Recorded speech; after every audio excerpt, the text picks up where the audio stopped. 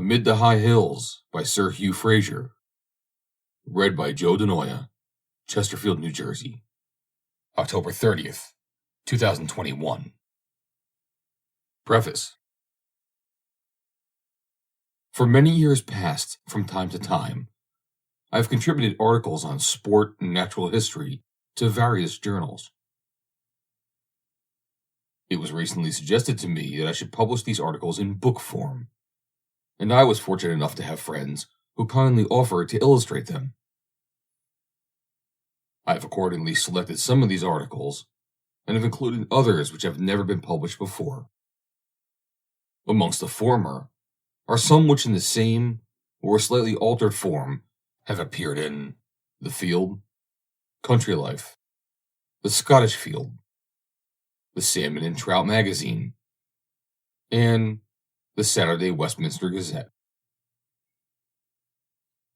To the editors of these journals, I tender my warmest thanks for their courtesy and kindness in allowing me to republish the articles in question.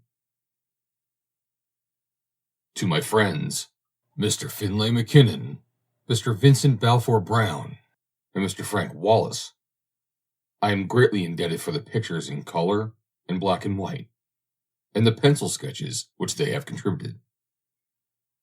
To my friends and neighbors, Lady Anne Murray of Loch Carron and Mrs. Schroeder of Attadale, my grateful thanks are due. To the former, for the photograph Winter Sunshine, Wild Geese at the foot of Applecross Hills, and to the latter for the watercolor drawing On Autumn Day, Loch Carron looking west. To my friend, Miss Diana Darling, I am indebted for the photograph Among the Western Islands. And to my son-in-law, Mr. Noel Wills, for the pencil sketch of Donald MacIver, my gamekeeper and constant companion on the hill for many years. I wish to thank Mr. W.R. Boosfield, K.C., F.R.S., for helpful criticism from the scientific point of view on my article, Birds of Fastest Flight in the British Isles, and Mr. A.D. Bateson, K.C., for his kindness in reading the book in manuscript. In conclusion, I should like to say that, having derived so much pleasure from reading the experiences of others who love sport and natural history, I venture to hope that these pages may bring back to some of my readers' recollections of their own delightful days amid the high hills. H.F. Stromferry, Rochshire, August 7, 1923. End of preface. Section 1. The Charm of Sport Amid the High Hills. The fascination of deer stalking is largely due to the romance of the hill. The hill as it is known only to those who love it and understand something of its hidden mysteries.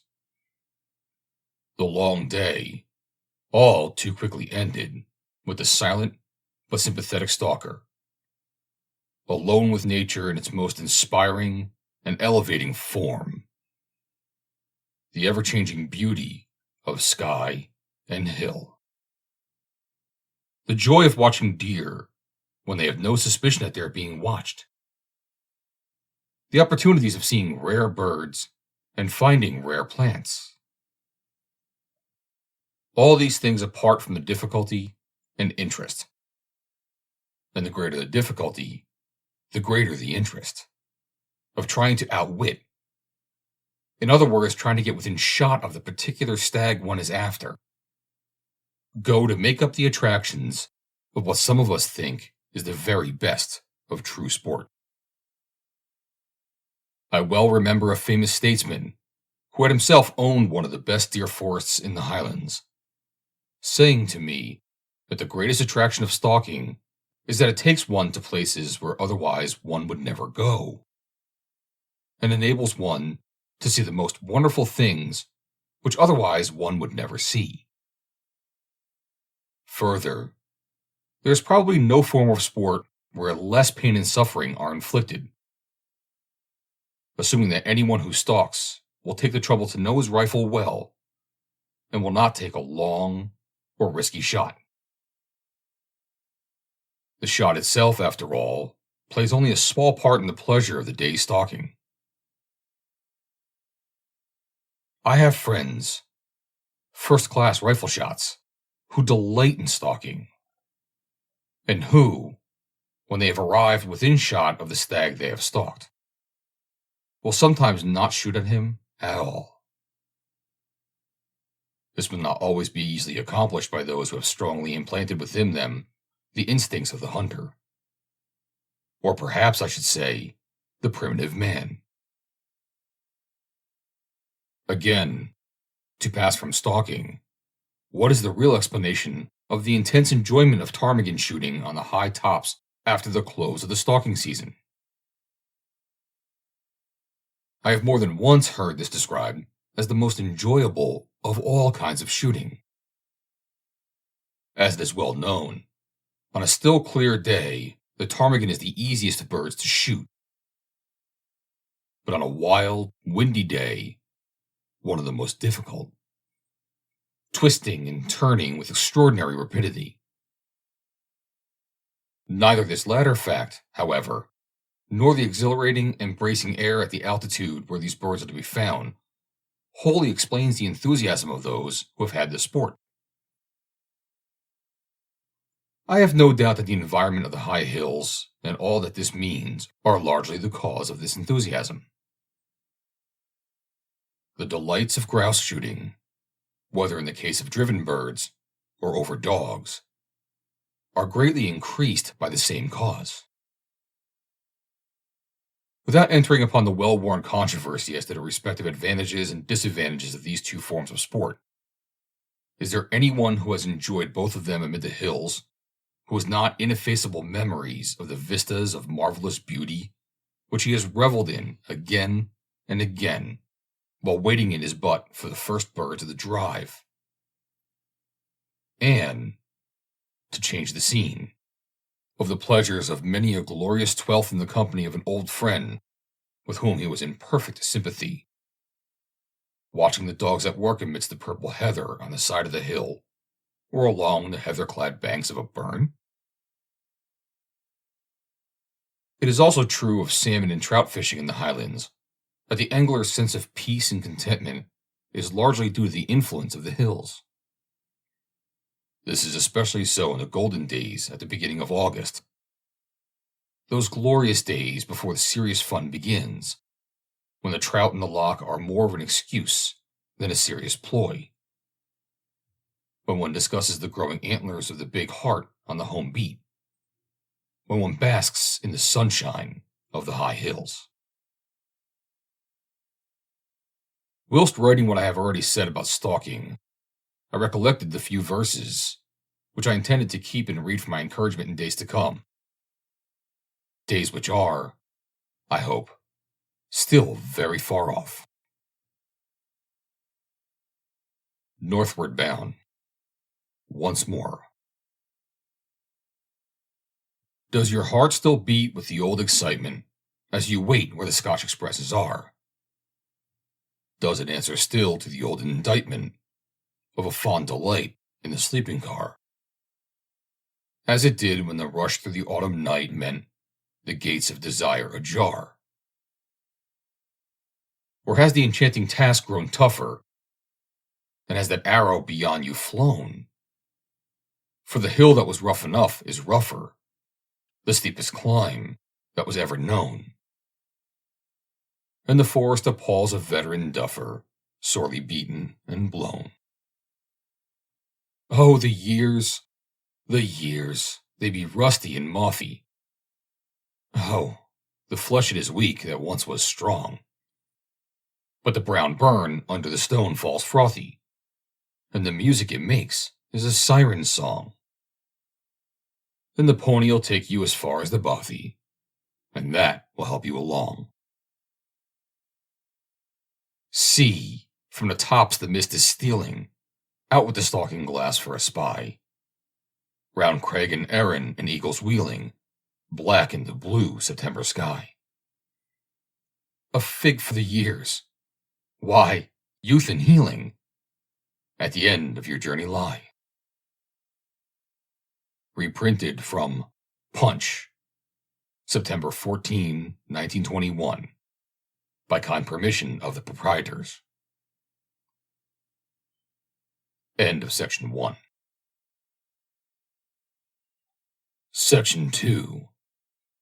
Stalking in its most enjoyable form.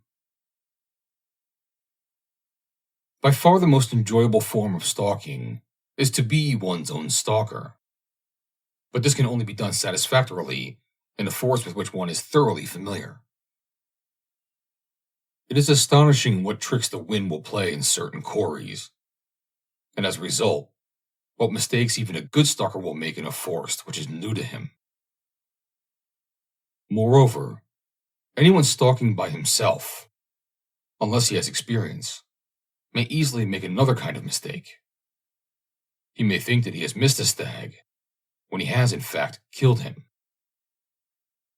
And anyone who has had experience in shooting deer knows that a stag when shot through the heart will sometimes gallop for 40 or 50 yards, or even further, and then fall down dead. Some years ago, preparatory to a few days stalking in a deer forest in Inverness Shire, I arrived one evening at the lodge. And later on, about 10:30, there returned from the hill a guest in a state of great dejection, who had never stalked until he went out in the forest a few days before. I felt very sorry for him, for he had been keen to secure a good head, and said that he had had a splendid chance of a fine stag standing broadside at about 30 yards, and had missed him. This was his last chance, as he was leaving early next morning. 2 days later, I was out on the same beat when the stalker suddenly grasped me by the arm and said, "There's a stag lying down there, to the left of that hill below us. Are you seeing his horns above the ridge?" We went cautiously down in the direction of the stag, but had not gone far before we discovered that the stag was dead. "That," said the stalker, "must be the stag Mr. X shot at 2 days ago." We examined the stag, and found that he must have been shot apparently through the heart from the knoll from which X had taken his shot. It was obviously the same stag. The stalker then told me that X wished to stalk the last 100 yards alone, and had asked him to stay behind. That X had the shot, and came back saying he had missed the stag. Neither the stalker nor X had thought it worthwhile to look for the stag. In the case of X, who was a novice at stalking, I was not surprised, but I was amazed that the stalker had not done so, although he was young and not very experienced. So X secured a good head after all, and no doubt both he and the stalker learned a lesson which neither is likely to forget, but at the cost to X of much unnecessary misery and humiliation, and incidentally to his host of much good venison. It is sometimes difficult to be sure what is the result of one's shot, and it is a great assistance to have the opinion of an experienced stalker, whether he has his glass on the beast at the moment the shot is fired, or not. I was coming back one evening after a delightful day's stalking in Glen Carron, when the stalker MacDonald said, "One moment, sir. There's a stag down there that just got out of sight. If you can shoot off your knee downhill, you will have a chance directly." I sat down and waited. In a few minutes, the stag appeared. I believed I was steady and on him in the right place. Directly I fired, he galloped off. "I'm thinking you better shoot again," said MacDonald. "What's the use?" I replied, thinking I had shot the stag through the heart. However, as I spoke, I did shoot again out of respect to MacDonald, whom I knew to be a very experienced stalker, and the stag rolled over like a rabbit which has been shot in the right place. Now we will see, I said, where the 2 bullets went. I'm thinking, said MacDonald, you missed him the first time. You may be right, I replied, but I don't think so. One thing I know, and that is if I did, and had known it, I should probably have missed him with my second shot also. On examining the stag, we could only find 1 bullet mark, and on skinning him, we found that 1 bullet only had struck him, and that was through the heart. MacDonald no doubt thinks to this day that I missed the stag with my first shot, and killed him with my second when he was galloping. But I still have my doubts. The moral is that though one sometimes hears the unmistakable thud of the bullet striking the stag, there are other occasions when it is difficult to be certain as to what has happened, and therefore it is always wise to satisfy oneself in the matter as far as possible. Still more is this essential when stalking alone. In stalking alone, there is this advantage that one can always secure the best position in which to shoot. Whereas, if one is accompanied by a stalker, he sometimes takes that position himself, and it is not easy to get him to move on, or, as is more often the case, there's no time for him to do so. Charles J. Murray of Loch Carron, to whose kindness I am indebted for many delightful days stalking, is particularly devoted to this form of sport. A few seasons ago, I was obliged to come south before the end of the stalking season, and received from him a letter which describes, far better than I can, the pleasure of being out alone on the hill. You are missing the west coast, he wrote, and its weather best, for we have a spell of gloriously fine weather when the stag can hear a footstep half a mile off, and the wind is so gentle that it cannot make up its mind which way to go, but strays gently to and fro and round in little circles, stimulating evil words among the stalkers. Yesterday I was out alone and worked up to a pasha and his harem, the ladies between him and me. He just out of shot on a hillock behind them. Approach from the front impossible, but just a chance. Almost a certainty with a fair breeze. From a rock to one side, if he should come down to his ladies before they got a puff. I risked it and got a comfy corner in the sun and waited to see which would win. The affectionate impulses of the stag, or the more wavering evolutions of the scarcely perceptible puffs of wind. The old lady, 60 yards away, looking serenely at the top of my head. Needless to say that after 2 hours, just when the stag stretched 1 forefoot and began to hum a love ditty, I felt a well-known cool feeling at the back of my neck, and the party adjourned the meeting. Luckily, I am not bloodthirsty, but enjoy being among deer. And on these occasions, driving snow and rain, or sunshine and a dry tussock to curl up on, make all the difference. End of Section 2. Section 3. A Great Fish and a Greater Fisherman. The River Wye goes out to sea by stealth in silent secrecy.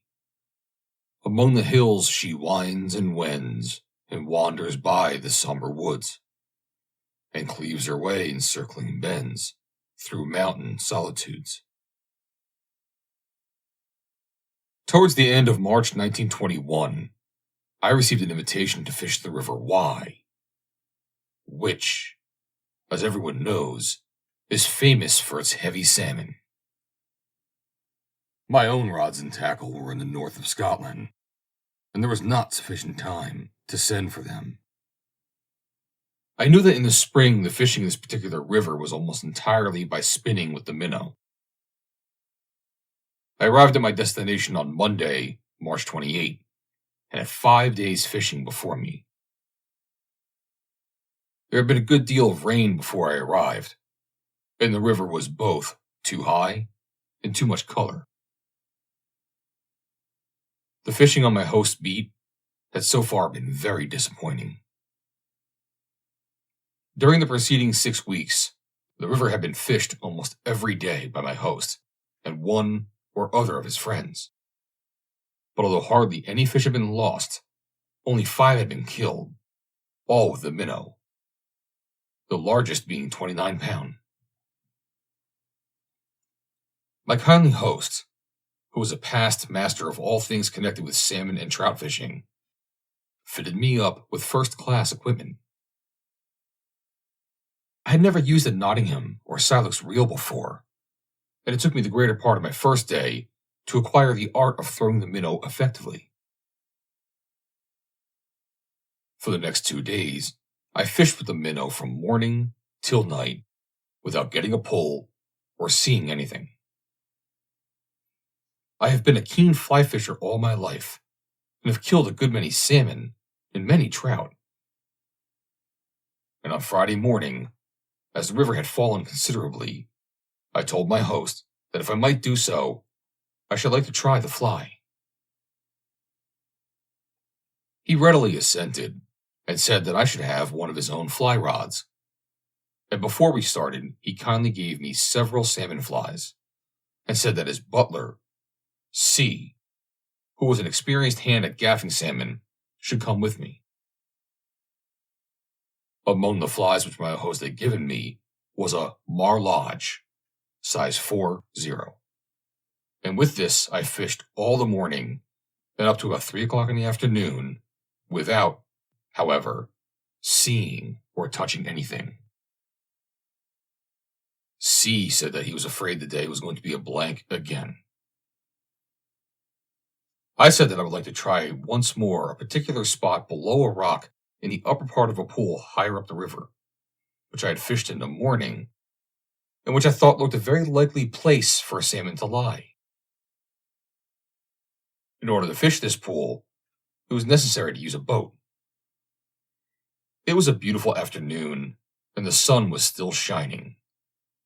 We crossed over the river at the bottom of the pool and rowed up on the other side, keeping close to the bank so as not to disturb that part of the pool which I was going to fish.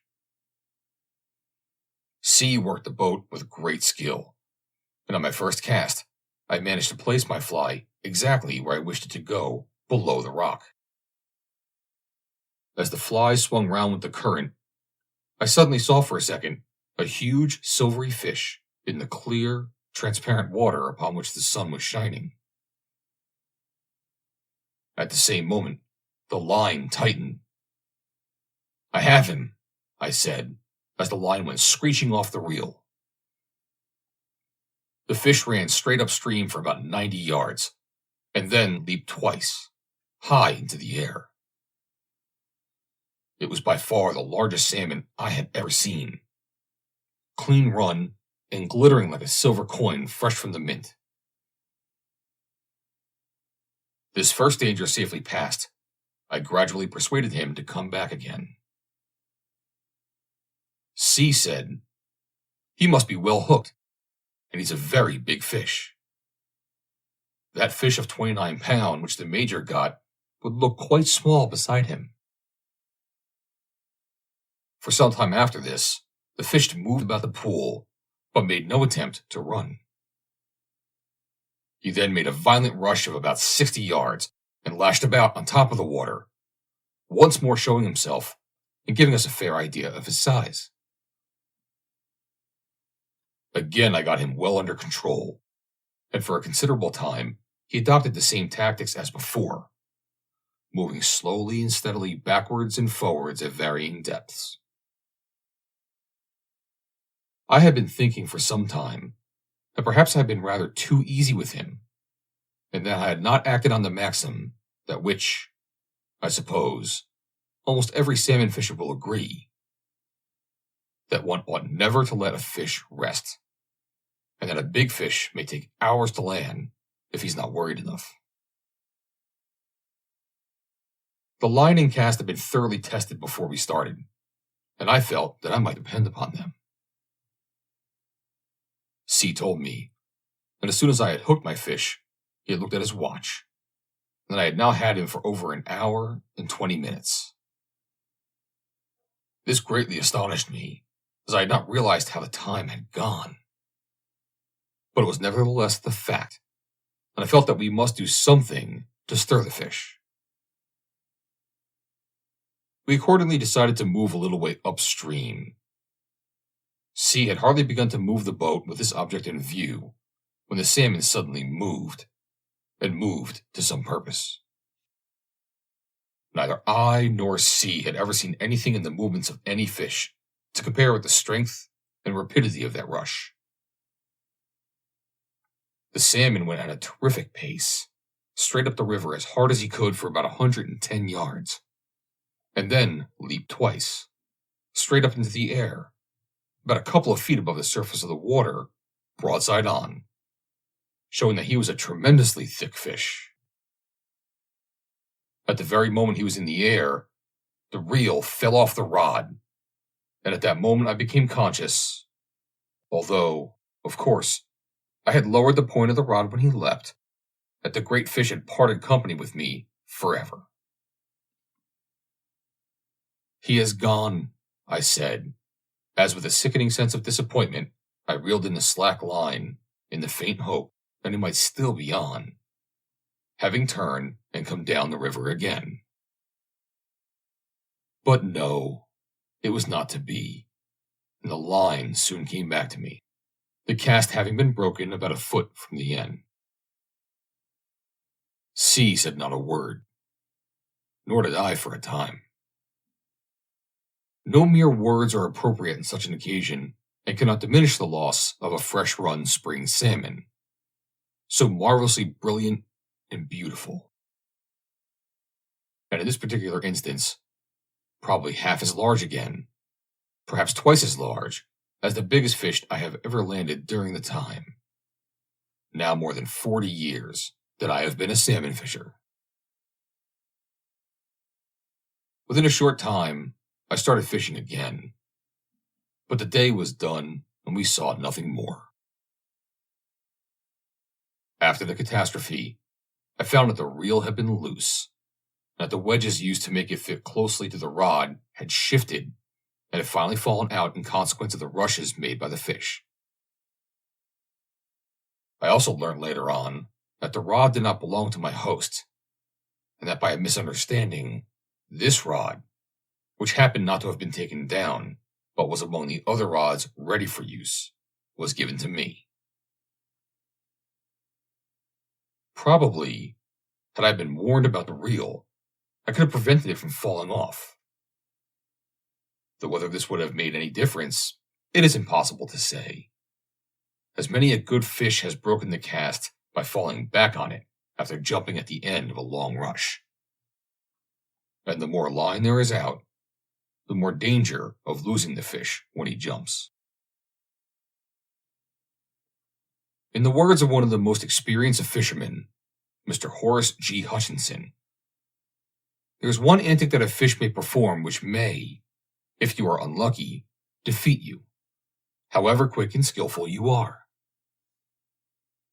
That is, if he jumps and falls back on the cast. If you do not drop the point of the rod so as to let the gut go slack when he jumps, you are nearly sure to be broken if he falls back on it. If you drop quickly enough, it is bad luck if you are broken. But it is bad luck, which sometimes does befall. If much of the reel line is in water, the drop of the rod top does not communicate slackness to the cast quickly enough. The fish may come onto it when it is tolerably taut. Result: disaster.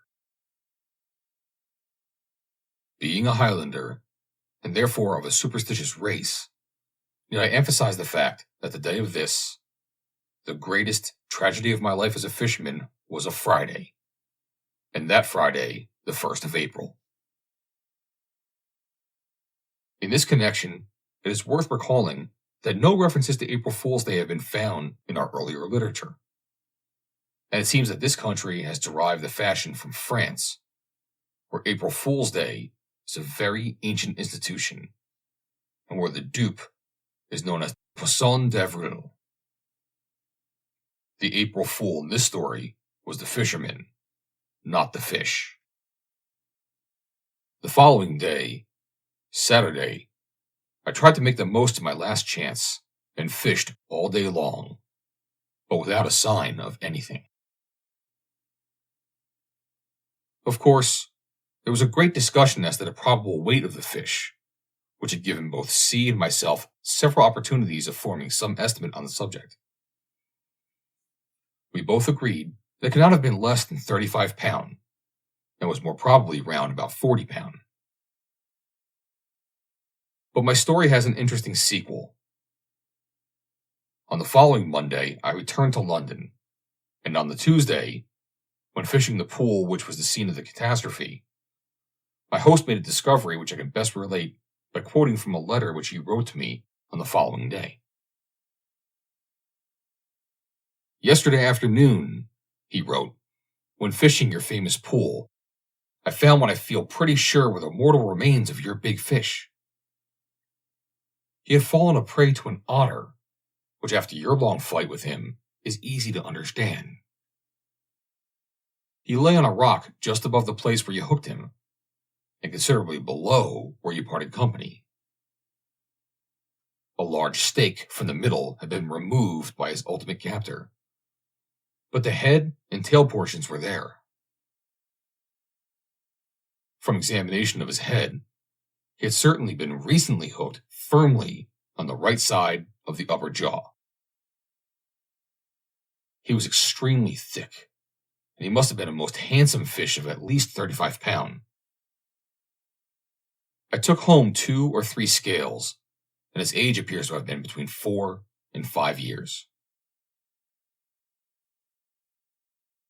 I subsequently learnt that from its condition, this fish had no doubt been killed some days before it was found, and as it seems highly likely that it was the fish that had defeated me, it must somehow or other have gotten rid of the fly by rubbing it against the rocks, a feat which is generally believed to be by no means unusual, and which in this instance would, no doubt, be rendered easier by the fact that the hook was a good-sized one, being about 2 inches long.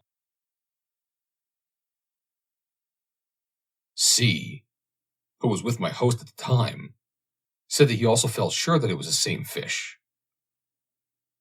So it would appear that the victory of the great fish was after all short-lived, and that he was probably captured by a far greater fisherman than any mere mortal man, let alone my humble self. It is a very interesting fact that in the week before that in which I was fishing, among the salmon which were killed in the neighboring beats were 3, each of which weighed slightly over 41 pounds. It seemed not unlikely, therefore, that my fish may have run up from the sea in the company of these splendid fish, and have been much the same weight as they were. Notwithstanding my great disappointment, I heartily agree with the words of Arthur Hugh Clow in Peshira. "'Tis better to have fought and lost than never to have fought at all." On describing my battle to an old friend, who was himself no fisherman, but a great sportsman, he replied by quoting from a writer, whose name he did not know, the following lines, which I had never heard before, and the authorship of which was at that time unknown to my friend also. "Upon the river's banks serene, a fisher sat, where all was green, and looked it.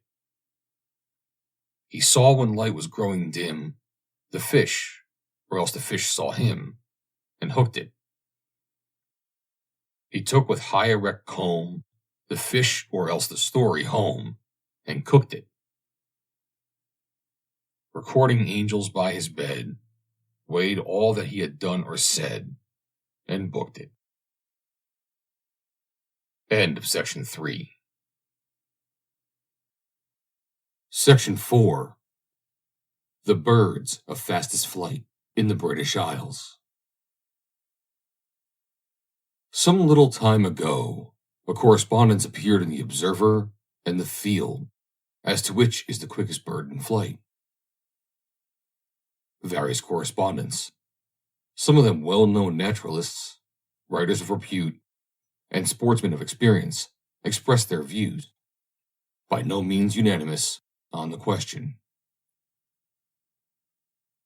I have always been greatly interested in this subject, and for many years past in the north of Scotland, have been in the habit of watching bird life in some of the wildest and most inaccessible parts of the country. I have examined the evidence contained in the valuable and interesting correspondence mentioned above, and have also obtained all the information I could get elsewhere from books of authority and persons who have had special opportunities of observation. At the present day, a valuable and novel class of evidence is available, that of observers in airplanes. Upon all the material thus obtained, I've tried to form an impartial opinion. There appear to me to be 4 points to be borne in mind before arriving at any conclusion as to which bird is the quickest in flight. Emphasis is laid on the first 3 of the following points in some of the letters and the correspondence above referred to, but I think that the 4th point is of at least equal importance. 1. Ground speed must be distinguished from airspeed.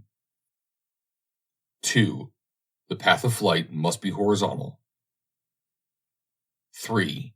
There must be something that shows that the bird is flying at its maximum speed. 4. There must be a standard length of flight to which the test is to be applied. 1. Ground speed must be distinguished from airspeed. It is not generally realized that a bird has 2 speeds, its speed relative to the ground and its speed relative to the air. Ground speed is airspeed as influenced by the wind. In a perfectly still atmosphere, ground speed and airspeed are the same. To quote one of the writers in The Field of February 11, 1922, "The wind has no effect on the speed at which a bird is capable of driving itself through the air. Take a parallel case.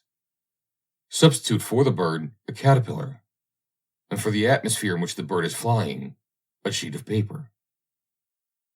A caterpillar can always crawl at a constant speed across the paper, although it is possible to increase the relative speed of a caterpillar to the ground by moving the sheet of paper." Or to put the same distinction in the words of another writer in the same number of The Field, "It is the speed of the object over the ground or still water that matters, and if the medium, i.e., air or water, in which the object under discussion is either flying or floating, is also in movement, then the pace over the ground will naturally be correspondingly increased or decreased." Wind, of course, varies in 2 ways. 1. Direction, and 2. Velocity, and is uniform only at a given height.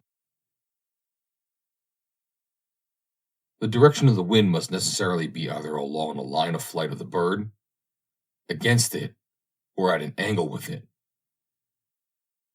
In the first of these instances, the speed of the bird over the ground is determined merely by adding the velocity of the wind to, and in the second, by subtracting it from the airspeed of the bird, in the same way as a swimmer's speed is increased or reduced by the speed of the current.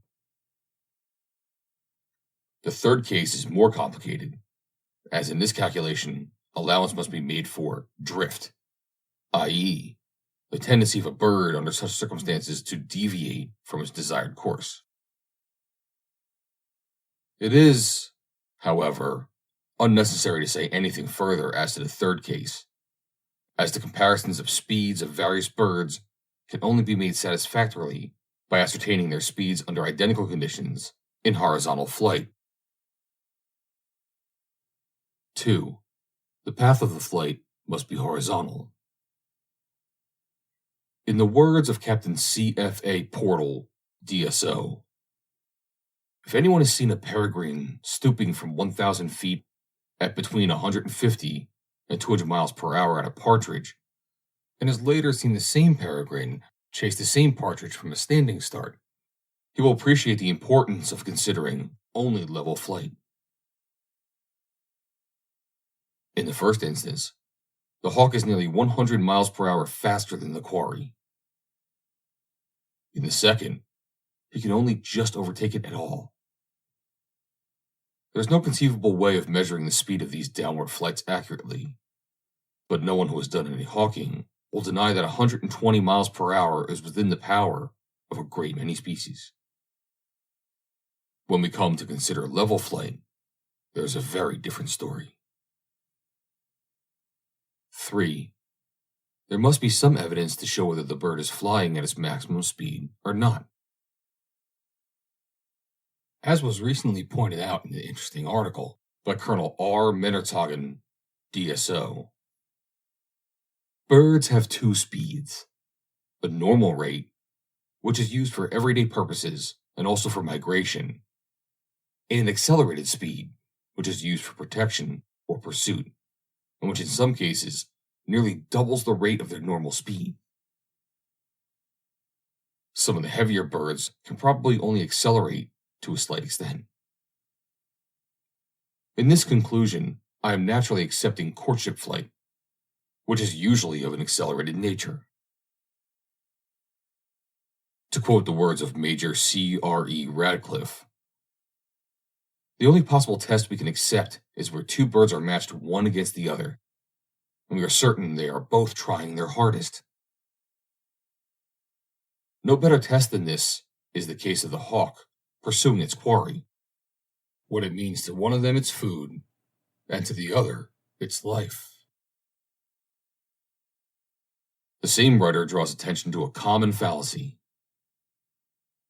It is, he says, purely a matter of optical illusion to imagine that a smaller sized bird is flying faster than a larger bird of similar shape and make. For example, a snipe on rising ground seems to go much faster than a woodcock. Similarly, a teal than a duck. And possibly, this may be so for a short distance. But put up the first two together, and also the last two, and let there be a peregrine after them, as I've seen many times, and a scene is amazing to a man who is not a falconer, as the smaller bird is overhauled first every time by the falcon, and presumably they are all trying their hardest. I have dozens of times put up a peregrine over ponds and marshes where teal and ducks were sitting together, and then flushed the wild fowl all simultaneously. In every case, without any exception, the first bird overhauled and brought to the ground has been a teal. And in the case of a long flight, when every bird has been flying for its life, the further they go, the further the teal lag behind the wild ducks. The same remarks apply to woodcock and snipe, to black game and grouse, to pheasants and partridges, all of which I have flushed simultaneously in front of hawks. In dealing with the same point in a letter written to me, Major Radcliffe makes the following interesting observations. Few people realize that the pheasant flies much faster than a partridge when they have both been going a short distance. If you flush an old cock pheasant and a covey of partridges together in a big field of turnips, you will see the partridges are quickest off the mark, and away with a bit of a lead. But the pheasant will catch them and be first over the fence if they have 200 or 300 yards to go. Again, take as an example a woodcock and a snipe. I have several times flushed these two birds together, and in no time the woodcock has left the snipe far behind him. Yet I believe that 99 sportsmen out of 100 would say the snipe flies faster than the woodcock. I have seen woodcocks give my hawks some great long-distance flights before they are overtaken in turn, but a snipe has no show at all when trying to keep ahead of a peregrine or merlin in straight flight. In his letter to the field already referred to, Major Ratcliffe further says, "There is no doubt whatever that the heavier bird of similar type is far the faster on the wing when once it gets going." It was suggested in one of the letters to the field that whilst this is no doubt the general rule, there's at least one exception to it. If asked, said the writer, to quote any instance when the smaller bird is faster than the larger one of similar type, I would say that the pochard, Fuligula farina, is faster on the wing than the common mallard, as I have seen the former pass mallards on the wing when both have been flying before a falcon. But from my experience of over 30 years as a falconer, a naturalist, and a shooter, I should say that the above case is one of the rare exceptions where the heaviest bird is not the fastest on the wing if each bird is trying its hardest and best. Colonel Meinertzhagen, whilst agreeing that the heavier bird of similar types is the faster flyer once it gets going, has kindly sent me the following observations on the foregoing statements as to the pochard and mallard. The common pochard is not a bird of similar type to a mallard, the one being a diving duck, and the other surface feeding.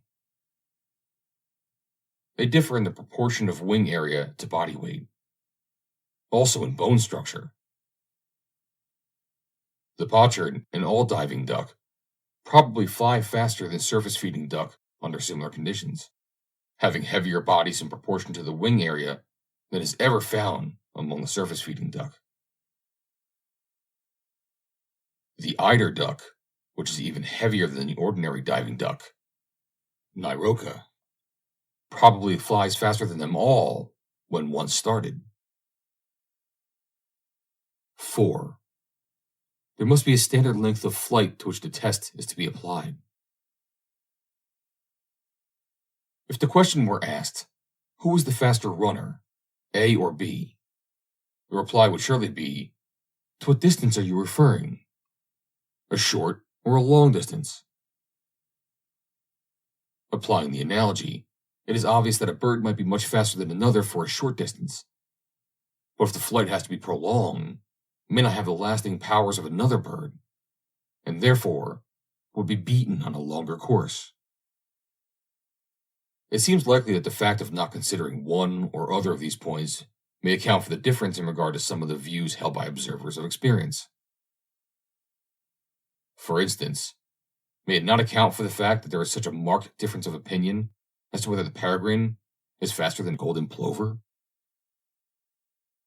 May it not be true that for a short distance, the latter bird may be the faster flyer, but that in consequence of its lack of staying power, it is overtaken before it goes half a mile, unless it can elude its pursuers by twists and turns? In this connection, it is worth recalling the experience of that acute and accurate observer, Charles St. John. The golden plover, he writes, is a favorite prey, and affords the hawk a severe chase before he is caught. I have seen a pursuit of this kind last for nearly 10 minutes, the plover turning and doubling like a hare before greyhounds. At one moment, darting like an arrow into the air, high above the falcon's head. At the next, sweeping round some bush or headland. But in vain. The hawk, with steady, relentless flight, without seeming to hurry himself, never gives up the chase till the poor plover, seemingly quite exhausted, slackens her pace and is caught by the hawk's talons in midair and carried off to a convenient hillock or stone to be quietly devoured. Colonel Meinertzhagen has been so kind as to consider the observations I have made above, and writes, I should doubt whether the golden plover has less staying power than the peregrine. The former migrates long distances, thousands of miles in the case of the American golden plover, a bird almost identical with ours, which goes from Labrador to Brazil by sea. Whereas the peregrine is nowhere believed to be a regular or persistent migrant over long distances. It is more probable that the peregrine is a faster bird than the golden plover, that the latter becomes exhausted by continued acceleration and fear, whereas the peregrine is accustomed to long periods of accelerated flight and is stimulated by hunger. Again, in reference to the difference of opinion as to whether the teal is faster than the mallard, may it not be possible that both views may be correct? In other words, that it depends upon the length of flight which the writer is considering. It may be noticed that Major Radcliffe, in the passage which I have quoted above, page 28, seems to consider it may be possible that for a short distance the teal may be faster than the mallard, though he has no doubt that the latter bird will very soon overtake the former. The falconer has certainly more and better opportunities of seeing birds flying at their maximum rate of speed than anyone else. He also has, to use Captain Portal's words, the advantage of possessing, in his trained hawk, a known quantity with which to compare the performance of other birds. Captain Portal has flown hawks at many different kinds of birds during the last 15 years, and has made certain estimates which have been arrived at after a great deal of comparison and analysis of data obtained while hawking, shooting, flying in aeroplanes, traveling in cars and trains, and walking in the country. He says, "My figures cannot be correct for every member of each species, as I have seen one partridge in an October covey fly quite 15% faster than any of its companions when all were at full speed. All I have tried to do is to strike an average for the species, the speed given being the maximum pace at which the bird can cover the ground in level flight through still air. The speeds given for the peregrine and merlin are those of good trained birds. The wild ones are faster. Here are the figures. Golden plover, 70 miles per hour. Teal and blackcock, 68 miles per hour. Peregrine, 62 miles per hour. Pheasant and grouse, 60 miles per hour. Mallard, 58 miles per hour. Merlin and blue rock, 55 miles per hour. Partridge, 53 miles per hour. Green plover and jackdaw, 48 miles per hour. Wood pigeon, 45 miles per hour. Starling, 44 miles per hour. Kestrel, 43 miles per hour. Rook, 40 miles per hour. Landrail, 35 miles per hour. The speed attained by golden plover when pressed has been estimated by airmen at over 60 miles per hour.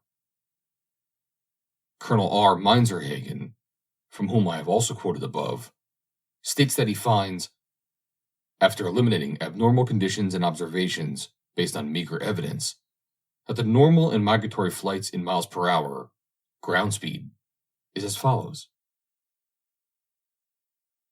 Ducks, 44 to 59. Geese, 42 to 55. Waders, 34 to 51, but mostly from 40 to 51. Starlings, 38 to 49. Falcons, 40 to 48. Corvidae, 31 to 45. Tame pigeons, 30 to 36. The smaller passeres, 20 to 37. Amongst the birds which are claimed by different high authorities to be the fastest British birds are the swift, the peregrine, the golden plover, the teal, the wild duck, and the curlew. It is curious that in the various controversies on the subject, no one appears to have contended that the golden eagle may possibly be the fastest flyer among British birds. This may be because, except in certain parts of the country, the eagle is never seen, and there is necessarily very little opportunity of comparing his speed with that of other birds. In particular, the falconer, whose opportunities of comparing the speed of birds are, as I have already stated, greater than those of other class of men, has no opportunities in the case of the eagle. Moreover, the flight of the eagle, like much of the same of the fastest flying birds, for instance the blackcock, is very deceptive. He is in fact flying much faster than he appears to be. The eagle's flight, when passing from one point to another, is peculiarly expressive of strength and vigor. He wends his way with deliberate strong strokes of his powerful wing, every stroke apparently drawing him on a considerable distance, and in this manner advancing through the air as rapidly as the pigeon or any other bird, which may appear to fly much more quickly. The answer to the question, which of the two birds, the eagle or the peregrine, is the faster flyer, must even on a horizontal flight be a matter of pure conjecture. On the one hand, the peregrine has the advantage of pointed wings which make for increased wing power and speed, whilst the eagle's wings are rounded. On the other hand, there is a great similarity between the general build and structure of the two birds, and there is the fact emphasized by Major Radcliffe in the letters from which I have quoted above, that, as between two birds of different size but of similar shape and make, the larger and heavier bird will always invariably fly faster than the smaller and lighter one, once the former really gets going. It is, of course, true that the peregrine is much quicker in its movements and more agile than the eagle. It is constantly on the necessity of flying at its fastest, which the eagle is not, in order to secure its food. In other words, to use the language of a stalker in discussing this question with me, the peregrine requires a warm diet and lives on its prey. The eagle, on the other hand, will eat carrion. The peregrine is probably quicker off the mark than the eagle, but this does not necessarily mean that he flies more quickly than the eagle once the latter gets going. Stalkers have unusual opportunities of seeing these two birds in flight, and almost all those with whom I have discussed this question believe that on a horizontal flight, the peregrine is faster than the eagle. This, in my opinion, is probably the correct view. It must not be forgotten that the northern falcons, or, as they are generally called, the gyre falcons, are entitled to rank as British birds, although they are rare visitors to these isles. They are 1. The gyre falcon, or Norwegian variety, Falco gyrfalco. 2. The Iceland falcon, Falco islandus. 3. The Greenland falcon, Falco canicans. The gyrfalcon is a very rare visitor here. 2 recorded specimens only have been obtained here, and one of these is doubtful. The Iceland falcon is a rare visitor also, although identified examples have been obtained here from time to time. The Greenland falcon is an irregular winter and spring visitor, but there are more recorded instances of this species than in the case of the Iceland falcon. The former bird, the prevailing ground color of which is white, is the most beautiful of all birds of prey. By some authorities, it is considered merely a race of the Iceland falcon, which it resembles in size and habits. The eggs of the two birds resemble one another. All these northern falcons are about the same size, and larger than, though very similar in structure to, the peregrine falcon. Speaking generally, the difference in length is about 5 inches. In wing, 2 inches. They have been very highly valued in Europe for hawking, and, as would be expected from their superior size and similar structures, are undoubtedly faster than peregrines. Writing in The Field for March 15, 1923, Major Ratcliffe says, "All the gyre falcons are much faster on the wing than peregrines, and having trained and flown both species of these falcons for many years, I've been enabled to prove this beyond doubt." The swift has still to be considered. There are 3 species of swifts which rank as British birds: the common swift, Cypsilus apus; the Alpine swift, Cypsilus melba; and the spine-tailed or needle-tailed swift, Acanthilus cordacoda, or Chotura cordacoda. The Alpine swift is a rare visitor here.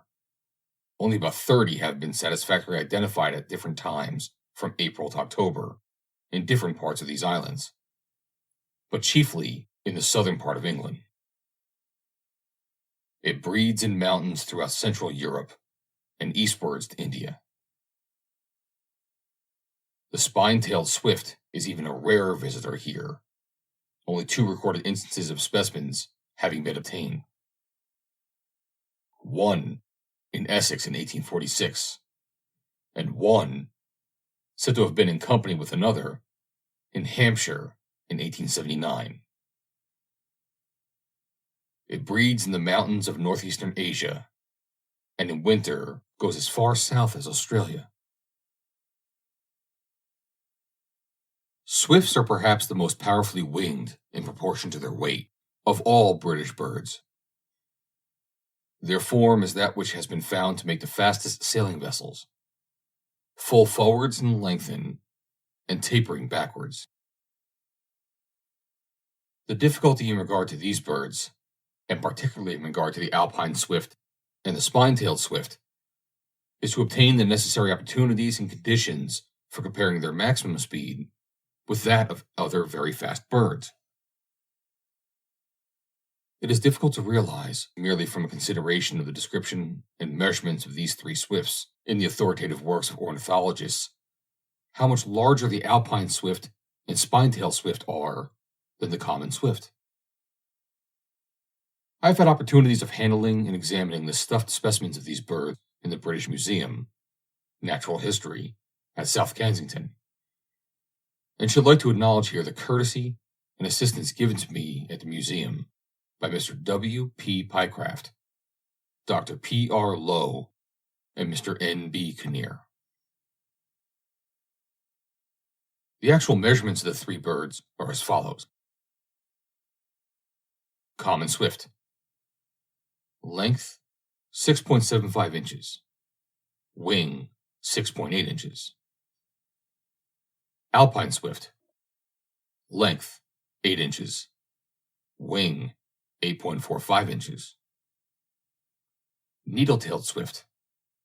Length, 8 inches. Wing, 8.1 inches.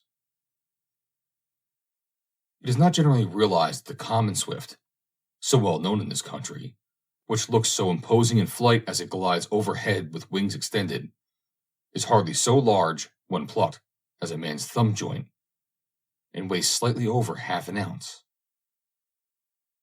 Bearing in mind that as between 2 birds of the same build and structure, the larger will, when it gets going, fly faster than the smaller one, it would naturally be expected, as is the undoubted fact that the Alpine swift and spine-tailed swift are faster flyers than the common swift. The falconer has in the case of the swift very little opportunity of comparing its speed with that of the peregrine. This is partly because the peregrine, whether it be the falcon, the female bird, or the tiercel, the male bird, will probably not attempt to kill the swift, it being too small a prey. There is the further difficulty that the swift rarely continues on a level flight. I have been so fortunate as to obtain the views of several well-known authorities on this difficult question: the comparative maximum speed of the swift and the peregrine. Colonel Meininterhagen says, I should certainly say that a swift is the fastest British bird, both in its normal speed and accelerated. But any of the falcons could catch it, if caught unawares, by stooping, or perhaps two hunting together. If the swift had, say, 10 seconds warning, I do not believe any falcon could touch it. As regards endurance, those birds with the greatest endurance are the swifts, swallows, petrels, and gulls. Swifts are probably endowed with the greatest powers, being denied by nature the advantages of perching, alighting on water, or resting on the ground. I have recently been studying the power of flight of various groups of birds, and find that the wings of the swift and petrel groups have wing outlines best suited for both endurance and speed. The falcon has a wing intended for short, rapid flights, and not for endurance. You have doubtless seen falcons hunting. When they set out on a regular hunt, they are not usually much faster than their quarry, unless it is some unfortunate non-game bird, and they only gradually overtake it. But I think a falcon usually makes full use of surprise and force of gravity. If these fail, he often abandons the chase, recognizing that wearing a bird like a golden plover or teal down by sheer endurance and honest, straightforward flying is a troublesome and not always successful task. Major C.R.E. Radcliffe writes, the point you raise re the relative speed of swifts and other birds is a difficult one to decide. I have, however, a strong recollection of a brother falconer, I cannot remember who it was, telling me that his trained merlins could easily overhaul a swift, and he told me that once or twice they had killed them. But this was many years ago, and I am not able to remember all the facts. I have often stood on the bridges here and watched swifts passing in hundreds close past me. They appear to be moving very fast when hawking after flies near the surface of the river. There is a long stretch of broad water in the river in front of my house here, and often there are hundreds of swifts flying up and down it. They go about half a mile dead straight and then turn back over this stretch of the river. I have flown fast carrier pigeons along this same bit of water, and they seem to do it in less time than the swifts. Only last summer, at my place in Scotland, I was sitting on the banks of the river watching some swifts, when a pair of blue rock pigeons came from their nests in the cliff, going out to feed, and they went clean past the swifts going in the same direction. Of course, presumably, the pigeons were in a hurry, and the swifts were not. And unless we are certain that both birds are trying their hardest, you cannot accept these things as a test of speed. If I were asked to guess roughly at the 6 fastest flying birds in the British Isles, I should place them as follows. 1. The peregrine. 2. The hobby. 3. The merlin. 4. The golden plover. 5. The pochard. 6. The blue rock pigeon. And the fastest game bird is undoubtedly the blackcock. I do not know, however, if a capercailzie would not beat him if you can get them both to take a long flight across the open, because, generally speaking, in the case of birds of similar shapes and species, the heaviest bird is the fastest flying one. Captain G.S. Blaine, another falconer of long and varied experience, has also been so kind as to give me his opinion on this question. He writes, I cannot say whether the peregrine falcon would overtake and kill a swift, but I do not think it would ever attempt the feat. Falcons do not, as a rule, attack small birds. The male, or tiercel, will sometimes stoop at them, but more in play than in earnest. The female, I should think, would never attempt to catch anything smaller than a thrush or a starling. It is very difficult to estimate the relative speed of different birds. To do so, one would have to judge correctly of the time taken in passing a measured distance on a straight course. Very few birds, especially swifts, fly absolutely straight ahead. A hobby has been known to catch swifts and swallows, and possibly a merlin would do the same. A peregrine can fly faster than a merlin, but it would not be so quick in turning and following a bird. I think a peregrine can fly faster than a teal or golden plover, though, as you observe, the latter are quicker off the mark. There are very few recorded instances, as far as I've been able to ascertain, in which a hawk has killed the common swift. In 2 of these, there was no evidence as to whether the hawk had not taken the swift by surprise. But there is at least 1 recorded instance in which a swift has been killed by a hobby in fair flight. This is to be found in that delightful book, Field Studies of Some Rarer British Birds, by Mr. William Walpole Bond. The description of the race is so vivid that, with the author's kind permission, I reproduce it here. On June 14, 1907, as I lay in a spacious clearing of a big Sussex woodland, a sudden swirl of wings gave me instant pause in my meditations. Looking up, my eyes were held by a swift, coasting earthwards in frantic haste, hotly pursued by a hobby, not many yards in his wake. I literally held my breath with excitement, for here was an occurrence of dreamland only. Speeding on about a level with the treetops, both birds measured the length of the long glade in fractional time, and the hawk gains almost imperceptibly. Then the pursued makes a mighty effort. He rises gamely, ever slightly increasing his lead.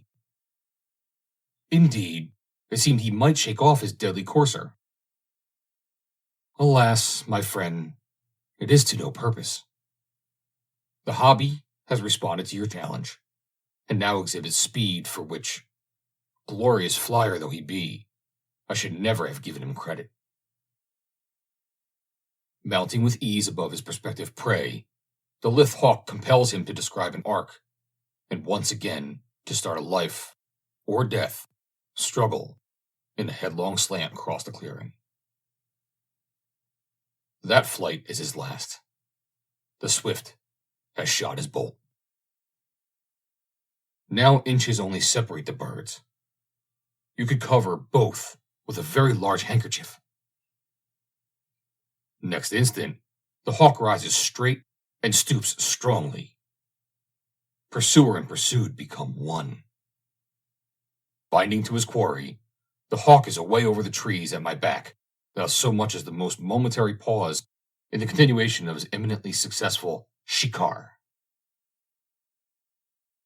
Indeed, this continuity of action was possibly the most pleasing part of a praiseworthy performance, since you might reasonably have expected a break, however trivial, after what must have been a long and arduous chase.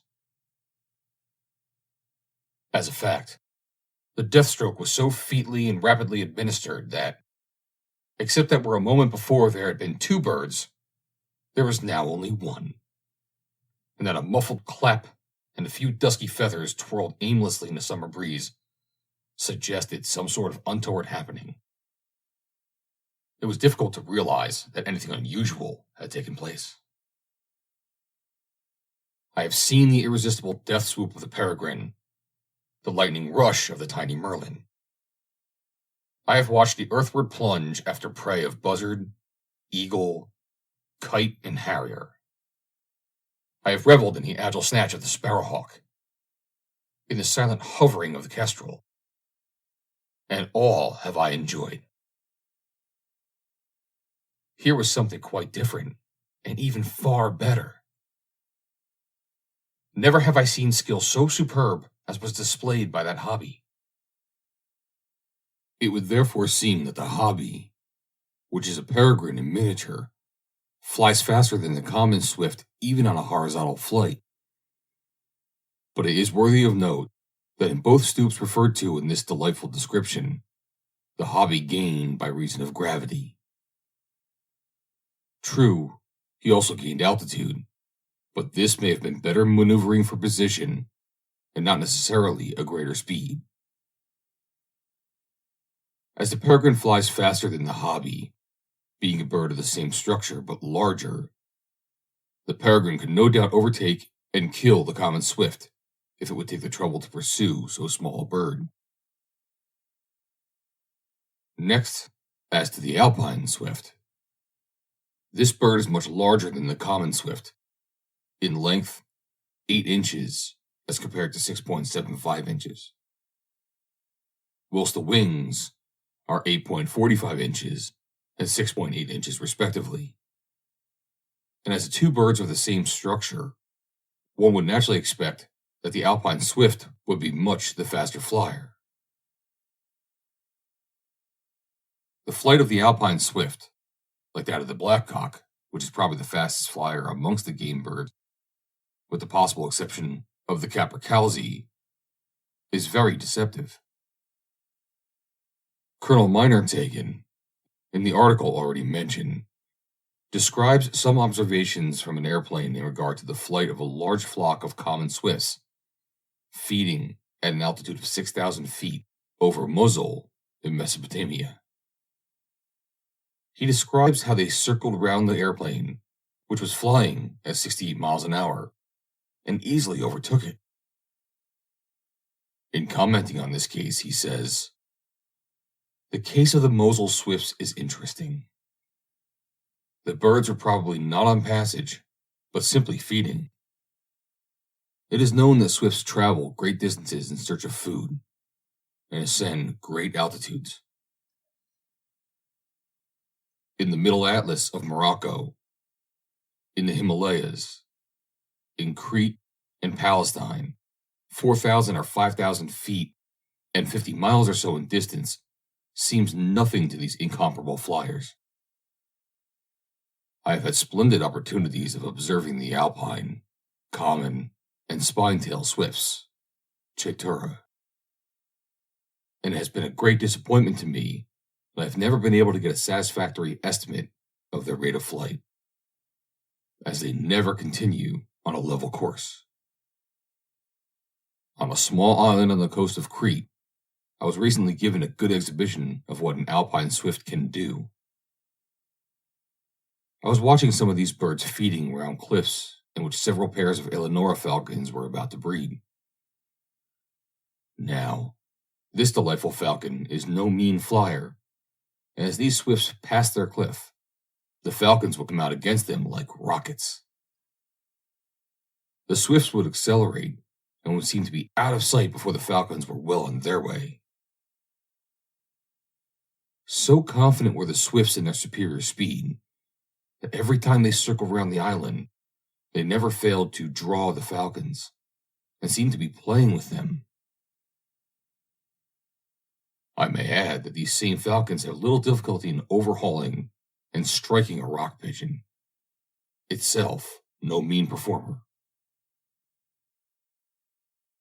I have also seen on record the case of falcons and swifts somewhere in India, where the former failed, time after time, to come up with his quarry.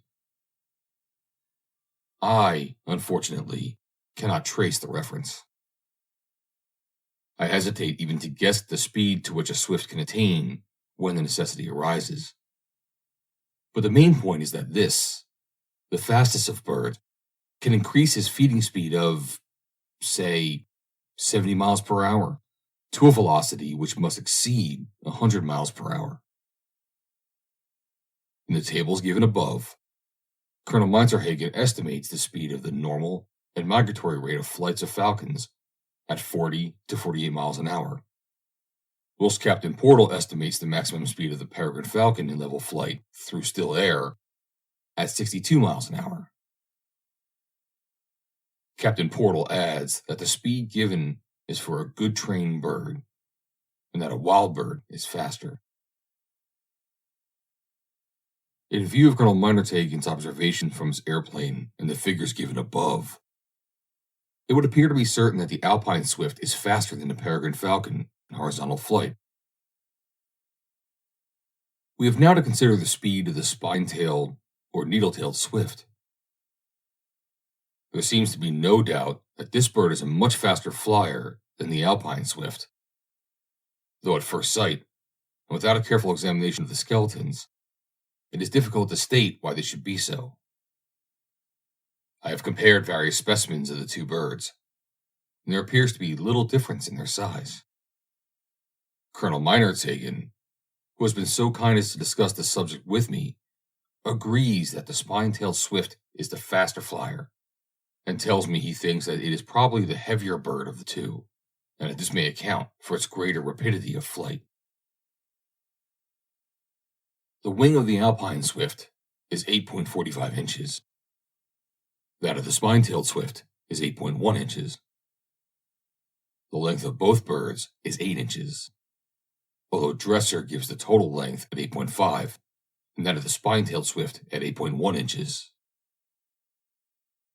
The genus Chaetura, to which the needle-tailed swift belongs, is easily distinguishable from the genus Apis, to which the common swift and Alpine Swift belong, by the wedge-shaped tail, in which the shafts of the feathers are longer than the webs and protrude like spikes. The tail is the only species, Chaetura cordicata cordicata, occurring in the British Isles. Compared with that of the Alpine Swift, is very short.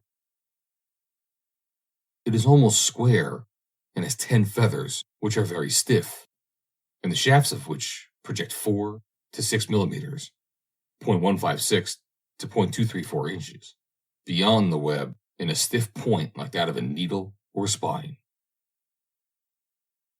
The shafts of the primaries are very strong, and the wings very long. Gould says, in reference to the spine-tailed swift in a passage that is quoted in Seebohm, the keel or breastbone of this species is more than ordinarily deep, and the pectoral muscles more developed than in any of its weight with which I am acquainted. Probably the last mentioned facts largely account for its superiority in speed over the Alpine Swift.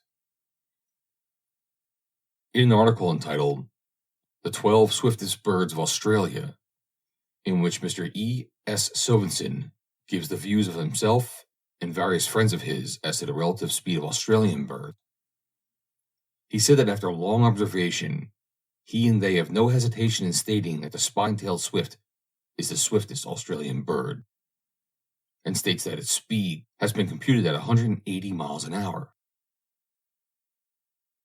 Besides its swiftness, he writes, it is almost tireless of wing, being second only in that respect to the frigate bird, the bird of eternal flight.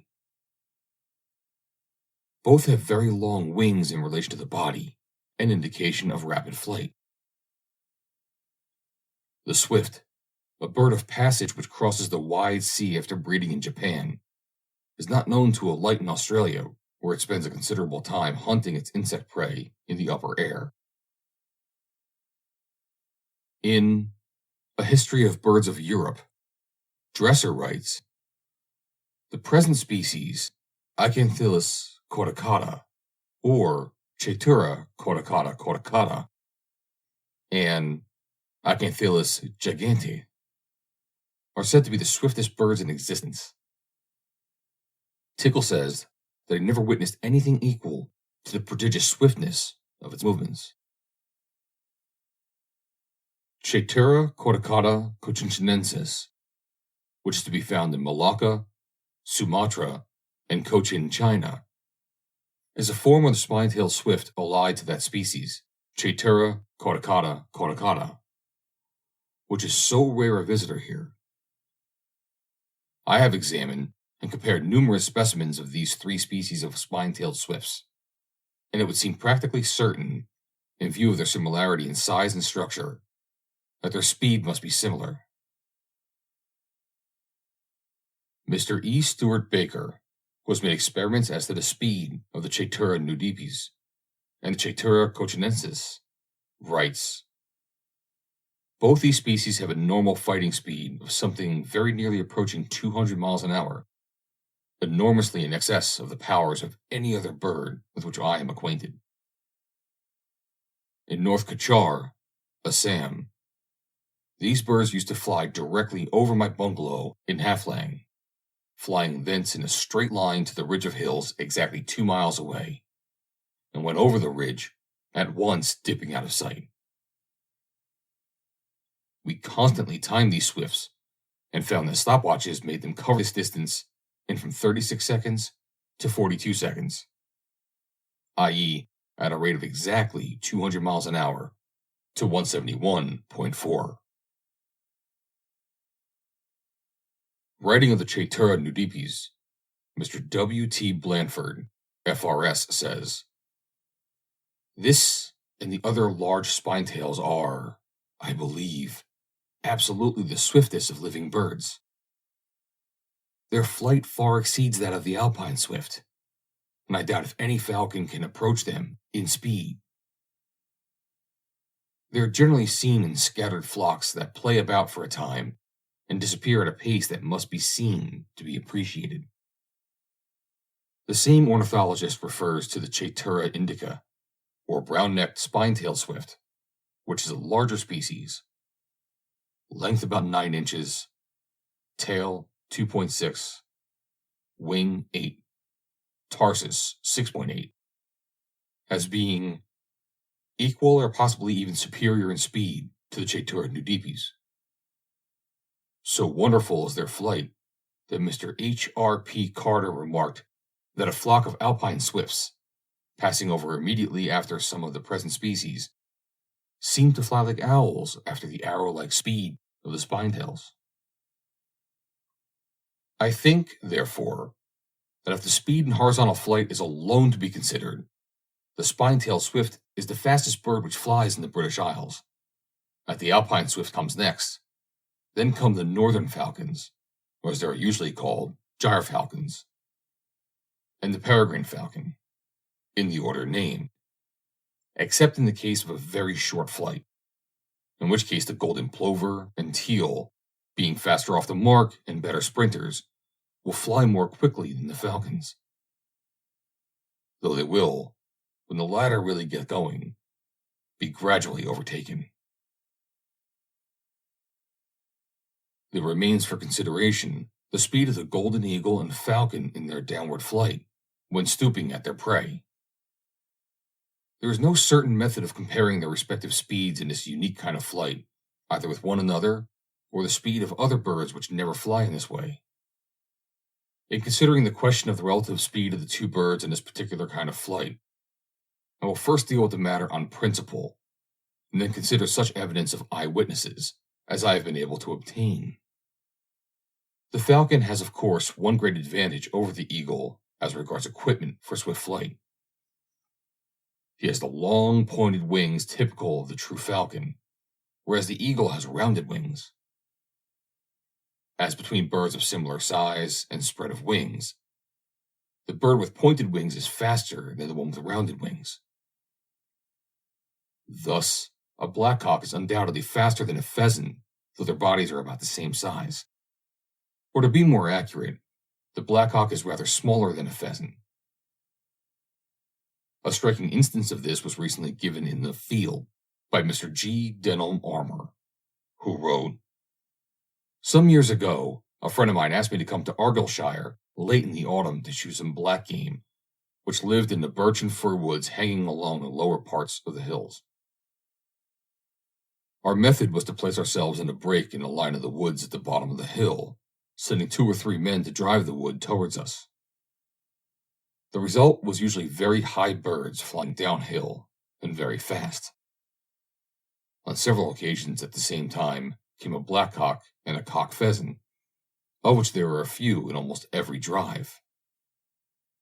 Incidentally, most of the pheasants we shot were old birds with long spurs, so were very strong on the wing.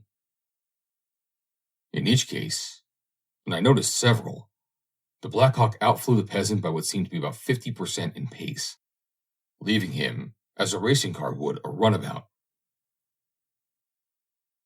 The chance of comparison was very interesting, being between birds of much the same weight and size. Both started under the same conditions, and I think doing their best. Had the blackcock come alone, I think his much slower wing beat would have made one think him the slower flyer of the two. The blackcock and grouse have wings exactly alike, but the blackcock is heavier than the grouse and much faster. With the exception of the difference in the wings mentioned above, the structure of the eagle and falcon is very similar, and as has been pointed out, the larger of two birds of similar structure, once gets going, is almost invariably faster, owing no doubt to its superior muscular power and driving force. In comparing the downward flight of the eagle and falcon, it is also necessary to recollect the advantage which the former has by reason of its much greater weight. It is difficult to obtain thoroughly reliable records of the weights of the golden eagle and the different falcons, but so far as I ascertain, the weight of the eagle varies from 8.5 to 12.5 pounds, that of the gyrfalcon from 3 to 3.75 pounds, and that of the peregrine from 2 to 3 ounces, under 2 pounds to 2.75 pounds. In each case, of course, the female bird being heavier than the male. But for the resistance of the air, all bodies, light or heavy, small or large, would fall at the same rate. In fact, however, as velocity increases, a notable air resistance is set up which increases rapidly. The velocity of a body falling freely in vacuo is over 40 miles per hour at the end of 2 seconds, over 60 at the end of 3 seconds, and so on. We all know by experience the great force exerted by a wind of a velocity as low as 30 miles an hour, which most people will call a hurricane.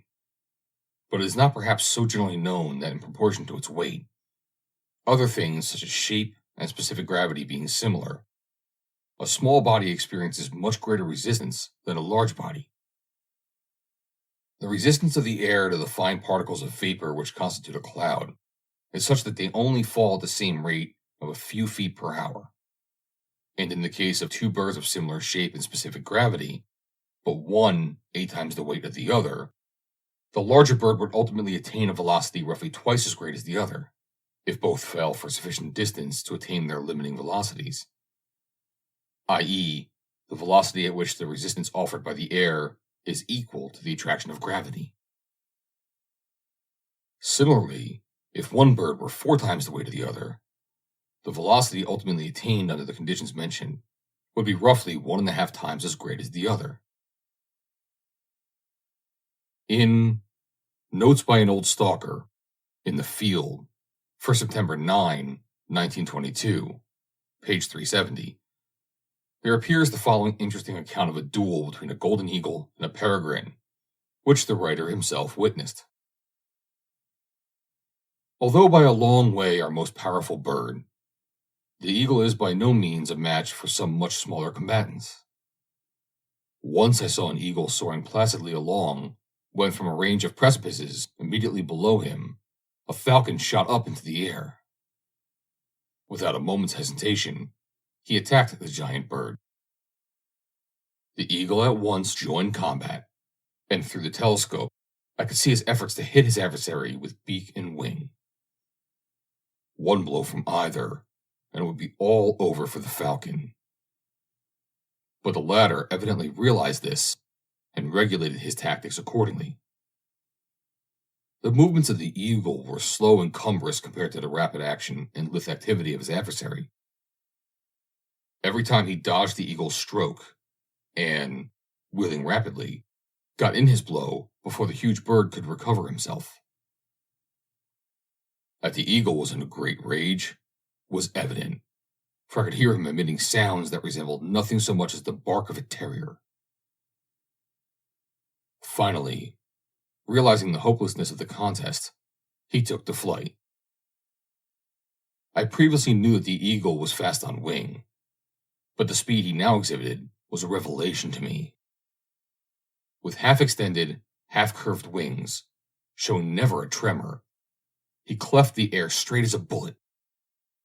The falcon pursued, but, being left hopelessly behind, soon gave up the chase. The flight of the eagle here described was obviously a glide or downward flight, when, as I have pointed out, gravity would assist his speed to a greater extent than it would in a bird of lesser weight. The peregrine. In the case of a bird of prey descending from a height on its quarry, the nearer its downward flight is to the vertical, the faster will it descend. In coming down on its prey, neither the eagle nor the falcon completely closes its wings, probably because if it did so, it would lose control. This is also true of the gannet or solan goose, which has been described as the largest and noblest looking of our seafowl. The great speed which a bird of large size can attain in downward flight can to some extent be realized by watching the gannet when he drops head first as he descends perpendicularly onto the fish in the water. I have carefully examined and compared the skeletons of the eagle and the peregrine, and tried to form some idea as to the relative muscular power and driving force of the two birds. And bearing in mind the facts stated above, and the greatly superior size and weight of the eagle, it seems reasonable to conclude on principle that the eagle is probably faster than the gyrfalcon or peregrine in a downward flight, assuming that both birds are putting forth all their powers. As regards to the evidence of eyewitnesses, I have discussed this question with many stalkers.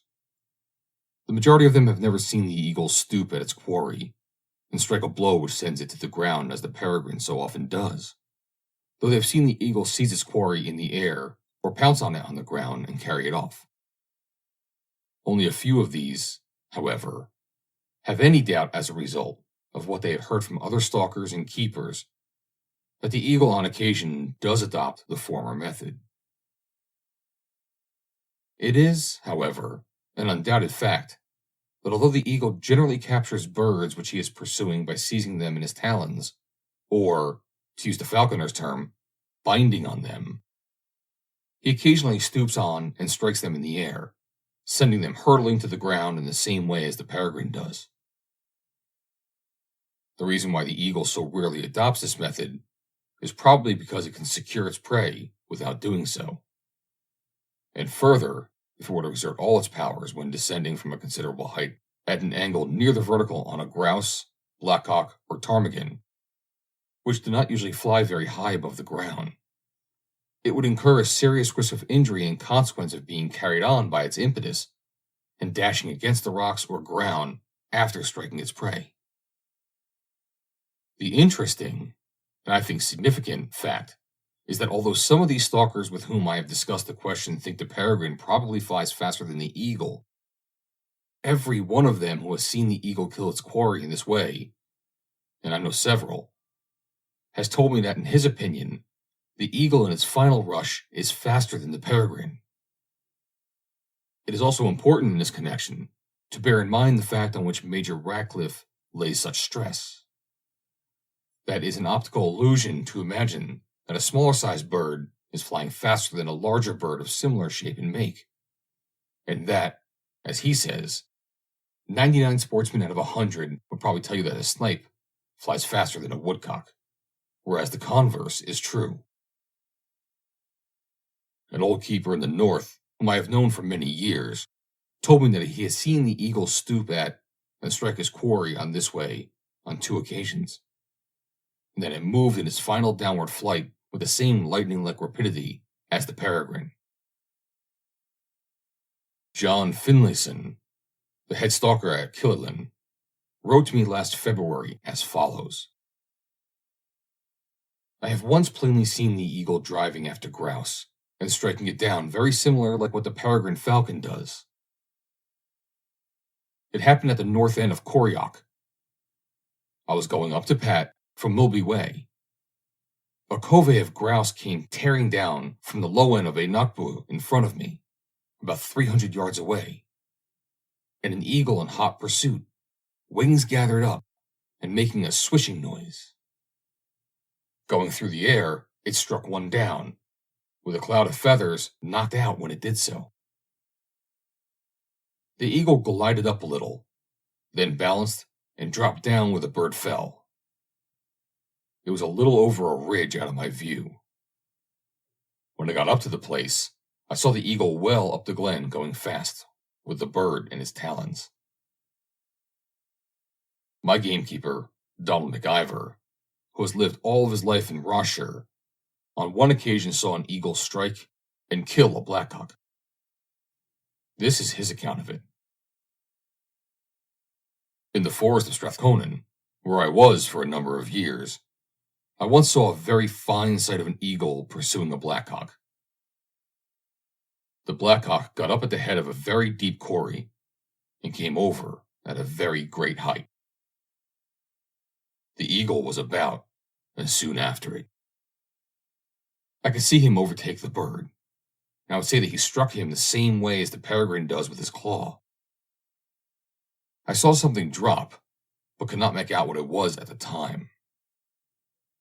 Then the eagle doubled in the air and caught the bird before it reached the ground. None of the other eagles I have seen after their prey have struck it like this in the air.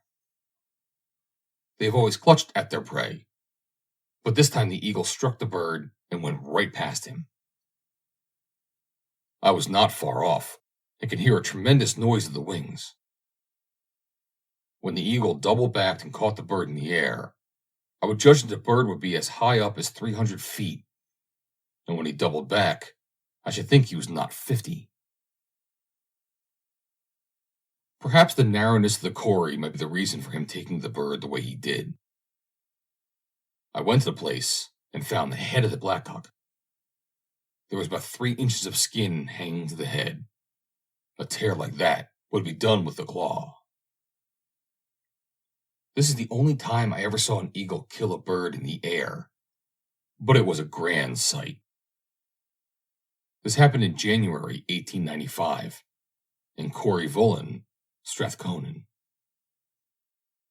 This amazing feat in aerial gymnastics is no doubt also performed on rare occasions by the peregrine. One of the most experienced of living falconers wrote to me as follows. I have seen a very celebrated falcon which I owned for years bring off a remarkable trick several times. She used to strike at the back of the grouse's head, and I've seen her just scalp the grouse, taking a piece out of its skull, not as large as a pea, and thus killing the bird in midair, just as if it was shot. Often, when the grouse was high above the ground, I have seen the falcon then take a sharp turn in the air as the grouse was falling like a spinning leaf, and pick it up in her feet just before it could touch the ground. A very wonderful sight. An old friend of mine, who is the head stalker in one of our best-known deer forests, and whose veracity I have every reason to accept, told me an interesting story which further illustrates what fine feats in the air the peregrine falcon can perform. He said that on one occasion he saw a falcon strike and carry off a crow.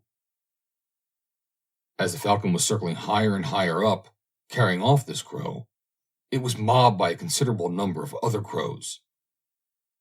For some time, it ignored them, continuing a steady upward circling flight, until one crow, becoming rather bolder than the rest, provoked the falcon into retaliation. Dropping the crow it was carrying, the falcon stooped on the troublesome crow, struck and killed it, and, turning with extraordinary rapidity, caught in the air the dead crow, which it had been carrying, and then recommenced its upward flight without further trouble from the crows. The marvelous speed of the golden eagle and the peregrine in their final rush, when stooping from a height at their quarry, must be seen to be believed. Few persons have been so fortunate as to have this opportunity in the case of the golden eagle, although this grand bird is often to be seen in some forests, and has no doubt increased in numbers in recent years. On the other hand, there are of course many persons who have seen both the wild peregrine and the trained gyrfalcon and peregrine strike down their quarry. The well-known ornithologist and wildfowler, Mr. W. H. Robinson of Lancaster, In a letter in the Field of January 28, 1922, after stating from his own experience that the peregrine can overtake the golden plover and the curlew with the greatest ease, says, "To my mind, one of the fastest things I have ever witnessed is the last effort of the peregrine in chase of wild duck, when, fast as is the accelerated speed of the mallard, it seems almost to be standing still in the air when the peregrine stoops over it." Anyone who has seen this, and I am glad to say I have, will assuredly echo these words. It is, of course, pure speculation whether, in the comparatively short flight of an eagle or falcon stooping in its final downward rush at its prey, its speed exceeds the maximum speed of the spine-tailed swift. Those, however, who have seen the last effort of the eagle or falcon in a flight of that unique kind will never believe, without scientific demonstration to the contrary, that any other bird in the British Isles can fly faster. End of Section 4. Section 5. A Good Day in the Forest of Cognafairn. Toward the end of a September several years ago, I was so fortunate as to be invited to stalk at Cognafairn, which has always been famous for the size and weight of its deer. On reaching the lodge on a Saturday night, I heard that the head stalker had met with an accident, fortunately not a bad one, but possibly serious enough to prevent him going out with me on the following Monday. He had been out in the forest the day before I arrived, and on going up to a stag to bleed him, the stag had given a sudden, unexpected plunge, which had caused the stalker to inflict on himself a nasty wound in his right leg with his knife, which was open in his hand. Another instance that no one, not even the oldest and most experienced of stalkers, can be too careful on these occasions. On Monday morning he was much better, but not fit to go with me. The season was well advanced, and my host was very anxious to kill the usual number of stags as soon as possible. It was therefore arranged that I should act as my own stalker, and take with me a watcher named McClellan. I had also 2 gillies with me and a couple of ponies, and my host told me that he would be only too glad, if I could manage it, if I would kill as many stags as could be brought in. McClellan had never acted as stalker, but as there is nothing I like better than to do the stalking myself, I was very pleased with this arrangement, for McClellan knew the ground thoroughly, and I felt sure that his assistance would be invaluable. Indeed, without him, I could of course have done practically nothing, as the ground was strange to me. We were in the forest and spying by 10 a.m., and very soon we saw a good stag with some hinds. The stalk was unsuccessful, but it was not long before we spotted another good stag. Without much difficulty, I managed to get into a good position within about 150 yards and shot him through the heart. He proved to be a good 8-pointer and weighed 15 stone clean. Shortly after this, we spied a large herd of deer which were very restless, continually on the move. There were several good stags in the herd, and these were roaring and fighting and driving the hinds about. 2 of them in particular, which looked like the heaviest, engaged in a battle which lasted for some time. But gradually, one of them showed signs of being worsted, and, watching his opportunity, suddenly turned tail and bolted. It is rarely that battles of this kind end fatally. Only once have I met an eyewitness of such an occurrence. The battle was between a switch and a 10-pointer. The combatants were fighting on the side of a hill and were very evenly matched. My informant, the stalker at Attadale, said that after some time the switch, taking advantage of being on slightly higher ground, charged his adversary and, getting past his guard, pierced his side with his antlers. The 10-pointer immediately fell to the ground, dead. The stalker ran up and found that the dead stag had been pierced through the heart by his conqueror. The stag with the best horns is generally not the best fighter and is frequently driven out by a switchhorn or caberslack, whose long, skewer-like antlers are the most effective horns for fighting. The best fighter of all is, however, the hummel, a stag which has no horns at all, and which is in consequence a very heavy beast. It is astonishing how a stag will sometimes acknowledge himself beaten without any fight at all.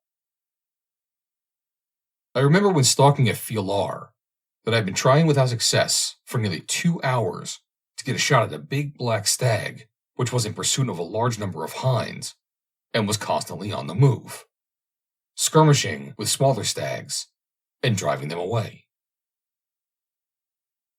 Suddenly, we heard the sound of great roaring and saw coming from the direction of Marforest a huge red stag, which evidently had, for its objective, the hinds who were in charge of the black stag.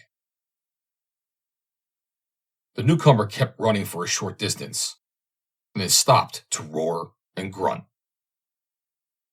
We thought that by running hard, we might reach a point near enough to get a shot at him. We accordingly ran as fast as we could in order to try to cut him off, but in vain. Before we could get within shot of him, he had passed this point we were making for.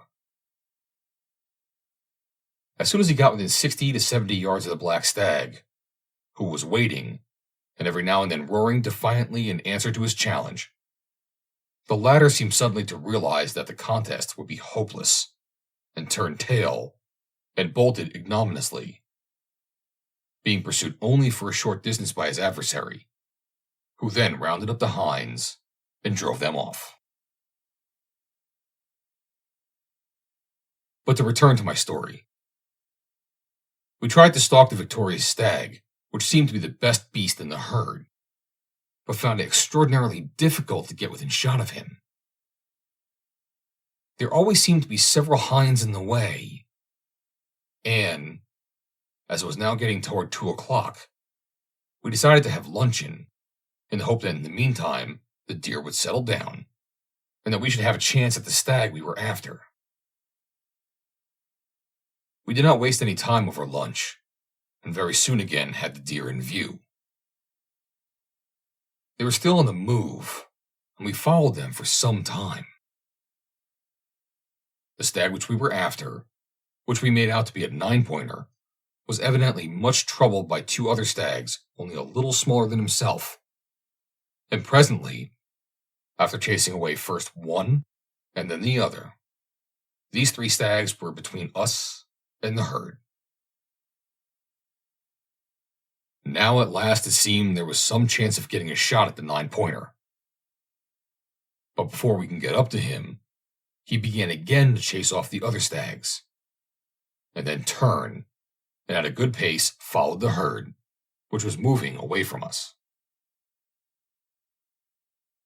The other stags then also turned and followed in the same direction, though at a respectful distance from the 9-pointer. McClellan and I, by running and crawling quickly, gradually diminished the distance between ourselves and the deer, and at last, after a quick run went out of their sight, crawled up a small hill and saw the 3 stags, the 9-pointer watching the other 2.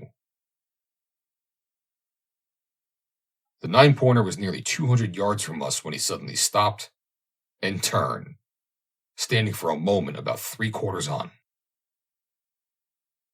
I saw that this was my only chance, as the stags were just on the brow of the hill, and in a few moments would almost certainly be out of sight.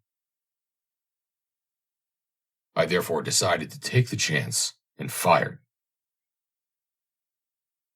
"You have him, sir," said McClellan, as the stag, evidently hard hit, disappeared over the brow of the hill. We made our way as fast as we could over the hill, but saw no sign of the stag. The ground was rocky and very broken, and I felt sure he could not have gone far and was lying down, hiding himself. We began to search, when suddenly the stag jumped up from under a rock some 80 yards from us, and after running for about 500 yards farther, lay down behind a rock, showing only the point of his horns. I had not shot at him again, as he was end on, and was evidently in such a condition that he could not go very far. We followed up, keeping well out of sight. Found it impossible to get a chance of shooting, so cleverly had he concealed himself. Whilst hesitating as to what would be the best course to take, the stag suddenly got up again and bolted. But this time he gave me a fair chance of a shot, and I killed him before he had gone more than a few yards. On getting up to him, we found that my first shot was not sufficiently forward, but was a raking shot through the body, and the stag cannot, in any case, have gone very far. He was a good beast with a strong horn, and later turned the scale at 16 stone 9 pound clean.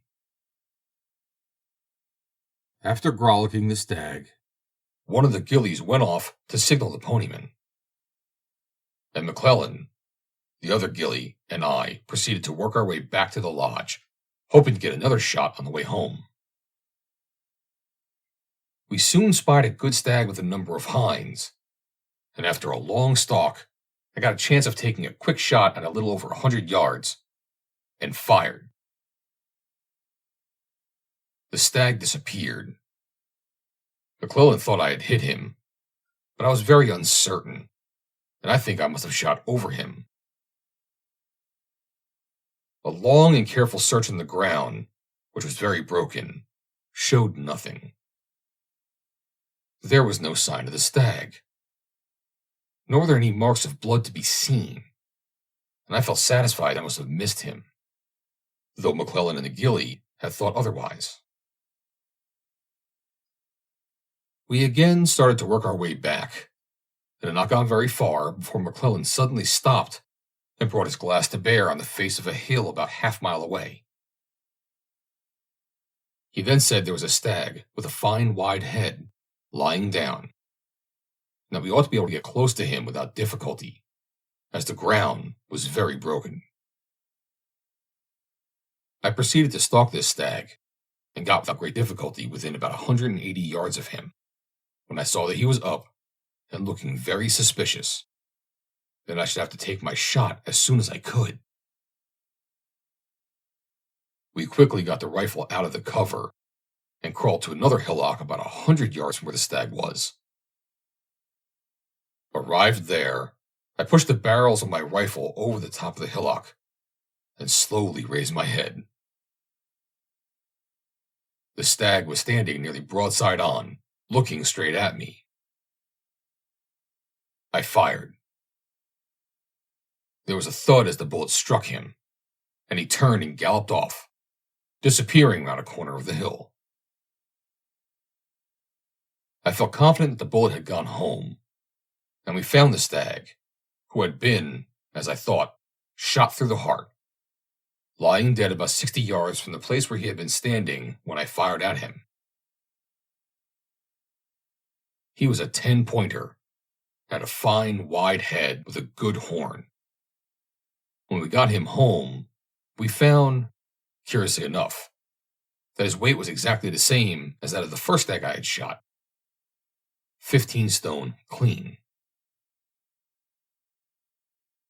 Leaving the ghillie to grolish the stag, McClellan and I now proceeded homeward, keeping a sharp lookout, and presently we saw a considerable number of stags, which were moving across the valley from one hill to another.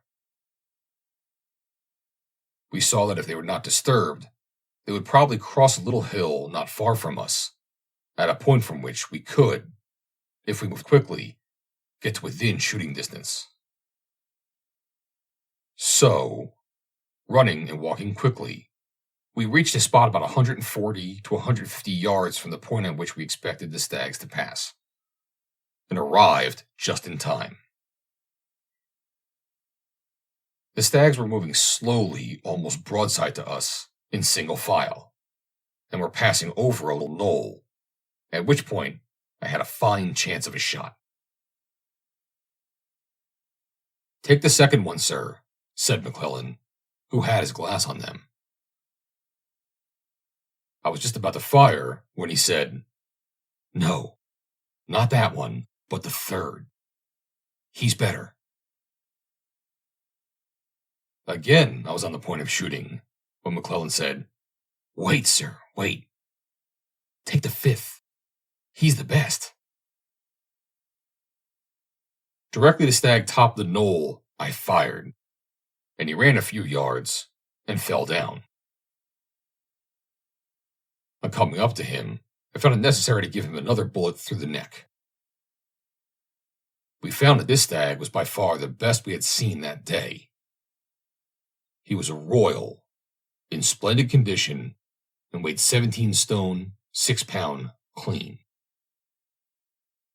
He had a magnificent head, with very thick black horns, and long points with white tips. After grolishing him and tying a handkerchief to his horns to scare the eagles and foxes, we made our way back to the lodge. I had several good days in the forest subsequently, with one or other of the regular stalkers, but none more enjoyable than this one, in which, without the assistance of a regular stalker, I had the good fortune to kill 4 stags averaging over 16 stone clean, without heart or liver. End of Section 5. Section 6. A Stalker's Peril. The accident to the head stalker which I mentioned in the preceding article shows that stalking, like almost every other sport, has its dangers, and everyone acquainted with the pursuit of deer knows the necessity of exercising great care in approaching them after they have been shot. A serious accident is, however, very rare, but sometimes even the most experienced stalkers, as in the instance referred to above, incurs risks which they ought not to take. Far more serious than the accident which I have described was one which occurred several years ago, recorded by a former neighbor of mine in the north, the owner of a well-known deer forest. I give the story in his own words as well as I can remember. It was late one day in the forest of Fanish, where I was stalking as the guest of one of my relatives, who was at that time a tenant of the forest. After a long and difficult stalk, I succeeded in getting up to the stag and shot it. The stalker, Duncan, an excellent man of long experience, approached the animal to give it the coup de grace, and, with his open knife in his right hand, seized one of the stag's forelegs with his left. Instantly, the stag gave a tremendous plunge and threw Duncan back. The knife went to Duncan's thigh, and he bled profusely. Both of us made frantic efforts to stop the bleeding, but without avail. The ghillie, who was behind, came up, and we did all we could, but having no medical training, or even a knowledge of first aid, were unable to render useful assistance. Duncan got weaker and fainter, and was apparently bleeding to death. He was, however, perfectly cool and collected, said there was no one to blame but himself, that he was awfully careless, and ought never to have taken hold of the stag the way he did. He appeared to be rapidly getting weaker, and said quite quietly that he thought he was dying, and asked me to take some messages for him to his wife and children, and then seemed to be losing consciousness. It was getting dusk, and the ghillie urged me not to wait any longer, as I can do no good, and unless I started for the lodge at once, I should not be able to find my way. So, with a heavy heart, I said goodbye to poor Duncan, and started homewards. From time to time, I turned to look back at the two men, and at last, when I reached the top of the last hill I had to cross before losing sight of them, I turned to take one final glance. When I looked round, however, I was starting to see, close to the place where Duncan had been lying, the figures of two men walking slowly. There was no mistake about it. They were Duncan and the ghillie. I ran back again and found that soon after I left them, the bleeding had stopped quite unaccountably. And Duncan, though still very weak, had gradually revived and finally insisted on trying to walk. We persuaded him to rest, and, leaving the ghillie beside him, I went back to the lodge as quickly as I could and sent up a pony. Duncan got safely home, and when the doctor saw him, he said it was a marvelous escape. For if the knife had gone into Duncan's thigh 2 inches from the spot where it entered, nothing could have saved his life.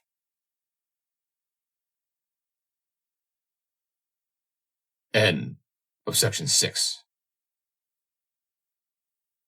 Section 7. The Luck of Salmon Fishing. I have always sympathized with the author of the lines known as the Angler's Prayer. Lines which are not so well known as they deserve to be.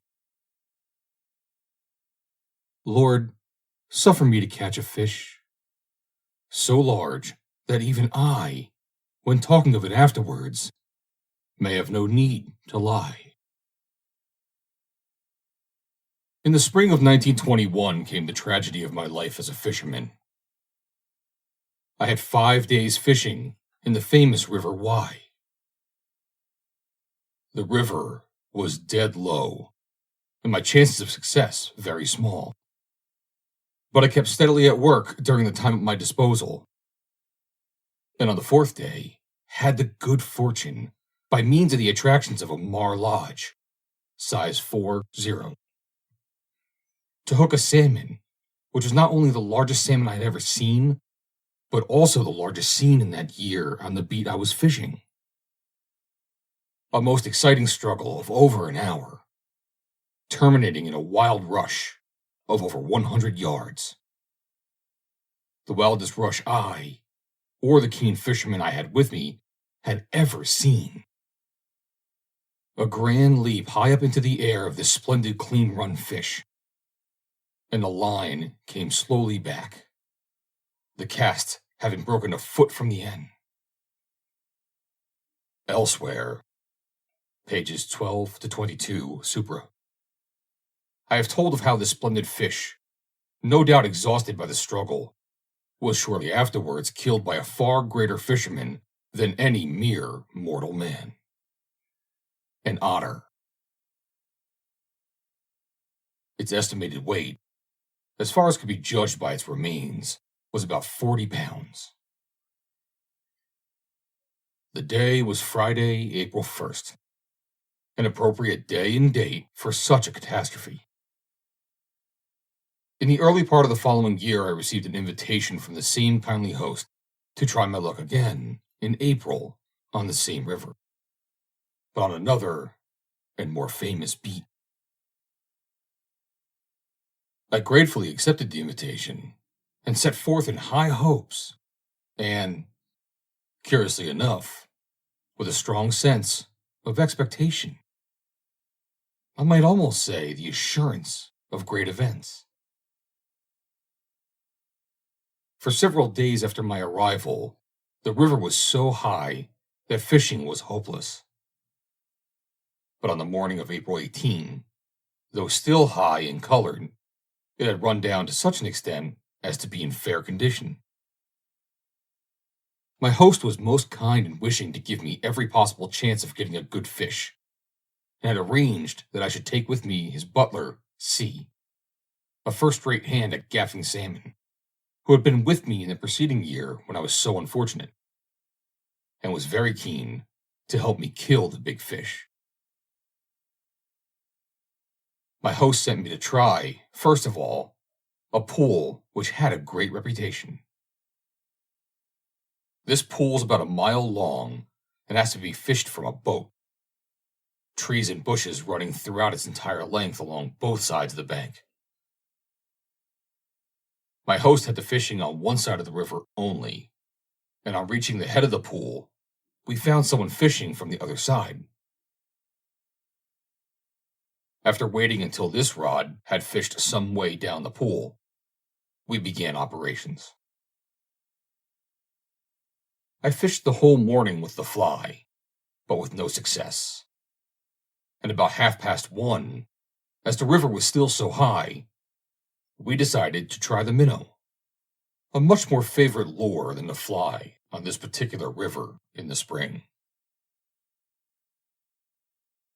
At my third cast, I got a pull, and was fast in what was obviously a heavy salmon. I never had a more lively fish to deal with. It jumped 14 times clear out of the water, and, making a constant series of wild rushes, took me at a great pace down the river. Some ladies of our party arrived at the head of the pool about half an hour after I had hooked the fish, and inquired of the fisherman on the other bank whether he had seen anything of me.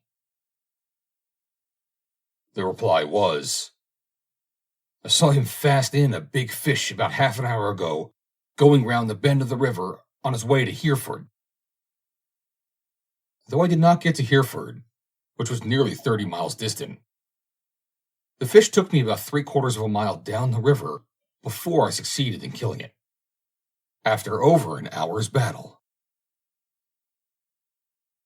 It was a beautiful, clean-run hen fish of 21.5 pounds. By this time, it was nearly 3 o'clock, and after a hasty luncheon, we decided to fish down the lower part of the pool. On our way, we had to pass a point where C had seen a fish rising as we came up in the morning. I fished this place with great care. And about my second cast as the minnow swung round, I got a pull and hooked the fish. I had a good deal more of my own way with this fish than the one I had previously killed, and in about 20 minutes, it was in the boat. It proved to be another clean-run hen fish and weighed 18.5 pounds. The question now was whether we should fish another pool lower down the river or try the head of the same pool again. I decided in favor of the latter course, and we accordingly rowed up to the top of the pool. It was by this time 6:30. My third cast, I was into another fish, which did not show itself for a long time. It took me down the river like the fish I had hooked in the morning, but was not nearly so lively in its movements. It kept low down in the water and adopted boring tactics. After rounding the corner, as my fellow angler would have said, bound once more for Hereford, the fish made a violent rush and plunge, showing itself to be a very big fish, and looking not unlike the fish I had parted company with a year ago. We continued to go steadily down the river, the fish making strong rushes, but keeping down and moving about in a stately, heavy fashion. We gradually reached the spot where we had gaffed the 21.5 pounder in the morning, our movements being watched by the ladies of our party from the opposite bank. The fish showed little sign of giving in, and about 8 p.m. the spectators on the bank, seeing no likelihood of the battle being ended at present, went home. About 10 minutes later, the fish began to show unmistakable signs of exhaustion. After it had turned on its side 2 or 3 times, I managed to bring it near the boat, which C had moored near the bank. Just before the fish came within reach of the gaff, it made another short rush, and once more turned on its side. Again, I coaxed the great fish toward the boat. Nearer and nearer he came, and then in a moment, C had the gaff in him, and with a mighty effort lifted him into the boat. The fish was a cockfish and weighed 38.5 pounds. After examining him, we came to the conclusion that he was about the same size as the one I had lost in the preceding year, but probably longer. He had evidently been wounded in his side by a seal a fortnight previously, and though his wound had healed, it might have caused the fish to lose several pounds weight. When hung up beside the other fish of 21.5 pounds and 18.5 pounds, he looked huge, and had the advantage of some inches over my little grandson, who was nearly 5 years old. His length was 50.5 inches, and girth 24 inches. And had it not been for the wound inflicted by the seal, he would, no doubt, have turned the scale well over 40 pounds. So ended what was for me a day never to be forgotten. I had 6 more days fishing, and killed 5 more fish, 2 of them with the fly. The other 5 fish weighed 22.5 pounds, 17.5 pounds, 17.5 pounds, 16.5 pounds, and 15.5 pounds, respectively. Strange that I should have such good luck. Strange, surely, that though others far more skillful and experienced than I am should have fished the same beats in that river, and fished many more days than I did in each year, such a great fish should have come my way in 2 successive Aprils. On each occasion, by far the largest seen or heard of in the season on the beat in question. An old friend of mine, who has fished the same river for many years and is an angler of great experience and success, told me that he has never killed any fish in that river or anywhere else larger than 25 pounds. Surely, indeed, I was the spoiled child of the fishing deities. At the close of this red letter day, 2 thoughts crossed my mind. First, whether the fact that so many of my kind friends had earnestly wished that I might on this occasion kill a fish as large as the one I had lost a year ago had really been a factor in my good luck. Who can tell? The other thought which crossed my mind last year, also when the great fish parted company with me, was that every fisherman must surely be a man that fortune's buffet and rewards has taken with equal thanks. Yet, as one of the keenest fishermen in gillies I had ever known, and who has now gone to his long home, used to say, it's easy talking and no easy doing. A few days later, my host added still more to my indebtedness to him by giving one of my daughters, who had never killed a salmon, though a very successful angler for big trout, the chance of trying the river. On her first and second days, she drew a blank, but on the third day, killed 3 fish weighing 20 pounds, 19 pounds, and 15 pounds, all on the same fly. A silver doctor. Who says there is nothing in luck? The day I killed my big fish was the 3rd day in the 3rd week of the 3rd month of the fishing season. He was the 3rd fish killed on that day, and I hooked him at my 3rd cast. My daughter killed her 3 fish on a 3rd day she was fishing.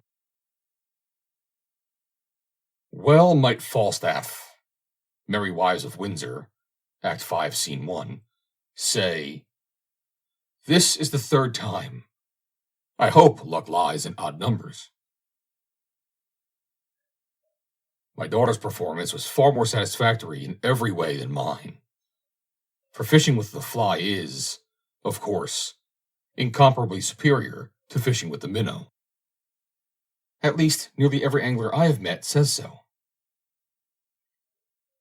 I venture to think, however, that my friend, Arthur Chaytor, KC, is one of the most accomplished and skillful of salmon fishers, and his delightful book, Letters to a Salmon Fisher's Son, is altogether too severe in his castigation of minnow fishing. Avoid minnow fishing for salmon, he says, page 89, as a canker that will eat into some of the very best days of your fly fishing. But need it do so? It is a dangerous thing for you to begin its use. Then in the most entertaining passage he describes how the river has cleared and has become perfect for the fly. It ought to be a tip-top day, but you are tempted of the devil to try, just for an hour, the phantom minnow. And then you will go on with the minnow all day long, dragging out the fish. And at the end of the day, feeling that you have been rather a butcher than a fisherman, and that you might also as well have used a net. This means, of course, that success in minnow fishing is simply a matter of luck, and does not depend on the fisherman's skill. In a later passage, he describes in most forcibly and amusing language the relapse to minnow, when after a good day minnowing, you find next morning that the water is right for the fly, and you resolve to make it a day of fly only. You put on your best fly, and you begin, full of hope. For an hour or two, you cover much water without a single rise, and you begin to doubt whether the fish mean to take at all today. Soon, just to see whether they will move at all, you put on your spinning rod just merely to have one try down the pool. A fish takes the accursed thing, and you are lost. Abandoning all sense of decency, you pursue the horrible craft, and at dusk, you stagger back to the fishing hut with half a dozen great fish upon your back, and with your conscience hanging about the neck of your heart, which keeps on protesting in vain that this was really no day for the fly. Even Chaytor, however, admits that in a cold, wet season, when the river is in flood for weeks together, with only odd days when fishing is possible, the minnow can be really and legitimately useful.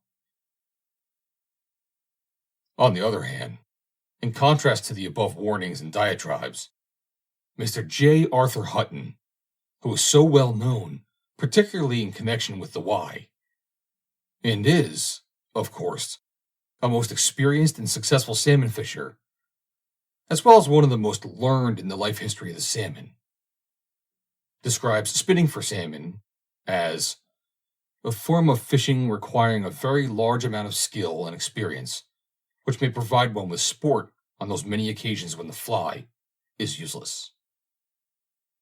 A fine art, which requires much practice and long experience, far more so than fly fishing. For every good hand with a spinning rod, he says, you may find 20 who are excellent fly fishermen. I remember a friend of mine in the north, whose old keeper had been with the family for many years, and known him since boyhood, telling me that he knew so well the old man's contempt for and abhorrence of minnow fishing, that he did not dare to use the minnow when the old man was out with him, and never allowed him to know that he did use it. This old keeper would have applied Chaytor's epithets to minnow fishing on every occasion, but would never have agreed with him for a moment that even on rare occasions it could be legitimately used. Those like the old keeper, and I doubt if in these days there are many such, might, to use Mr. Hutton's words, seriously consider whether they might not add largely to their sport and also to their opportunities of fishing by learning to spin for salmon. The river is not always in fly order. There are many occasions on which the water is too high, or too much colored for the fly when salmon might be caught with a minnow or other bait. In the same way, in deep, sluggish pools, when it is almost impossible to work fly effectively, a bait properly used may effect wonders. What, then, is the conclusion of the whole matter? It is this. Paraphrasing the words of the famous authority on all things piscatorial, Mr. H.T. Sheringham, it is certain that good luck is the most vital part of the equipment of him who would seek to slay the big salmon. For some men, I admit the usefulness of skill and pertinacity. For myself, I take my stand entirely on luck. End of Section 7. Section 8. A stormy week in the forest. Amongst my stalking experiences, I shall always remember a week which I once had, early one season, in a famous forest on the west coast, through the kindness of my friend, the proprietor, to whom I have been indebted for many excellent days' sport. I've had long experience in stalking, but have never known worse weather than we had in this particular week.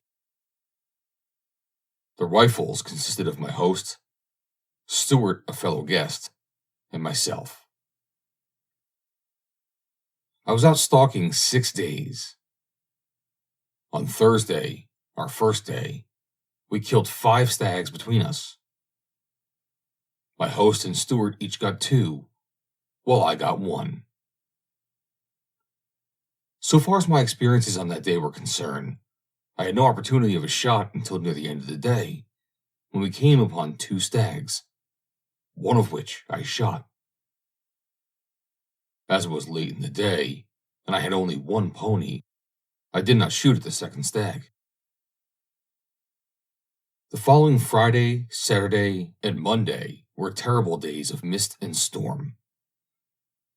The mist never left the tops of the mountains all day long, although there was a strong wind blowing. It appeared to come up from the sea in great banks, and although we waited on each day for it to clear off, we did so in vain.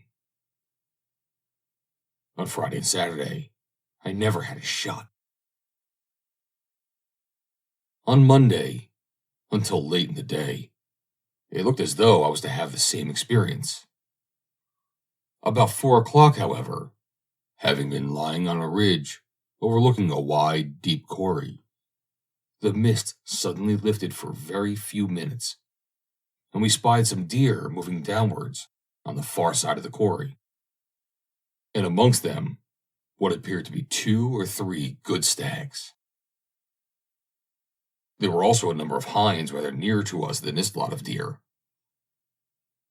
We decided that the only way in which we should be likely to get a shot at the stags would be to go right round the upper edge of the quarry and try to get in between the hinds and the other lot of deer, amongst which were the stags. This entailed a most uncomfortable walk. The wind was so strong that one could hardly stand. It was quite impossible to keep a cap on one's head, and it rained or hailed incessantly. At last we got round and went down to the lower ground. We then managed, with a good deal of difficulty, to crawl safely past the hinds and found that the other lot of deer were moving slowly, feeding downward. After a time, the deer lay down on a small hill in a sheltered place. We crawled up to the top of an adjoining hill about 140 yards distant. We there made out that there was 1 good stag, an 8-pointer, who was lying down, and whose horns only could be seen from the place where we were lying. I got into position to shoot, in case the stag should rise and give me a chance. It was now about 5:30, and we thought, considering how late it was getting and the conditions of the weather, that we should not be kept waiting very long. The stag, however, did not move for about half an hour, when he got up and turned round, and immediately lay down again. Time went on, and what with the cold and wet, I began to shiver, and felt that I must do something to alter the conditions of things. It was close on 6:30, and we were 5 miles from the point where it had been arranged that Stewart and I were to meet the car, if possible, at 6 o'clock. And in any case, not later than 7. I told the stalker that he must get the deer up somehow or other, and that he had better whistle them up. He had strongly advised me not to do this, but wait a little longer, as, if we did so, they would probably bolt and not give me a chance to shoot. I, however, persisted and said that we could not keep Mr. Stewart waiting any longer. Besides, I was getting colder and colder. I therefore whistled. The deer took no notice. "A little louder," said the stalker. I whistled louder. 2 of the smaller stags got up, and then the 8-porter on the far side of the hill slowly got up, looking in our direction, and exposing his body over the edge of the hill.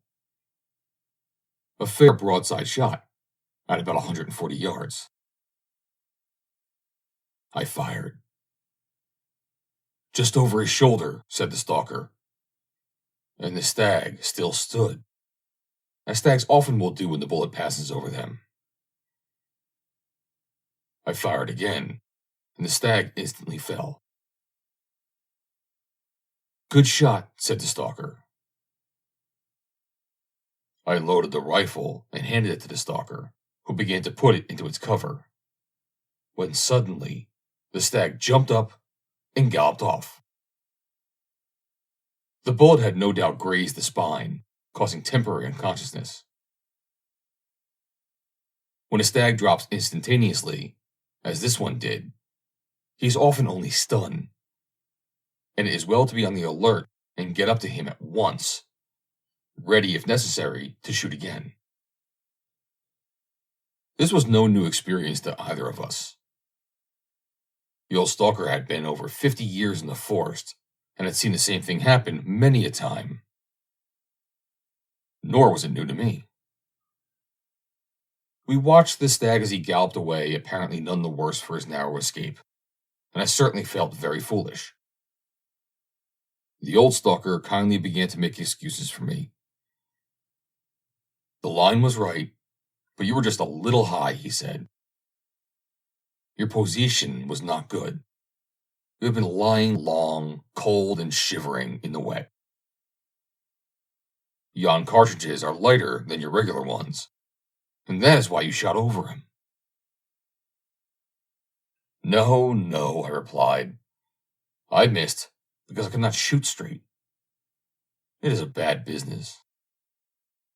Anyhow, it is better than having wounded him badly and then lost him. It is a comfort to think he is really very little the worse. Now we have got to get back as quickly as ever we can." And then in the gloom and mist, running and walking and tumbling, away we went. The last mile was down a hill path filled with loose stones. At last we reached the end of the road, and saw the car coming up from a point just a mile lower down the road, where Stewart had arranged to meet us. "Well," I said, "I hope at any rate that Mr. Stewart has got a stag, if not 2. The stalker had been looking carefully at the road.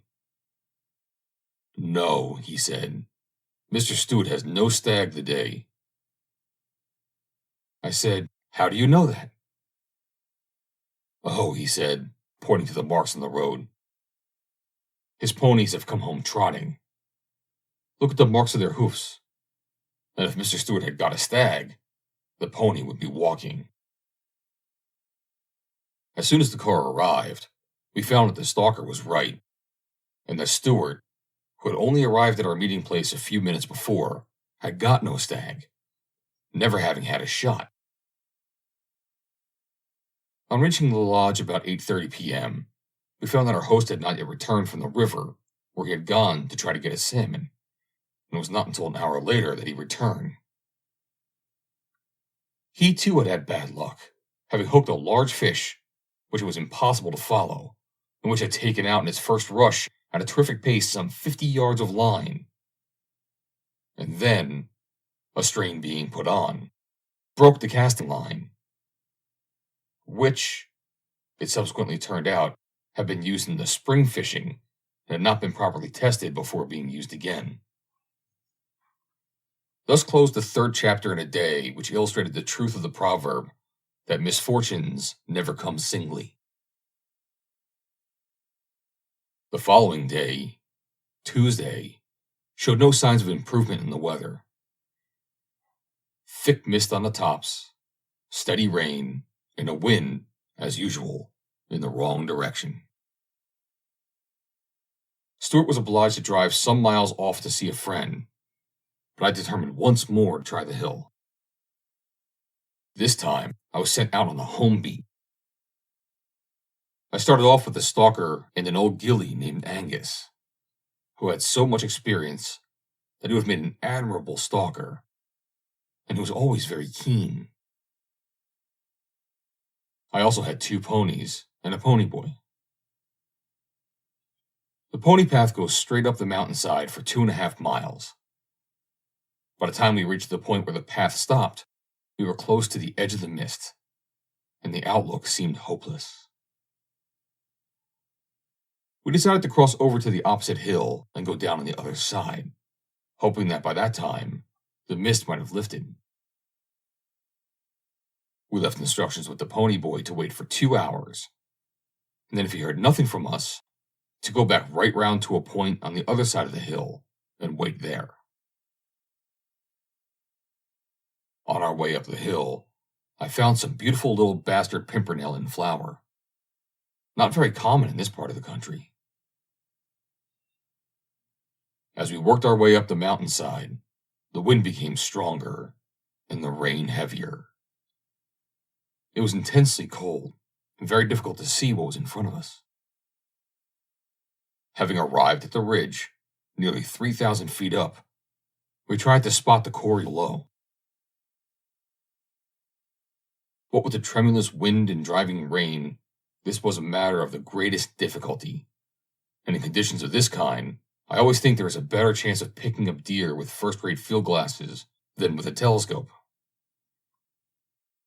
I managed, with my field glasses, to discover 2 stags feeding in a sheltered part of the opposite side of the quarry. And, after shifting our position in order to get a better view of them, we found that there were some hinds feeding below them. We came to the conclusion that the only chance of obtaining a shot at the stags was by getting between them and the hinds. After some trouble, we succeeded in doing this.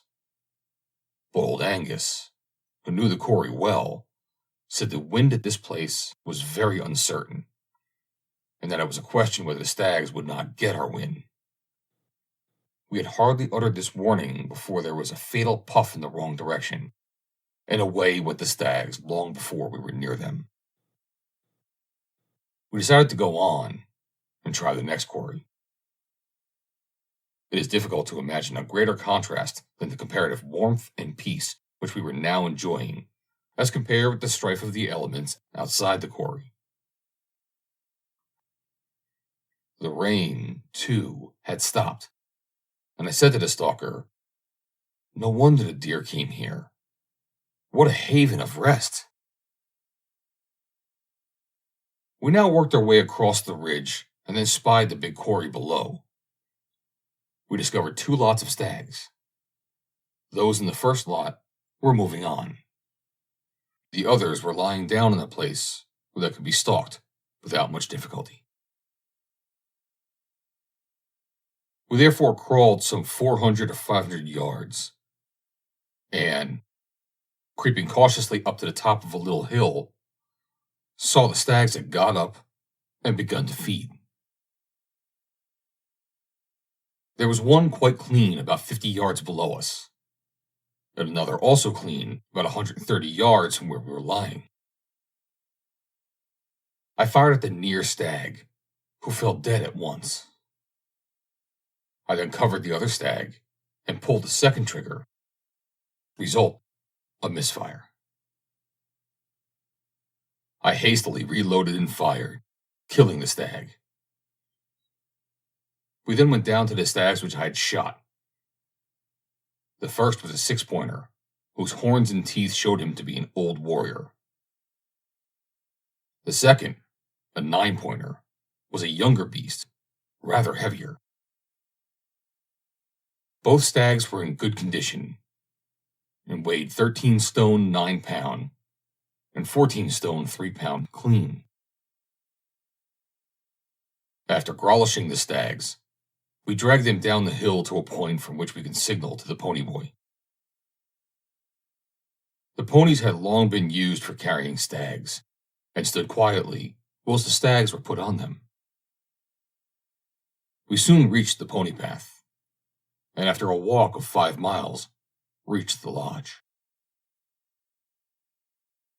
The following day, Wednesday, it rained and blew all day, and the mists hung low on the mountains, so that it was quite useless to attempt any stalking. The next day, Thursday, was the last day of my visit and that of Stuart. Stuart was particularly anxious to kill one more stag in the company of the second stalker, because he had killed his first stag in his company 16 years ago in this forest, and had since then killed 48 stags in various forests.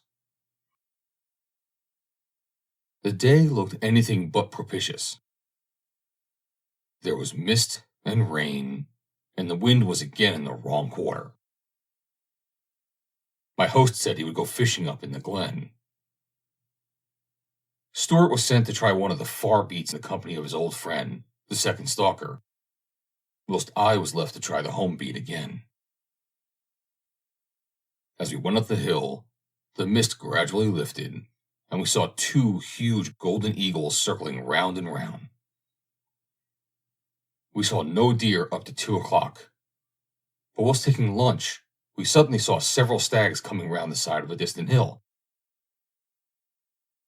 We hastily finished our lunch and set out on what proved to be a long and exciting stalk.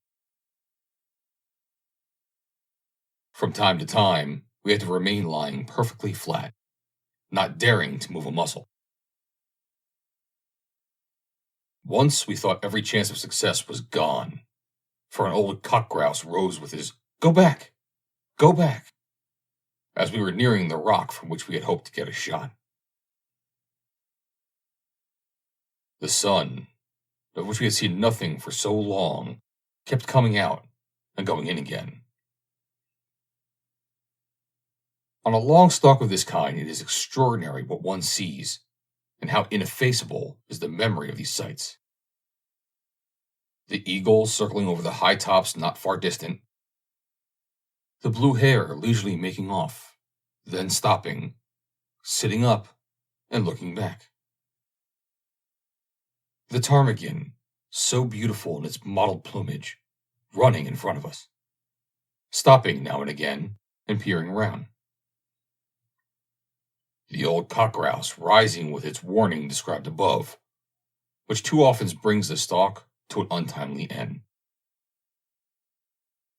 The many insects, some of them so strange and weird that we see as we lie flat, gazing into a clump of grass and moss. The granite boulders sparkling in the sunlight as if studded with many diamonds. Most, if not all, of these things I saw in this particular stalk. Everything, however, comes to an end, and so at last I succeeded in getting a shot at the heaviest of the stags, who was standing on the side of a very rocky and precipitous hill. He ran a few yards and fell down dead. It was, indeed, fortunate that he fell where he did, caught between two rocks. For immediately below these rocks, nothing could have stopped him from rolling down a precipice of several hundred feet. And, as old Angus said, the venison would not have been worth taking home, and the horns would have been smashed to atoms. The stag, an old one in good condition, was dragged down to a place where the pony could come up. And, leaving Agnes to find and help the pony boy, the stalker and I started to work our way homewards across the hill. We had been moving slowly onwards, spying from time to time, when we discovered a large number of stags feeding below us. A circuitous stalk brought us up to them, but in a very awkward position. It was impossible to get a shot, except by coming up to a point at the top of the hill below which they were feeding, and we should then be much too close to them. There was, however, no choice, and after a cautious crawl, we reached a point from which we could see the horns of stags moving away from us, at a distance of not more than 30 yards. Crawling as flat as possible to the top of the little hill, the stalker slowly raised his head, and as he slowly lowered it, he then whispered to me, "There's a fine stag there, but he won't wait long, and you'd better shoot over my back." I cautiously raised the rifle over the stalker's back in the direction indicated, and, slowly raising my head, saw a fine stag with a good head standing broadside on about 70 yards away, looking straight at me. As quickly as possible, I covered the stag's heart and pulled the trigger. There was the unmistakable thud as the bullet struck the stag, who instantly turned and disappeared. "He'll be all right," said the stalker. "You don't often hear a bolt strike more distinctly than that one did." And on reaching the point where the stag had been standing, we saw him about 80 yards below, lying dead. He turned out to be a royal, with very regular points and a good head, although he was going back and had evidently been better. Like two of the 4 stags I had previously shot, he was an ancient warrior. The mist, which had temporarily lifted, now came down again thicker than ever, and the stalker said that we would have an awful job to get the stag down, as it was a heavy one, and the ground was very awkward. We growlocked the stag and took out the heart and liver in order to make him as light as possible, and then we set to work to get the stag down. This was a very heavy job, and I could not help thinking, as I had often thought before, what an excellent thing it would be if everyone who was going to stalk, whether proprietor, tenant, or guest, were obliged, sometime or other, to take part in dragging a stag to the place where he is to be put on the pony, and help in putting him on the pony. We succeeded at last in getting the stag down, and the stalker then arranged to wait on the pony path lower down, in order to meet old Angus and the pony boy, who would be bringing the first stag I had shot and the ponies. I took my rifle, the luncheon bag, and the sticks and glasses, and struck across the hill for the lodge.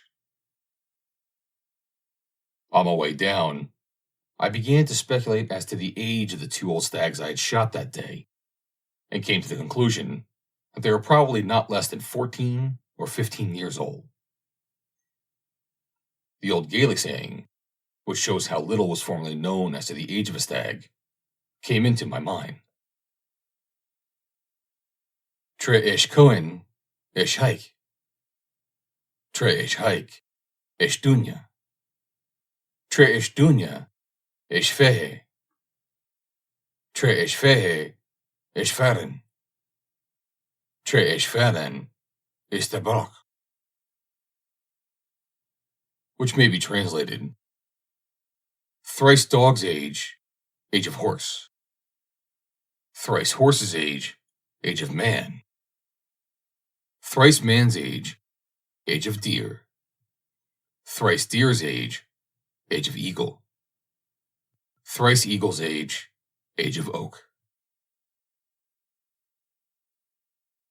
It is probably true to say that a stag in its wild state rarely lives beyond 16 or 17 years of age. In those forests, which are on islands, for example, Jura, stalkers have unusual opportunities of observing and learning the history of particular stags. And I recollect when stalking in North Jura 2 years ago, discussing the subject with John McKay, the head stalker.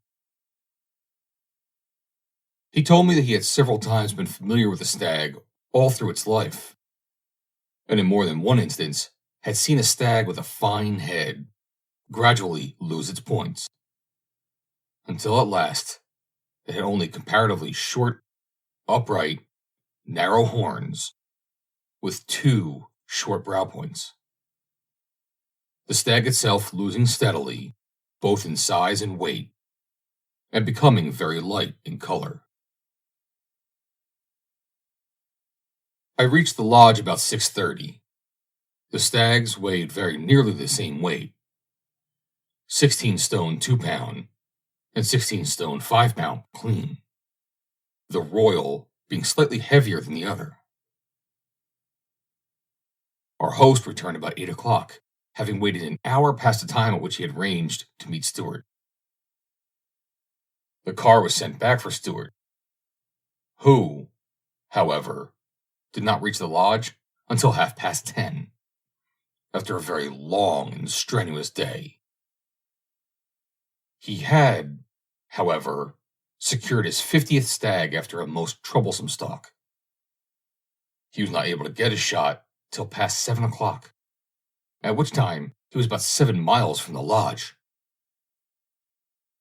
So ended a most delightful week's sport, notwithstanding the awful weather which we had had. End of Section 8. Section 9. A Salmon Lock in Sutherland. Fishermen's stories are said to be proverbially untrustworthy, and the great majority of people, at any rate of those who are not themselves fishermen, never seem to suppose that in the case of a fisherman, as in the case of everyone else, truth may sometimes be stranger than fiction. I've been a fly fisher since my earliest days, and have had many good days both with the salmon and the trout, but I have never had a day full of such surprising contrasts as the day which I had with a brother of mine many years ago in the early part of September, on a loch through which flows one of the best of the smaller salmon rivers in the north of Scotland.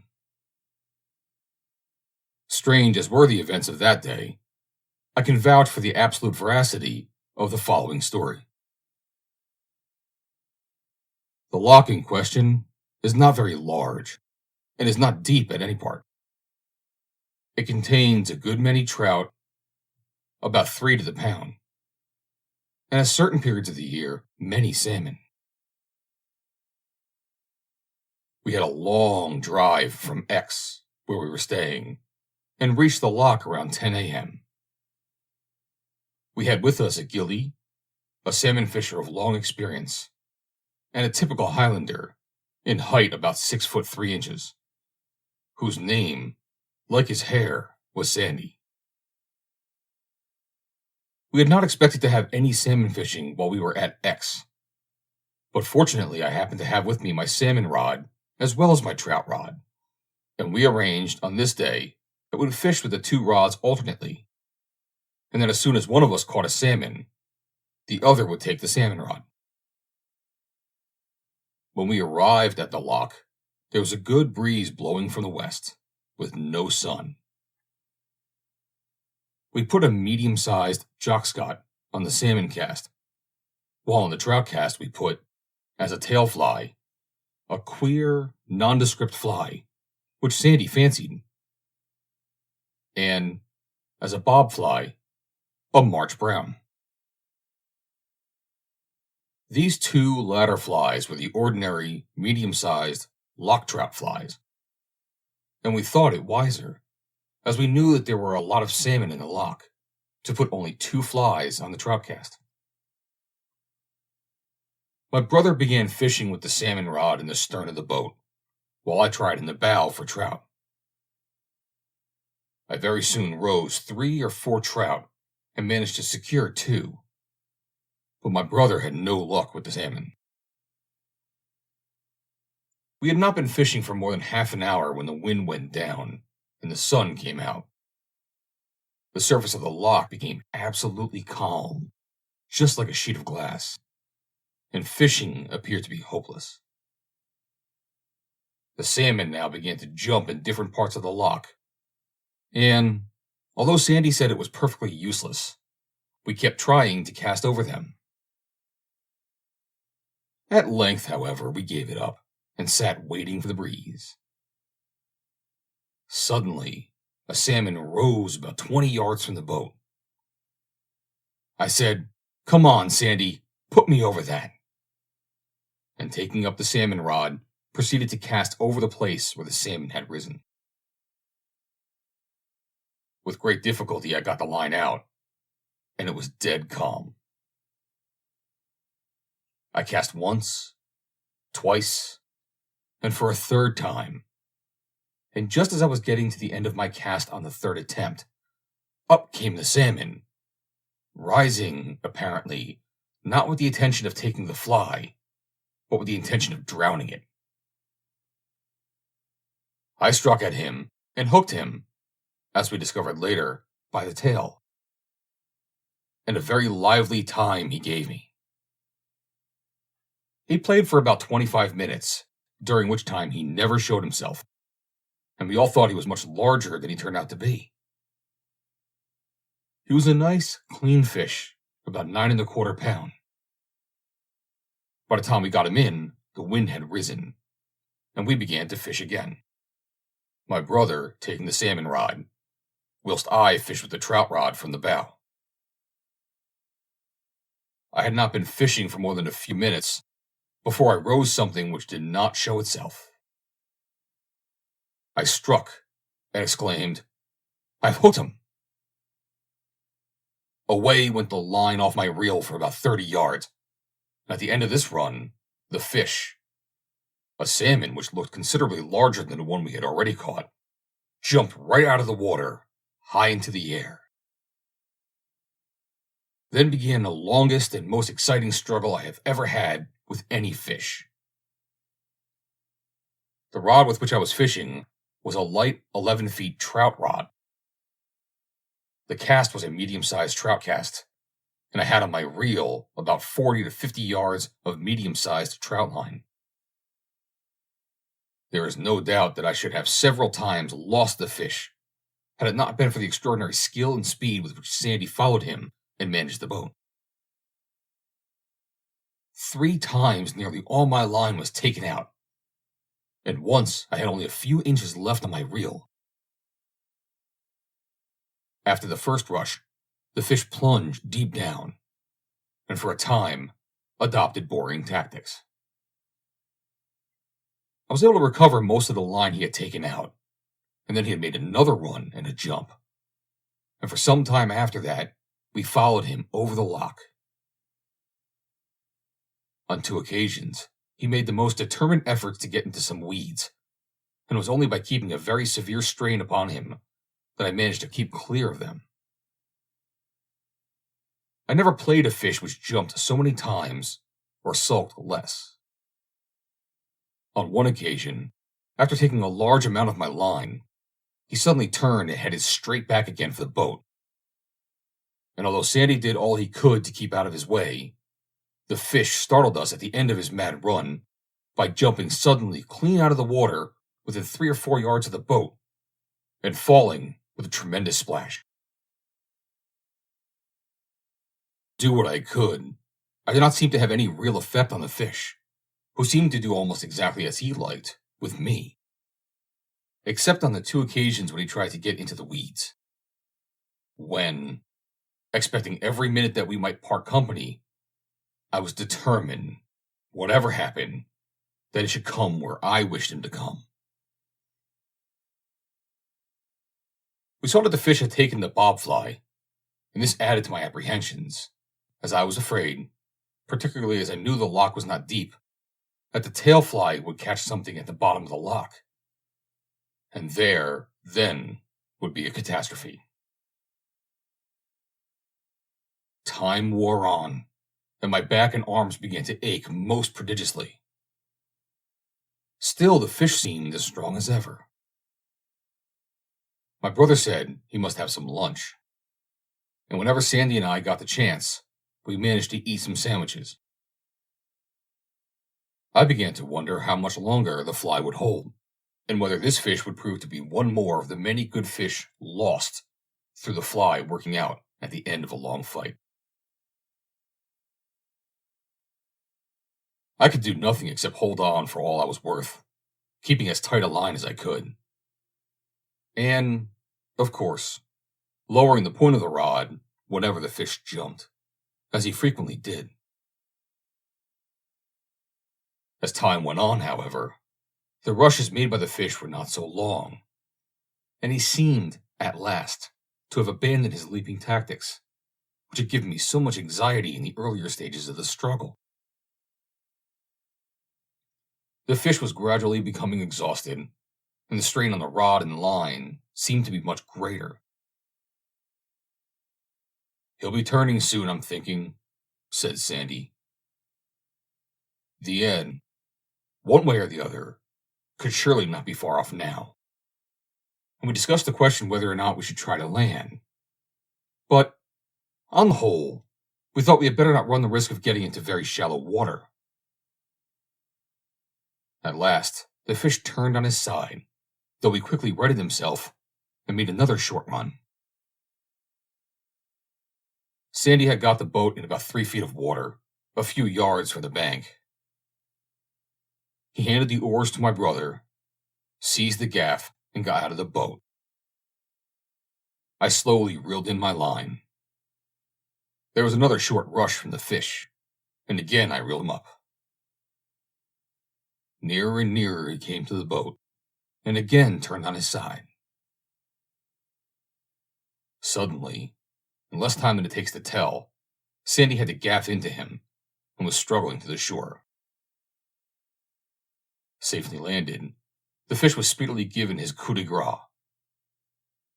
He was a very red male fish, weighing rather over 10¼ pounds, and I had hooked him in the hard part of his upper jaw, which accounted partly for the fact that I had so little power over him, and also for the fact that the hook had kept its hold so well. "Now then, Sandy," I said as I got out my flask, "if any man ever deserved a drop of good whiskey, you do."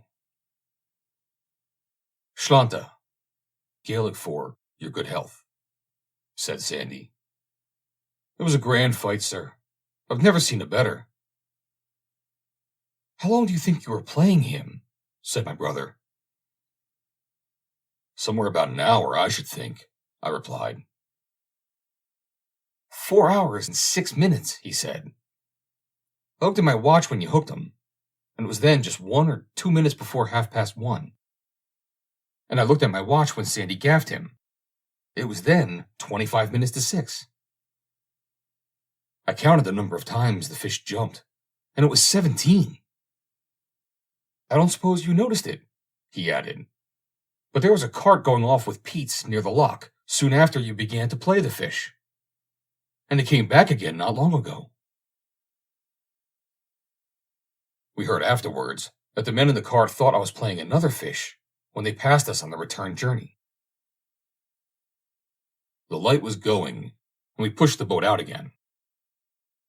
I handed the salmon rod to my brother, and he began to fish from the stern of the boat, while I fished again from the bow with the trout rod. Sandy allowed the boat to drift slowly along the edge of some weeds.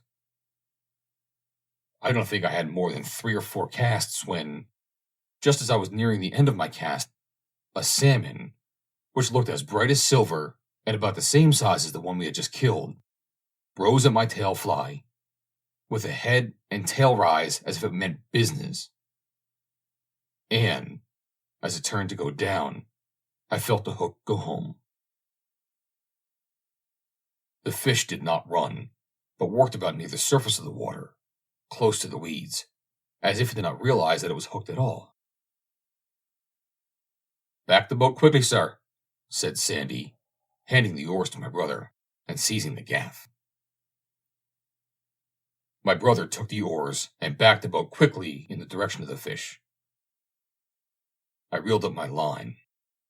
There was a momentary vision of about 3/4 of Sandy leaning out of the boat, a tremendously quick, lightning-like movement of the gaff, and the salmon, gaffed with extraordinary skill behind the shoulder, was in the boat. I do not think that more than 4 minutes could possibly have elapsed from the time that I hooked the fish to the time it was in the boat. It was a beautiful, clean-run female fish, with a small head, and in perfect condition. It was very lightly hooked, and if it had run or jumped at all, it would almost certainly have got off. It weighed within a few ounces of the weight of the fish which had given me such a tremendous battle. And yet, owing to the extraordinary skill of Sandy with the gaff, and the speed with which my brother had acted, this fish occupied us only as many minutes as the other one had hours. We continued to fish for a short time, but it became dark so rapidly that very soon we had to stop, and without a further rise of any kind. End of Section 9. Section 10. The Homing Instincts of Wounded Deer. In these days, one hears so much of the homing instincts of animals and birds that the 2 following authentic instances of deer, whose habits are not so generally known as those of some other animals, may be of interest. Stalkers, and those who know the habits of the red deer, know well that a stag, when wounded, will seek what he knows from experience to be a haven of safety. Thus, if he has come in the rutting season from his native forest, and is wounded on other ground, he will assuredly make for the sanctuary in that forest. So, too, if he has been born and reared in a particular part of the forest, and has come to regard that place as his home, he will struggle to reach it if wounded. One interesting illustration of this has come within my own experience, and another was related to me by the stalker who was with me on the occasion referred to. I was stalking in a forest, upon part of which unusual conditions prevailed. That part, which was nearest to the lodge, was enclosed by a deer fence. But, owing to careful management, and the introduction from time to time of fresh stock, there are some very good heads in that part of the forest. I always prefer, however, when I have the chance, to stalk on the open ground outside the fence, although it means harder work. And it is the far beat, and part of it is on the very high and precipitous ground. It has, however, this great fascination, that one never knows what sort of stag one may find there. The forest itself is an exceptionally good one, and marches with several of the finest forests in the Highlands. On the day in question, I was on the far beat and secured a good stag after an exciting stalk. After seeing the stag safely put on the pony in charge of the ghillie, the stalker and I set off toward the farther end of the beat in the hope of getting a second stag. Not far from the march, on precipitous ground covered with rough boulders of rock, we spied a good stag with a large number of hinds. The deer were in an awkward position, and we found that it was impossible to get nearer to them than 200 yards. The day was getting late, therefore this was probably our only chance. The stag was moving about and might very soon be over the march, so that there was no time to be lost. Getting quickly into the best position I could, I fired, and evidently hit the stag very hard. Directly I fired, the deer disappeared as if by magic. The stalker said he was quite certain the stag could not go far. On reaching the spot on which the stag had been standing when I fired, we found marks of blood, and had no difficulty in following these for some 50 yards, by which time we were close to the march, and in full view of a large quarry and other ground, all of which was in the neighboring forest. We saw what were evidently some of the hinds making off across the march, but the stag and the rest of the hinds were nowhere to be seen. We moved a little farther on where we could get a view of the other ground, when suddenly there was a tremendous clatter of loose stones, and we saw the stag and some 20 hinds about 120 yards from us. The deer stopped for a few seconds, the stag looking straight at us, and then away they went. We ran quickly to the point where they had disappeared, and saw the hinds we had last seen with the stag going in the direction which the other hinds had previously taken. But the stag was not with them. "He cannot go far," said the stalker. The ground was very much broken up by large stones and boulders, and we both thought that the stag must be lying hidden not far from us. We were quite certain from the position we were in that we could not have failed to see him unless he had turned back below the hill and gone into the forest from which we had come.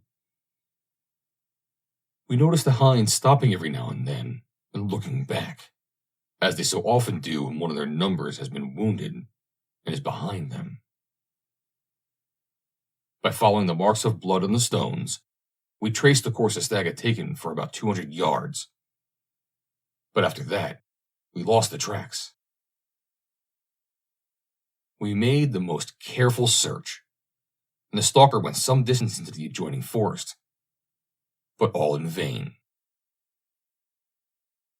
The light was beginning to go, and at last we decided to give up the search, for that day at any rate.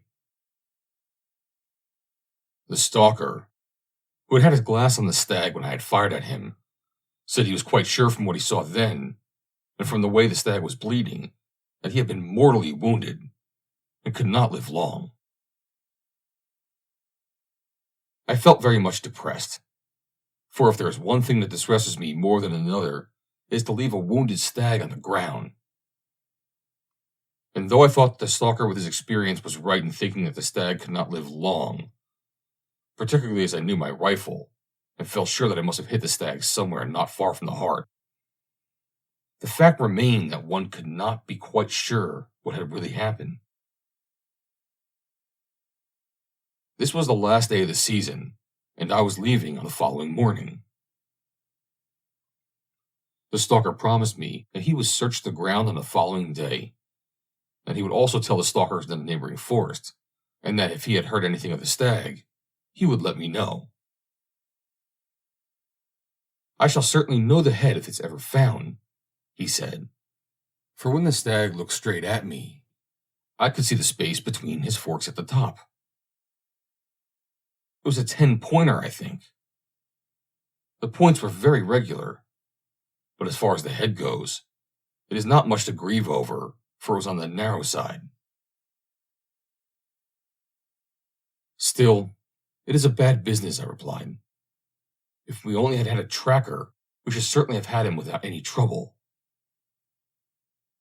A really reliable tracker is indeed invaluable on an occasion of this kind, but it is only in a few forests that dogs are now used in following wounded stags. The noble deerhounds, which were the trusty allies of our fathers on the hill, have, during the last 40 or 50 years, been replaced in those forests where dogs are still used by the golden retriever, or more often by the collie. The two dogs last mentioned having been found more suitable for pursuing wounded deer. The deerhound was so high-couraged that he would not bay the stag, but would pull him down or be killed by him. A further objection was that he would hunt by sight rather than by scent, it not being in his nature to put his nose to the ground, and it was therefore practically impossible to train him as a tracker. I heard no more of the wounded stag until the following season, when I once more found myself in the same forest. I asked the stalker whether he had any news of the stag. He said, "That is a question. The stalkers in the other forest never found any stag, but a very curious thing has happened. About 20 yards inside the fence, at the nearest point in that part of the forest which is fenced in from where you shot the stag, that would be about a distance of 3 miles, the skeleton of a stag was found last April. The head stalker on that part of the forest tells me he is quite sure that it is not a stag that was shot inside the fence. I've got the head here, and will show it to you." I examined it carefully.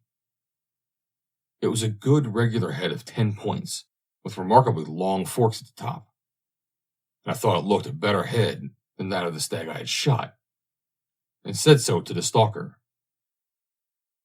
He replied, "It is the same shape, and I well remember noticing the space between the forks at the top. Not only that, but in April when we found him, there were no stags in that part of the ground, and had not been for some time. Also, by the bleached condition of the horns, I'm quite sure he must have died in October or early in November, and he could not have died a natural death after the winter was over. As to his getting through the fence, at that season of the year, stags have a wonderful way of getting through a fence if they want to do so. If he was mortally wounded after he had got outside, he would be sure to go back to the place where he was born and knew he was safe. And depend upon it, he would find his way back through the fence where he got out. One can never be sure, but on the whole, I think he is the stag you shot. You see, the only way he could have gone that day without our seeing him was out of sight round that hill in the direction of the fenced-in part of the forest. I am sure he was mortally wounded. He had seen us, and after seeing us, being wounded, he would go straight on, as you know, so long as his strength would carry him, and he would go straight to his old home. They're wonderful in that way, deer are. I shall never forget how I was taught that years ago when I was out with a young chief at X. I asked the stalker to tell me the story, which I give in his own words. About 12 years ago, when I was a ghillie at X, I was out one day with the chief's son late on the season, about the end of the first week in October. About 2 o'clock in the afternoon, we saw a royal stag and some hinds above the black shed, between the lodge and the second stalker's house, and after a successful stalk, he fired, but wounded the stag, just grazing him in the lower part of the body. The stag did not give the rifle another chance, but turned his head fair south, toward the top of the sea.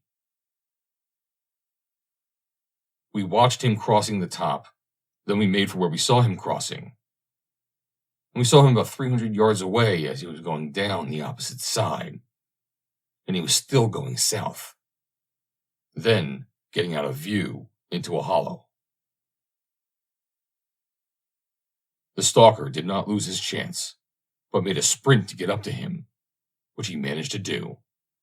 But the wily fellow was always keeping his back to his enemy, and making fast for some private corner where he hoped he would be safe.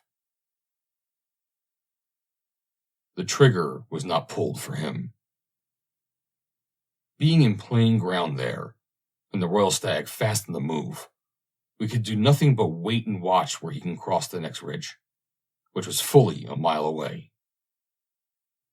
Once the stalker saw him cross, we made at once for the spot he went out of our view, getting there as soon as our legs could carry us.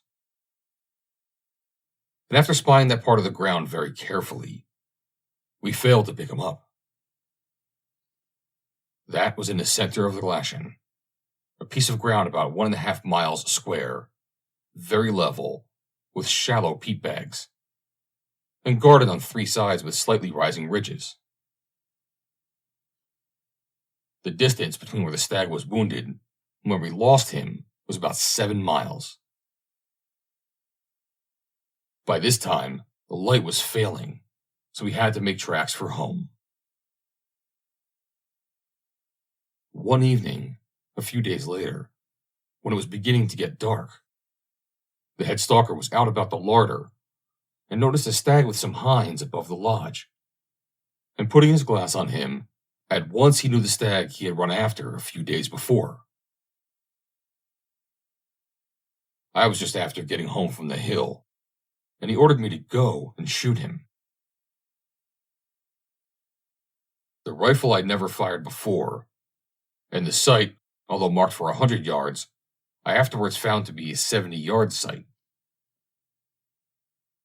I got to about 100 yards from the stag, but having the evening light and being among the juniper bushes, I had to shoot off my hand and missed him. There was no other chance that evening, as the light was getting bad. 2 or 3 days after, about 10 o'clock in the morning, I was going along to the Buffy, about a mile from the lodge, when I saw about 20 hinds and a stag amongst them. And after putting the glass on him, I knew it was the same stag. I at once went back to tell the head stalker, but finding him not home, I took the rifle. I got to about 120 yards of the stag, but shooting too low, I grazed his foreleg below the heart. He did not give me another chance then, but left the hinds and turned to the south across the top. When I got to the top, I noticed him about 1/2 mile from me. Keeping him in view, he went for about 2 miles south. Then turning southwest, I kept him in view for 3 miles. Then lost sight of him. But I could understand by the movements of some hinds the line he was taking. I made for the place where I lost sight of him, but having got there, I could see nothing.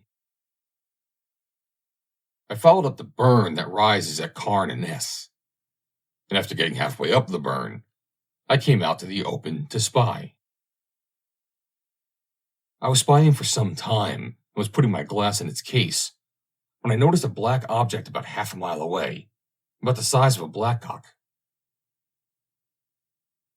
I used my glass, and who was this but the royal lying in the center of the glacier, on quite level ground. He was lying down licking the scratch where I'd wounded him earlier in the day. With great difficulty, and after a long crawl, I got to about 70 yards of him, and shot him through the neck. That was a lucky range, as the rifle was sighted for 70 yards. I was in an awful mess through crawling in burns and gutters after him, but I was very keen on getting him. And as an old chap once said to me, when you have a difficult thing to do, you must not be minding your clothes. Well, I was pleased I got him, and I was sure he could not live very long. I considered what to do. My first idea was to put him into some safe place and come for him the next day. So I took him to a burnside into a hollow and hid him. But before doing so, I put a small chack with my knife above his brow antler to know him if I ever saw him again, as I did not know who might be looking at me. I was in doubt whether I would take his head off or leave it there all night. I at once changed my mind, as it was so good a head, I did not like leaving him out there all night. I cut his head off, giving him a long neck for being stuffed. That finished, I shouldered the royal head, took him back 5 miles to the Bothy, left him there that night, and took it 2 miles further to the lodge the next day. And today it hangs in the chief's mansion. The young chief was very glad to get it. The head was a very good royal, thick horns, points equal and well-shaped. The distance between the place where I shot him through the neck and the place we lost him the day the young chief wounded him is hardly a half-mile apart. That day the stag was first wounded, he went whatever a distance of 6 or 7 miles to that quiet spot in the center of the glacier. The day I shot him through the neck, I followed him for about 8 miles from the place where I grazed his foreleg below the heart. He never saw me. He never stopped, always making for that private spot, the place in the center of the glacier.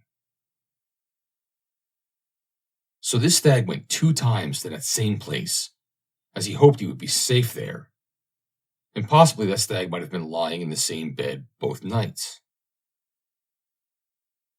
This shows the distance a stag will go for safety, and that he goes back to his old home, the spot where he thinks he is safe. And so I believe that my friend the stalker must have been right in thinking that the stag he had found in April was a stag I had shot in the early days on the preceding October. End of Section 10. Section 11. The method by which eagles and hawks secure their prey. As is well known, the eagle lives largely on carrion such as dead deer and carcasses of sheep, differing in this respect from the Peregrine Falcon, which lives exclusively on what it kills. Generally speaking, the eagle secures its prey by pouncing on it on the ground and carrying it away in his talons. He swoops down at a great pace in a slanting direction, and in this way, not only captures hares and rabbits, but also grouse and ptarmigan on the ground, and young ducks on the loch. It is very interesting to watch the great bird searching slowly along the side of the hill, about 50, 100, or 150 yards above the ground. Then he suddenly pounces, and in a moment is up again, and away with his prey in his talons. So regularly does the eagle adopt this method of capturing his prey on the ground, that I have met stalkers who have told me that they do not believe that an eagle can overtake any swift-winged bird such as grouse or black game. This is certainly wrong, for the eagle does sometimes, though comparatively rarely, adopt the other method of securing his prey, the method which I have already described. See page 64, supra. That of pursuing and catching his prey in the air, and in this way, without doubt, captures blackcock, grouse, and ptarmigan. I have already stated, see pages 57 to 70, supra, that in my opinion, the eagle in his downward flight is faster than the peregrine. Even in his horizontal flight, once he gets going, he can fly very fast if he chooses. But of course, is not nearly so agile. It cannot turn and twist with the rapidity of the peregrine. And the result is that when he overtakes his quarry, he frequently misses him. Nearly 100 years ago, one of the most acute observers among ornithologists wrote as follows. In another part of the western highlands of Scotland, we had an opportunity of witnessing the powers of flight of this bird in pursuit of its quarry. An old blackcock was sprung and was instantly pursued by the eagle, who must have been on a neighboring rock unperceived. across the glen, the breadth of which was at least 2 miles. The eagle made several unsuccessful pounces, but as there was no cover and the bird large, it probably fell a victim in the end. Lastly, as I've already said in the pages just mentioned where I have fully discussed the matter, the eagle on rare occasions swoops down at a terrific pace on his prey in the air, striking it to the ground, but not clutching it, or, to use the falconer's phrase, binding on it. The eagle has a great partiality for hares, cats, young fox cubs, and young lambs. I remember James McIntosh, head stalker at Loch Rosk, telling me that on 2 occasions whilst waiting at a fox den, he had shot an eagle. He added that, whilst the old foxes are away, the cubs, when they get hungry, sometimes make such a noise that they can be heard at a considerable distance, and that he believed this attracts the eagles, particularly if their area in which they are rearing their young happens to be in the vicinity. He went on to say that he thought this accounted for his sometimes finding fox dens containing only 1 or 2 cubs instead of the usual number of 3 to 7. There is no doubt that eagles sometimes attack deer calves, fixing their talons in their victim's neck or back, and striking the calf with their wings. They frequently hunt in pairs, and have been seen to drive the calf over a precipice. On rare occasions, eagles have been known to attack a full-grown stag. In certain parts of the highlands, they have lately increased in numbers, and perhaps as a consequence, their ordinary food not being so plentiful, have become bolder. Only last year I was stalking in a forest where a few days earlier a stalker had witnessed a most unusual incident. The following is his account of what he saw. A gentleman and I were out stalking on the 25th of September, and while the gentleman was having lunch, I went off about 200 yards to have a spy. I got a stag lying at the foot of a rock. While I had the glass on him, an eagle suddenly swooped down and attacked him. The stag went headlong into a bog, but managed to get up. I then ran back to the gentleman, thinking we would have a shot. But by the time we got back, the stag and eagle were over the skyline, and the eagle still following while going over the skyline. But after that, we don't know what happened, as both eagle and stag went out of sight. Donald Matheson, who has had a lifelong experience in the forest and has only recently retired after having been for so many years stalker at Glen Shildeg to Mr. C.J. Murray of Loch Carron, told me that on one occasion, but on one occasion only, he saw an eagle attack an adult stag. It would be, as far as I remember, he said, between the 6th and 10th of October in the year 1888, when I was spying one morning at the forest stables. I picked up a stag on the top of Glen Shildeg, quietly feeding on the Glashnock side. And while having my glass still on the stag, an eagle swooped down on his head. The stag fell on his hindquarters, but was soon on his feet again and ran for his life, while the eagle was fixed on him. The stag made for a thick clump of birch trees, and immediately the stag got under cover, the eagle could not keep its hold, owing to the thick branches of the trees, and left the stag. The eagle kept hovering for some time above the wood where the stag was concealed, but at last flew away.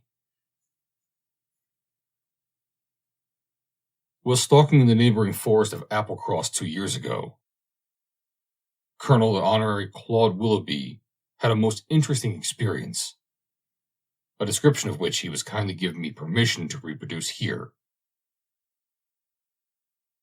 On 30th September 1921, he writes, I was stalking with Alec Mackenzie on Applecross. We had come through Corrie Carachin into Corrie Nana and spied a stag with hinds on the west face above the loch. The wind was west, and after a difficult and exceedingly good stalk across the corrie and above these deer, avoiding hinds, also another stag with hinds, we arrived at a point within 150 yards of the stag we were after, and found him lying down. Owing to the light and the distance, I determined to wait for him to rise before shooting. After waiting half an hour, hinds which we had seen beyond the place where he was lying came galloping past him. He rose, and I shot him. He fell dead. We at once saw that the reason of these hinds galloping was that an eagle was after a calf which had separated from the herd. We saw the eagle land on the calf's back twice, but the calf escaped. The eagle then attacked a hind in the herd. A kestrel hawk now joined in and mobbed the eagle. This attack lasted only a short time. The eagle then circled round my dead stag, the kestrel soon after disappearing. The eagle settled on a rock about 5 yards from the dead stag, and remained there until we showed ourselves. All this took place within 200 yards of us. On the Tuesday following, Lord Derwent also went stalking on Applecross, near Corrie Attadale. He and the head stalker Finlayson saw an eagle attack a calf, which it knocked down twice, but the calf escaped. There has been much difference of opinion, and from time to time considerable controversy, as to how the peregrine kills its prey. Some stalkers and ornithologists believe that it is done with the edge of the wing, a smaller number with the beak, whilst others think it is done with the talons. The last mentioned view is that which is, I believe, universally held by falconers, who after all have many more opportunities of seeing how it is done than any other class of men. I have frequently discussed this question with naturalists and stalkers, keepers, and others interested in the subject, and have listened to all they could tell me. I have also had the great advantage of hearing at first hand from falconers of experience their views and their reasons for them. Further, I have myself been so fortunate as to see the wild peregrine pursue and stoop at its quarry. I have seen it strike and kill it, and on occasion miss it. In addition to this, I have read everything I could find on this subject, both in the older and more modern books of authority. I am satisfied myself that the view held by the falconers is the true one, and I cannot state their conclusions better than, or indeed so well as, by quoting from 3 letters that I have received. The writers of these 3 letters have kindly given me permission to quote their views. Major C. E. Radcliffe, who has had almost unrivaled experience as a falconer, writes as follows. All forms of falcons and short-winged hawks, such as sparrowhawks and goshawks, always strike their quarry with their feet, and never with anything else. The killers are those which bind to their quarry in the air, that is, pick up a bird in their feet, and never let go of it until they have come to the ground. A really experienced old trained falcon does this 9 times out of 10. Sometimes, however, when stooping from a great height, the impetus of the falcon is so terrific that she seems to know that if she binds to her quarry, the impact will be so great as to nearly tear her legs from her body. Thus, when stooping at a heavy bird like a grouse or a pheasant at great speed, The falcon slightly throws upwards on her impact with the quarry and delivers a raking blow with her single, long back talon. By this means, her back talon being sharp as a razor, I have seen a grouse ripped open from its tail to its neck. I've seen its wing broken, and I've seen its head cut off. All falcons are very careful not to risk touching anything with their wings. Hence, a falcon will never really stoop at a bird on the ground with an idea of catching it, but they will keep stooping just over a bird they can see on the ground in the hope of flushing it, and then they will catch it in a minute.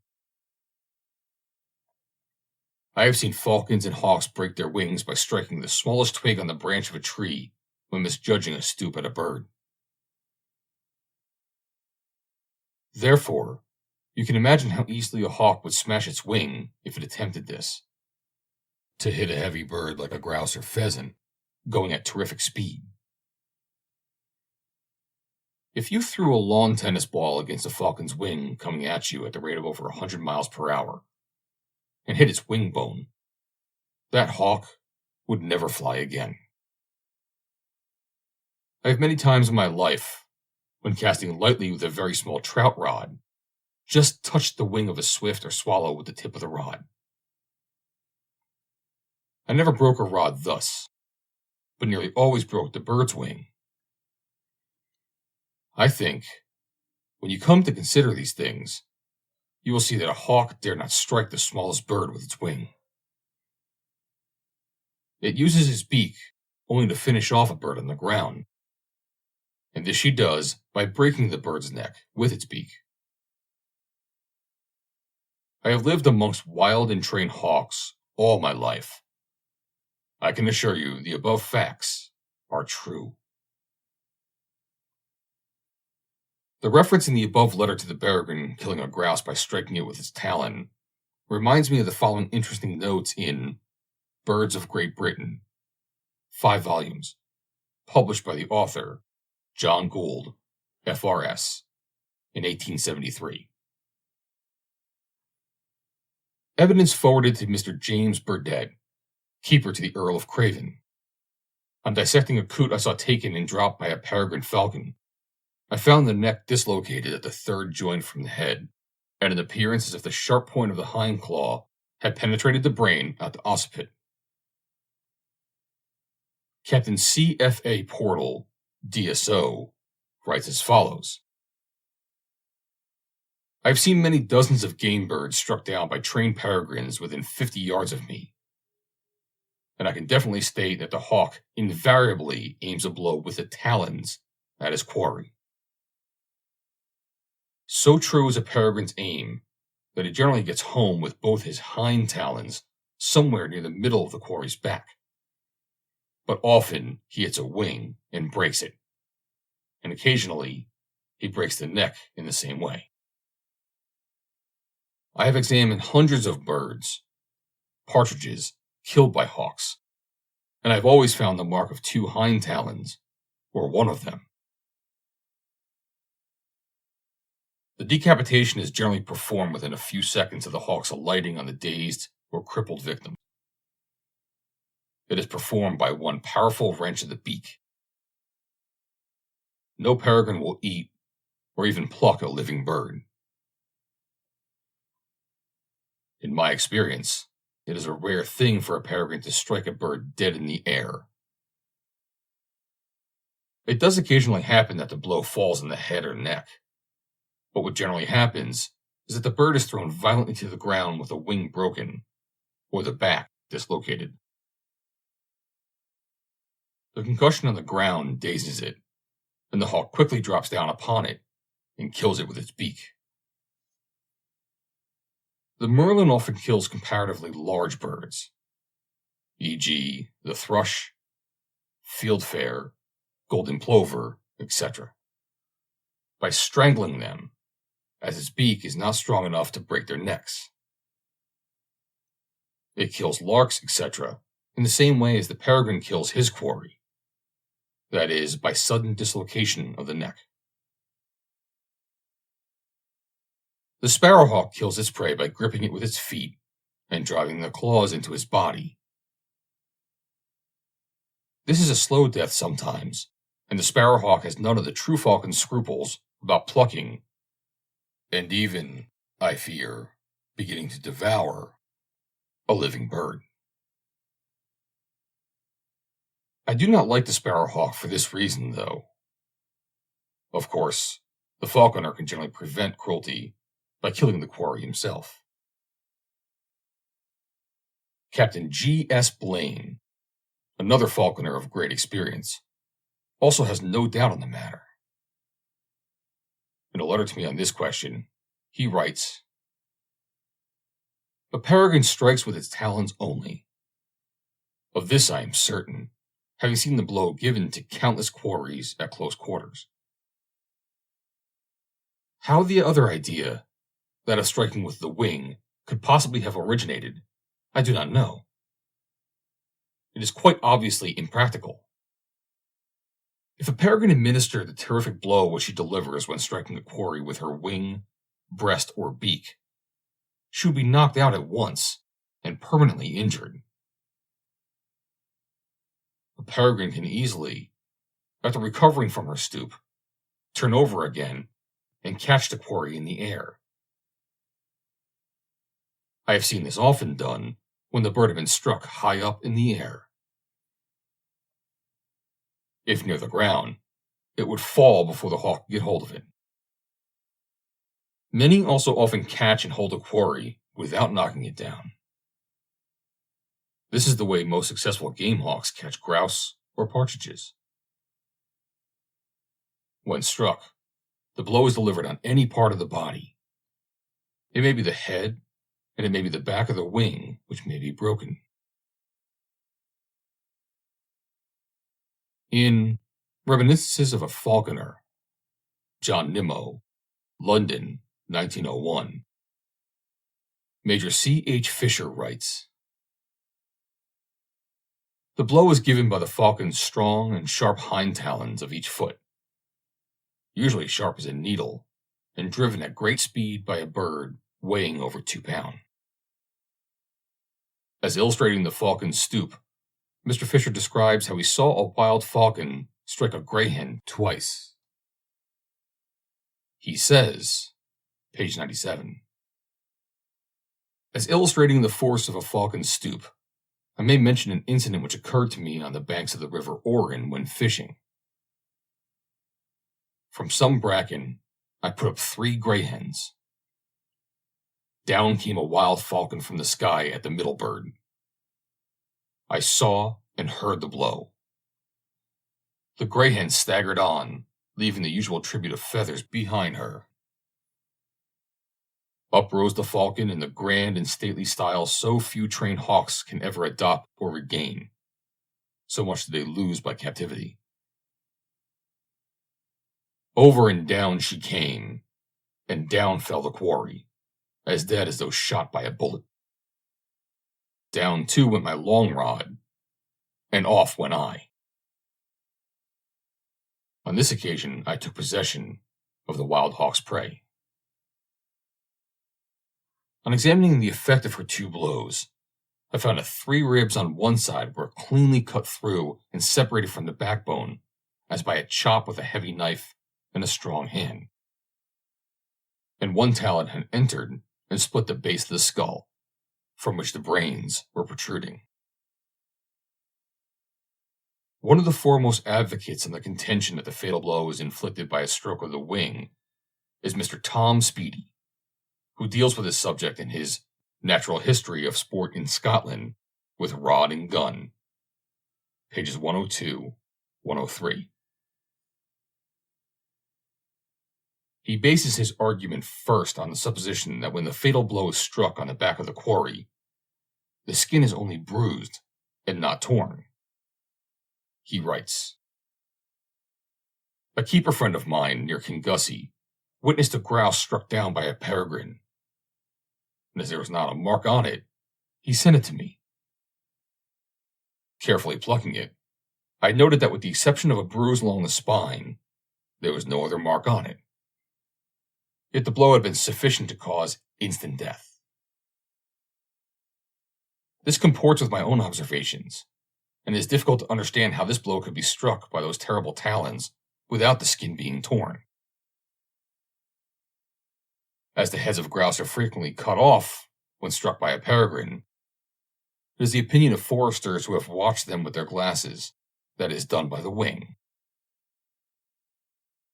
Falconers deny this and maintain that it is done by the hind talon. How, then, it may be asked, can this be done when there is not a scratch on the victim, but only a bruise indicating where the blow was struck? The answer to this argument is that there is absolutely reliable evidence to the contrary. In other words, that sometimes the skin is torn. Major Radcliffe, in his letter referred to above, writes, "I have seen a grouse rip open from its tail to its neck." Captain Portal says, "I've examined hundreds of game birds killed by hawks, and I've always found the marks of the two hind talons, or one of them. Sometimes, no doubt, as in the instance referred to by Mr. Speedy, there is a bruise along the spine, and the skin is not torn. But this is no doubt to be explained, as is pointed out by a writer cited below, by the way in which a falcon shuts his feet when stooping. The hind talon of each foot closes over the foretalons, thus forming a kind of keel, and the bone on the back of the grouse is strong enough to prevent more than a severe bruise." Mr. Speedy continues, "It is argued that it is impossible the bird could be killed by a blow from a hawk's wing, as the wing would certainly be injured. I have seen a retriever stunned by a blow from the wing of a swan, and but for my being in close proximity in a boat, it would certainly have been drowned. Those who have put their hand into the nest of a wood pigeon are familiar with the blows even a half-fledged bird can give with its wing. I have been struck with the fight a wounded wild goose can put up, and the blows it can inflict on a retriever with its powerful wings. But, with all respect, surely the blow of a large powerful bird like a swan or a goose delivered in this way is a very different thing to the blow which is delivered by a peregrine when stooping at its quarry at the terrific speed with which it then flies.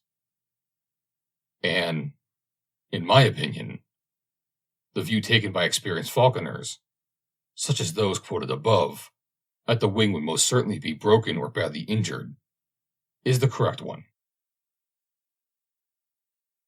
Finally, Mr. Speedy says, "When a falcon strikes a bird in the air, there is a loud clap, which I have heard several hundred yards away. This would not be the case if struck by the talons. I venture to think, however, that the argument based on the sound caused by the impact carries Mr. Speedy's contention no further. Would not this loud clap naturally be expected if the peregrine struck its quarry in the manner described? In conclusion, then, what is the correct view of the matter? In the words of a recent writer, the truth seems to be that the falcon shuts its feet when stooping, the hind talon on each foot closing over the foretalons, thus forming a kind of keel. When the falcon strikes a grouse, the latter may be partially or wholly decapitated, or it may be severely bruised on the back. The neck of a grouse is soft, and the keel of a peregrine's hind talon is sufficiently sharp to cut it, whereas on the back of a grouse, the bone is strong enough to prevent more than a severe bruise. The shock of impact must, however, be tremendous, for a bird so struck hurtles to the ground at once. When the peregrine strikes, one hears a loud clap, audible at a considerable distance, and it is this noise that has given rise to the theory that the falcon strikes with its wing. If the Peregrine used the latter, however, in all probability the wing would be seriously damaged or broken, because the pace at which a falcon stoops must be seen to be believed. There's another interesting fact in regard to this fine bird which is not generally known. There seems little doubt that he deserves the description which has more than once been applied to him, that of a wanton murderer. Thus, Charles St. John, in his classic work, Wild Sports and Natural History of the Highlands, says, Chapter 10, "The peregrine seems often to strike down birds for his amusement, and I have seen one knock down and kill 2 rooks, who were unlucky enough to cross his flight, without taking the trouble to look at them after they fell." End of Section 11. Section 12. Instances of wounded stags attacking stalkers. It must often have occurred to everyone who has had experience in stalking what a different sport stalking would be if stags realized their power and had no fear of man. It is, of course, well known to everyone who is interested in the habits of deer that a tame stag in the rutting season is one of the most dangerous animals. And some years ago, a tragedy occurred in Rossshire when a stalker was attacked and killed by a stag, which he himself had brought down from the forest as a calf, and which knew him well. I have often asked experienced stalkers whether they have ever known an unwounded stag attack a man, but with one exception, I have never heard of any such case. The one instance to the contrary is that given by Mr. Frank Wallace in his delightful book, Stalks Abroad. In describing his stalking in New Zealand, Mr. Wallace gives what he describes as the only really well-authenticated instance which we can vouch for of a wild stag attacking a man, and adds that most likely the darkness and time of year had something to do with the stag's boldness. He thus describes the incident. It was dark by the time B and his guide reached the riverbed, which at this point they struck it as very wide. They had scrambled along over the boulders and rocks from which their course was strewn for some distance, when they saw a dark object lying on the stones in front of them. This presently resolved itself into a sleeping stag, who, hearing them approach, jumped up and disappeared. They had not seen the last of him, however, for a little later they encountered him again, apparently very annoyed at having been aroused from his beauty sleep, and determined to wreak vengeance on someone. Seeing them, he seemed to think they would be suitable objects on which to make a start, and advanced with lowered head. B threw a stone and hit it in the flank, but this had no effect, and the animal advanced a few paces nearer and stood swaying its head from side to side a few inches off the ground. As someone had to go, and the stag seemed disposed to give no quarter, B fired a shot, but without effect. The stag still advanced, until a second shot took him in the chest and finished him off. I saw him the next day where he had fallen. He had a head of 6 points, and was obviously a young beast. There are no doubt rare instances of a wounded stag attempting to attack a man. I myself have never known such an instance.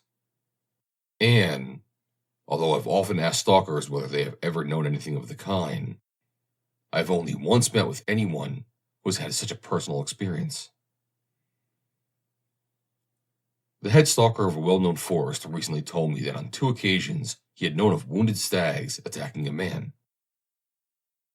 The story of his experiences interested me so much that I asked him to write it down in his own words.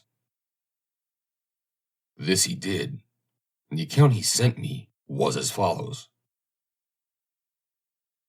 I enclose here a long detail about the only time I happened to see wounded stags attacking. You will find it a long story, but it so impressed itself on my mind, I could not help giving the movements of each day in full.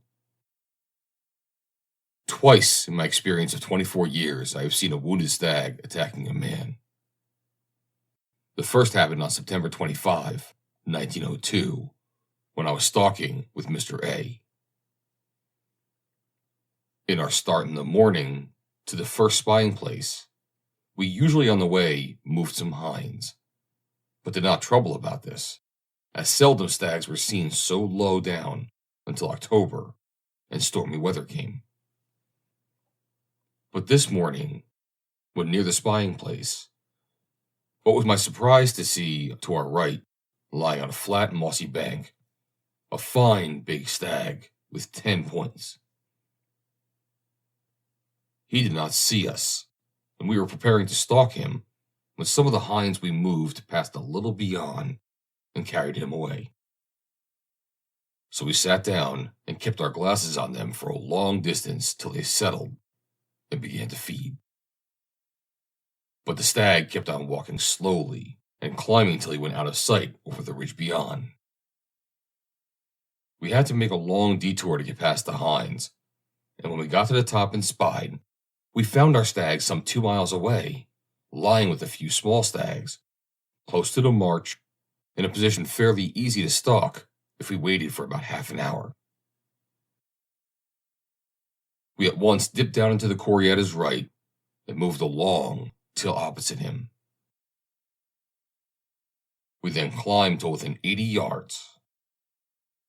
He was still lying, so Mr. A came to the conclusion to take him before getting up in case he would lose him on the march. Mr. A fired and hit high near the spine. The stag got up, but fell without making a step.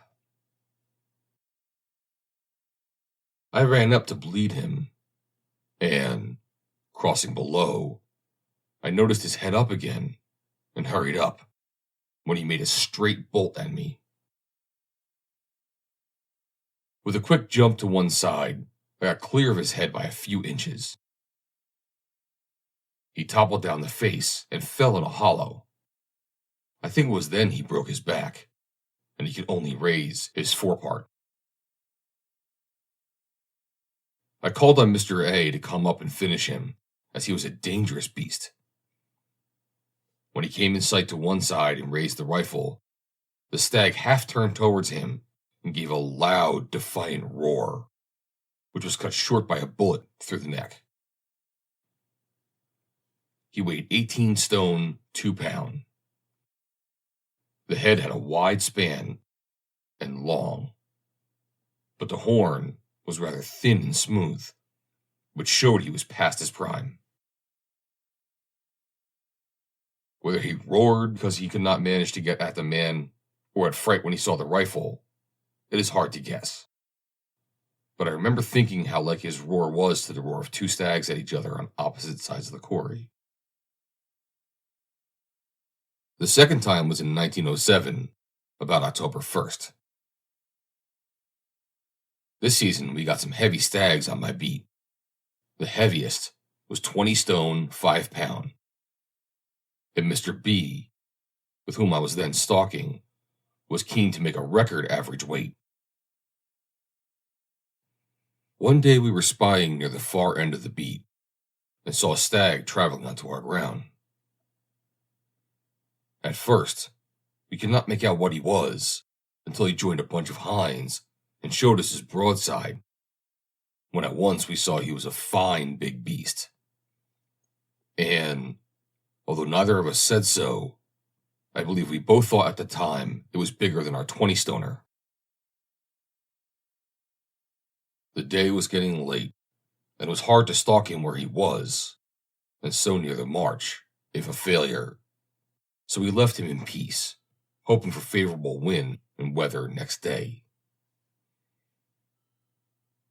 Next morning we were early on the move and over the tops at best pace, till we came to the spying point. We saw the same stag and hinds on the same face, but lower down, and, if anything, harder to get at. We went round the top of the quarry to get straight above them. The place was a green, steep face without a particle of cover, but fine and smooth to slide down at a steady, flat crawl.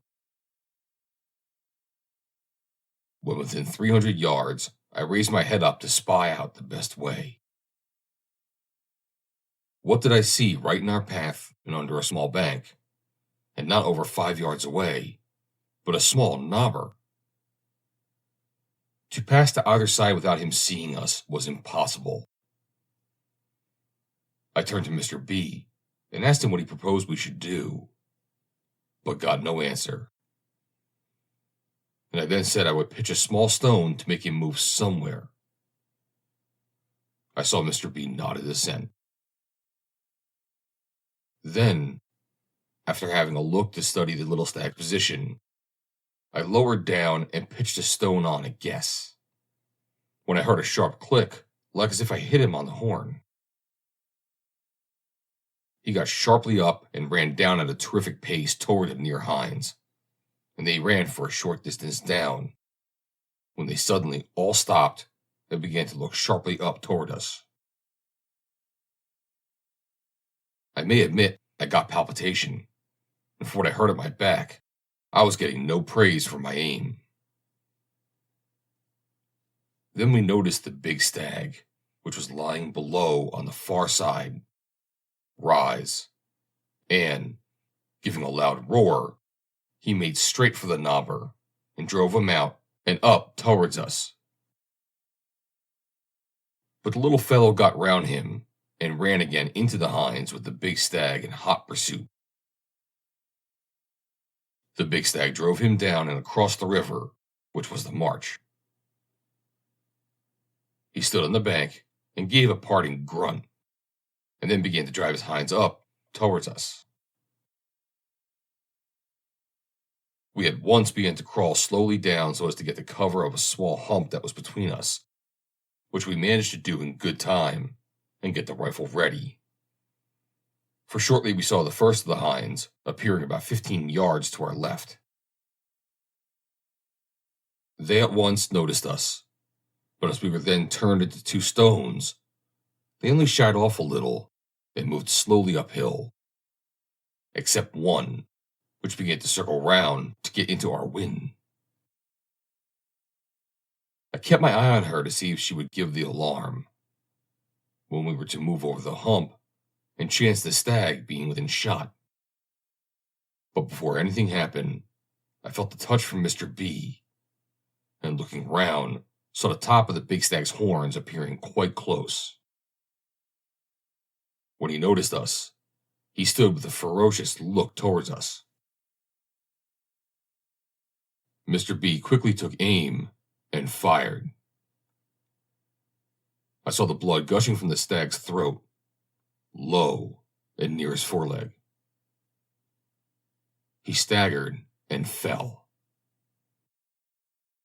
Mr. B, getting up suddenly, threw his rifle down and ran over to bleed him.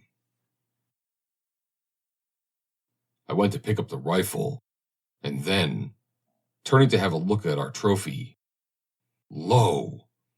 There was the stag up, and Mr. B holding on firmly to both horns.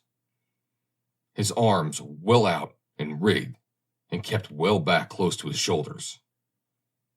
The stag, giving nasty digs, and always trying to get into him. I saw at once that things were not looking well. So I loaded the rifle so as to disable the stag by shooting him through the haunches. When I stepped near for fear of accident, they began of a sudden a merry-go-round, so fast that I dare not shoot. They went round and round 6 or 7 times. I saw something would have to be done quickly.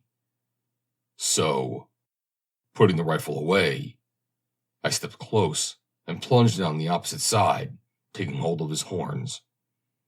So with the weight of 30 stone between us, we pulled the noble brute down, when Mr. B managed to put the knife into his throat.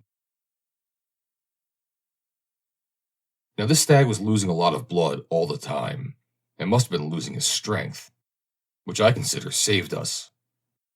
And in my opinion, the stag was keener to get into the man than to get away, for I noticed he always circled towards him.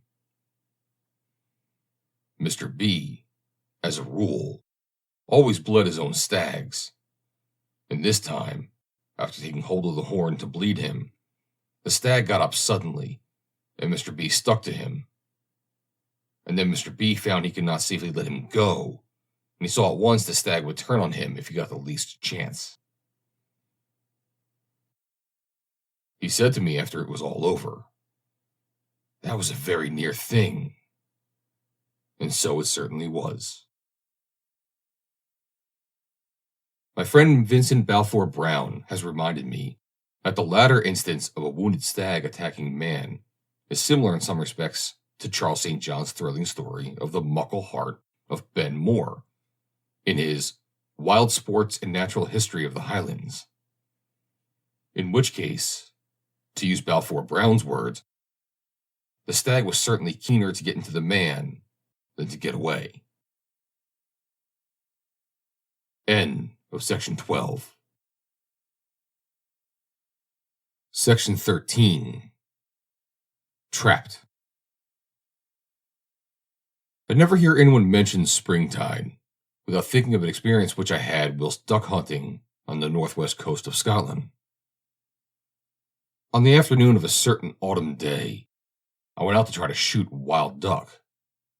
The plan being that I should be landed with my gun and spaniel on a rocky islet in a certain sea loch, and I should wait, taking what cover I could amongst the rocks, whilst the boat from which I was landed should be rowed up to the head of the loch in order to flush the wild duck, of which there were always numbers there at that time of year. It was known that on being disturbed, the duck would fly down the loch toward the open sea, and some of them would probably cross the rocks on which I was waiting.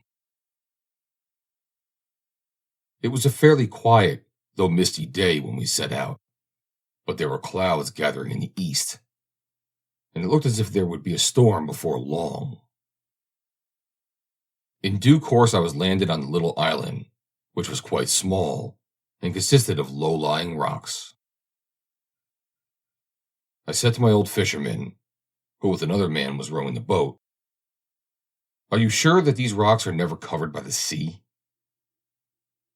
And he replied, "Ach, no, it is all right." Away went the boat, and in it besides the two men rowing were an old friend of mine, who was a cautious Scot, and two ladies. Not long after it was out of sight, the wind rose and rain began to fall. After a time, some duck passed out of shot, then a single bird which I killed. Then after another interval, a big lot well out of shot, and then at intervals 2 single birds, one of which I brought down. The spaniel had enough to do to retrieve the birds with the strong tide and high wind. Just after this, a storm of wind and rain swept down the loch, and the sea became very wild. I was still thinking about the duck, but felt no anxiety after what the old fisherman had said. After a time, however, I began to feel some apprehension, as the tide was rising very rapidly, and there was only a comparatively small part of the island uncovered. I thought I had better make up my mind as to which was the highest point on the island, and particularly where I should have the best chance of retaining my footing if the sea rose much higher. I selected what seemed to be the best place for this purpose, with some short rocks in front of me, and took up my stand peering into the mist from time to time for a sight of the boat, and hoping every moment to see it. There was now so small a part of the island uncovered that I was getting very wet from the waves, which were breaking with some force. And my dog was very excited, barking and whining and making a great fuss. Things were becoming very serious, and I can see that unless the tide turned within a few minutes, the rocks would be covered. The water rose so high and so rapidly that I was now standing in water, and the ducks I had shot were washed away.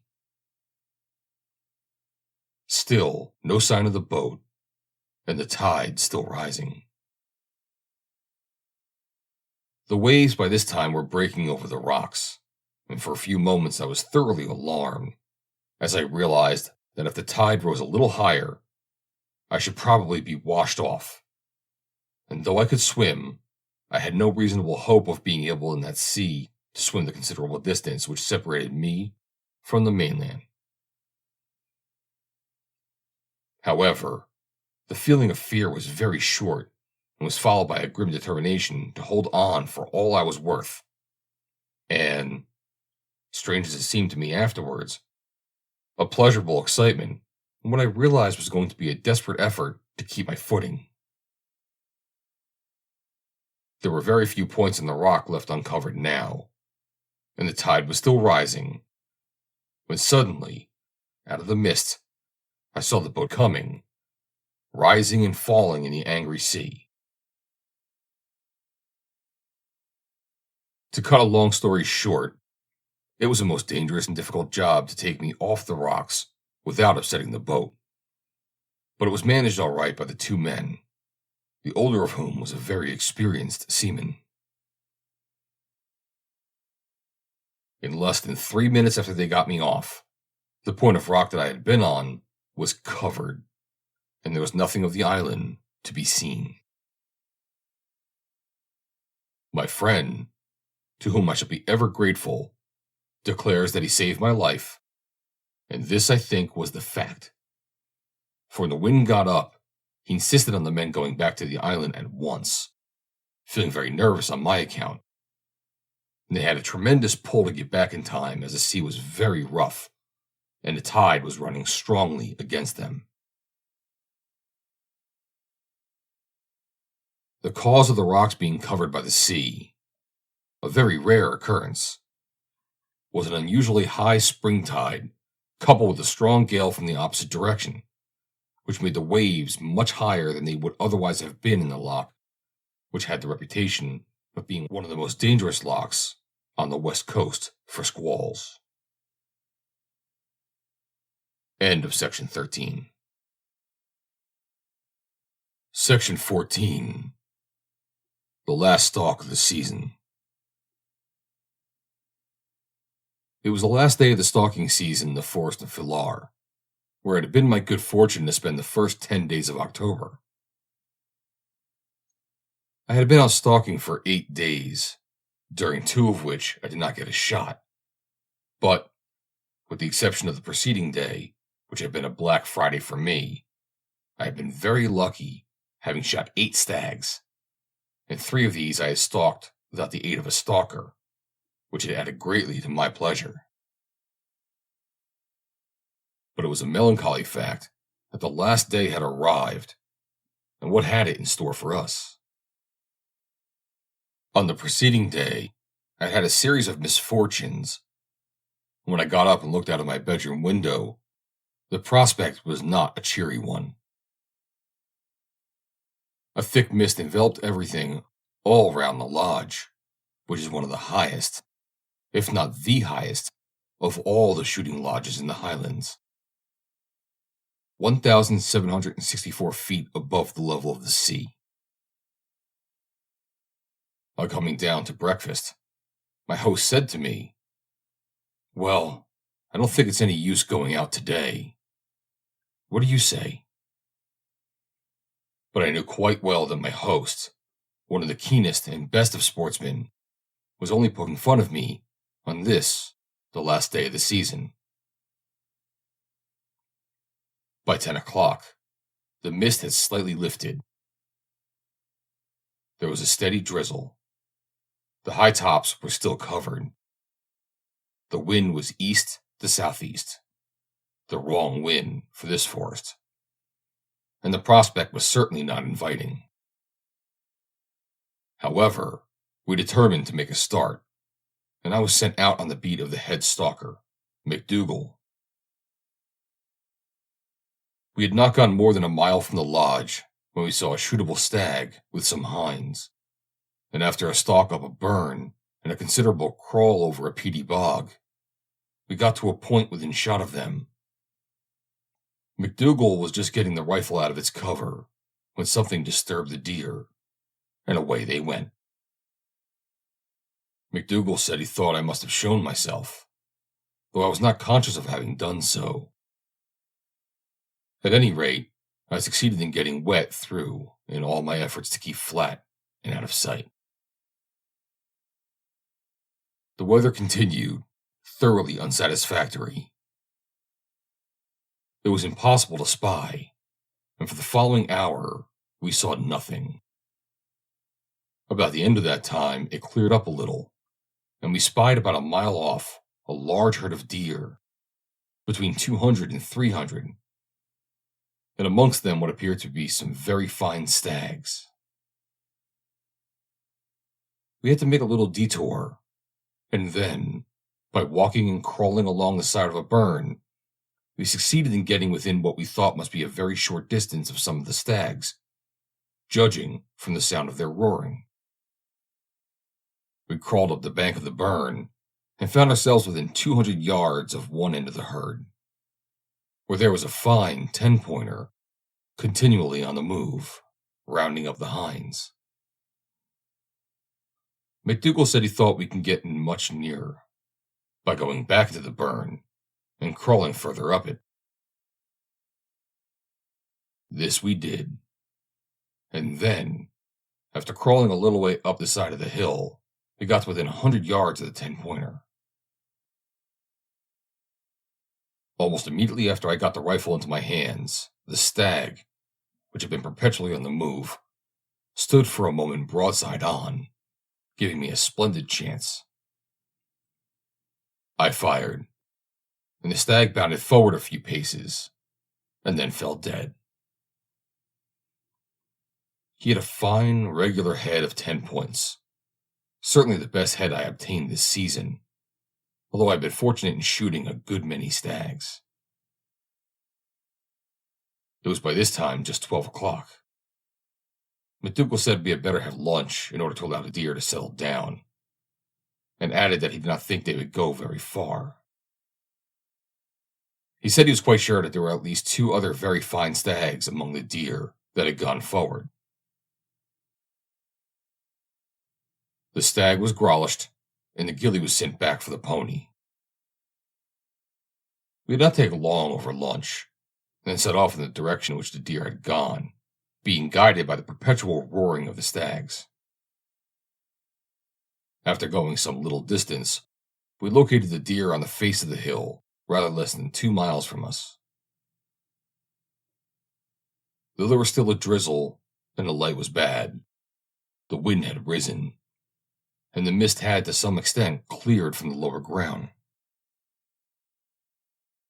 After walking and crawling along the bed of a burn for about half a mile, we got into a position from which we were able to spy the deer, as it had ceased raining, and the light was better. We made out that there were 2 lots of hinds on the face of the hill, with stags in both lots, and between them 5 stags.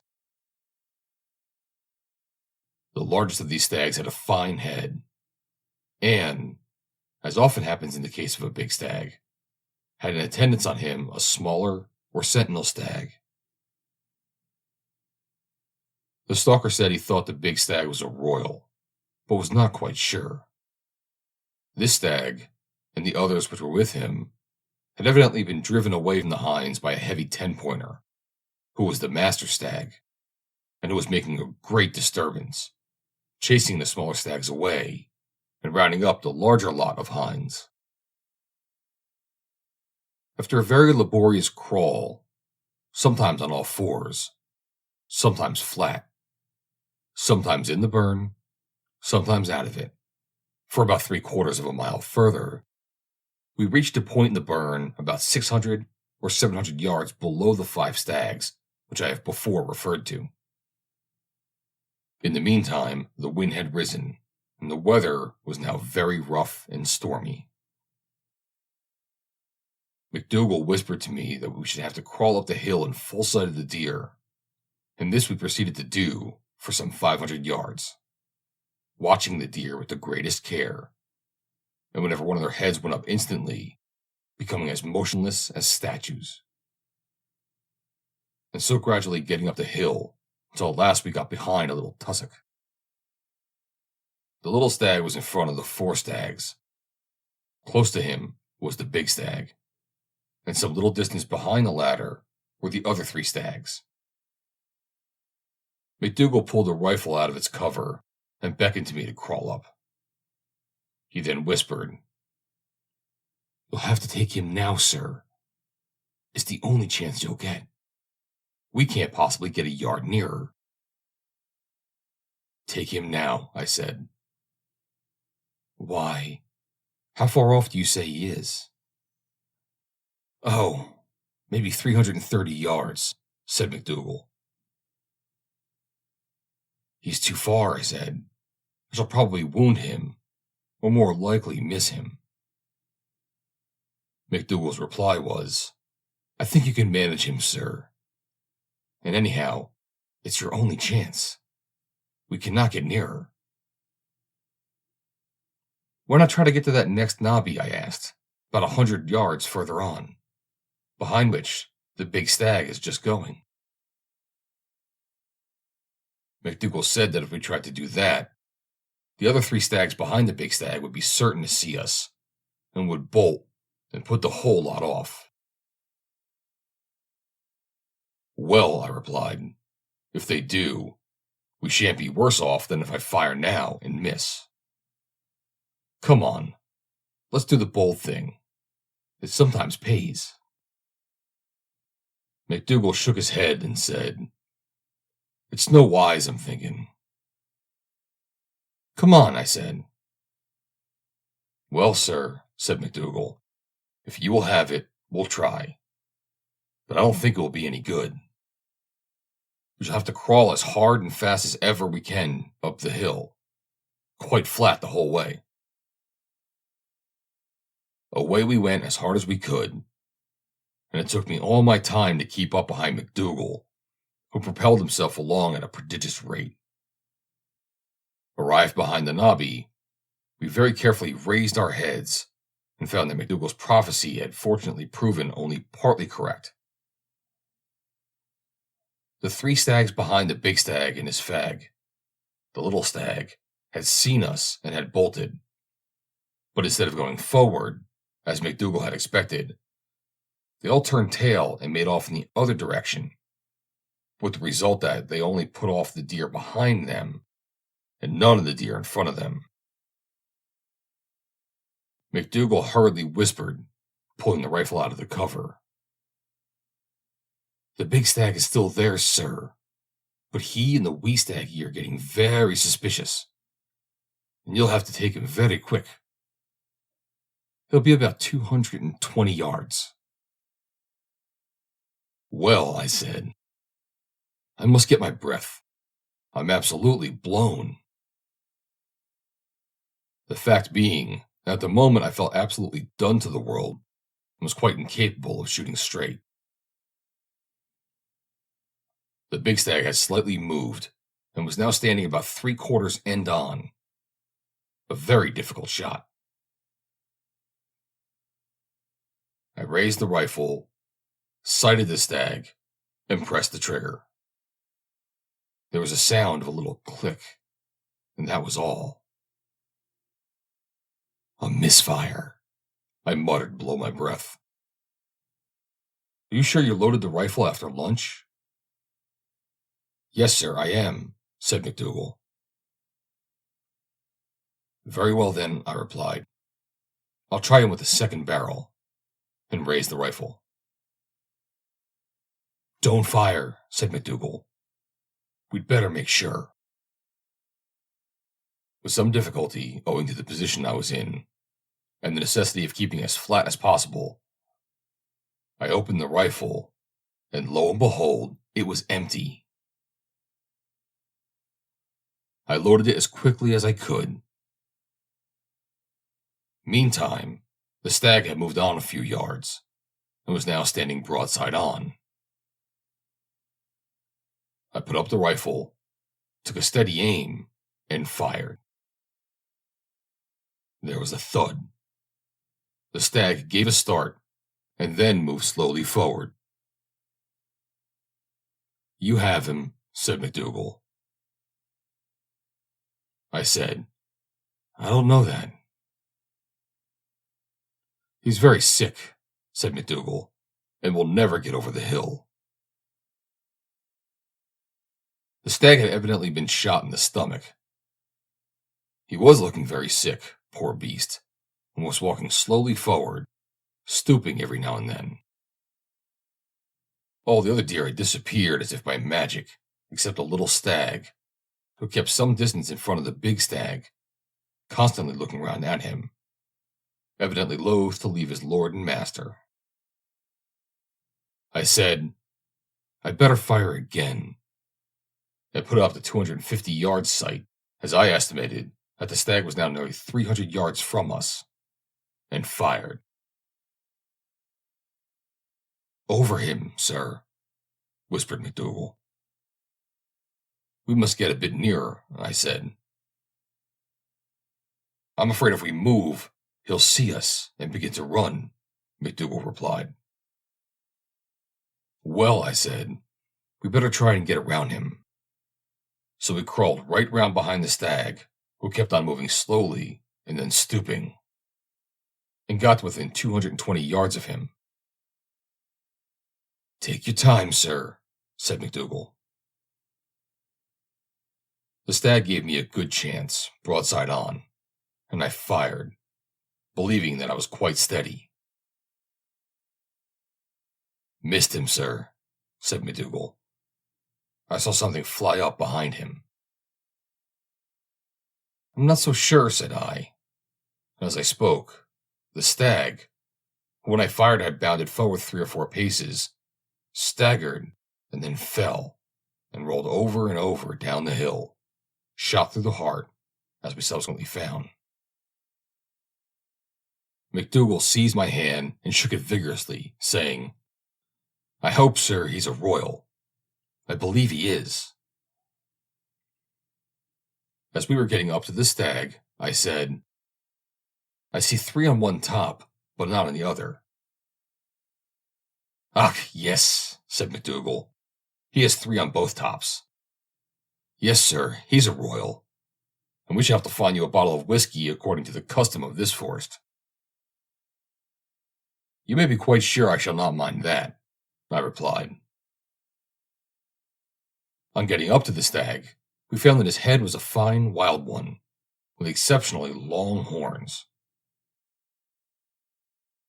My first bullet had passed through the second compartment of the stomach, or, as it is called in Gaelic, Cudacht and Ray, close to, but a little below the heart. Cudacht and Ray means in English, the king's cap, though it is sometimes called the king's nightcap. Turned inside out, it resembles in shape and dice pattern the old-fashioned nightcap. It is said that certain internal parts of the stag and other ingredients cooked in this bag, or cudacht, was a favorite dish in the olden days, fit for a king, or such as only a king could afford. That may be why it's called cudacht and Ray. The corresponding small bag in the stomach of the sheep is also called cudacht and Ray, and in English, the king's hood. The same word is used in Gaelic to signify hood and cap.